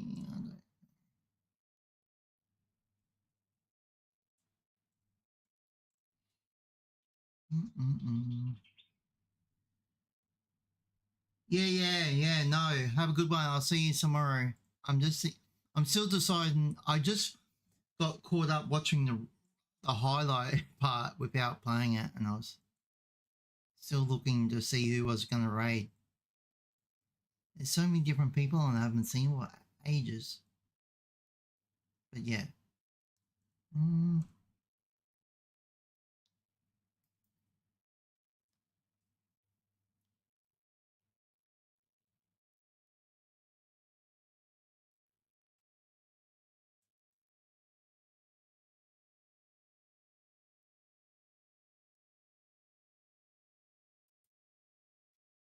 I might just raid a good. His last day of school holidays, so yeah. All the best, everyone. Be good. Take care. Thank you. Enjoying the raid. Nico's playing Dead by Daylight.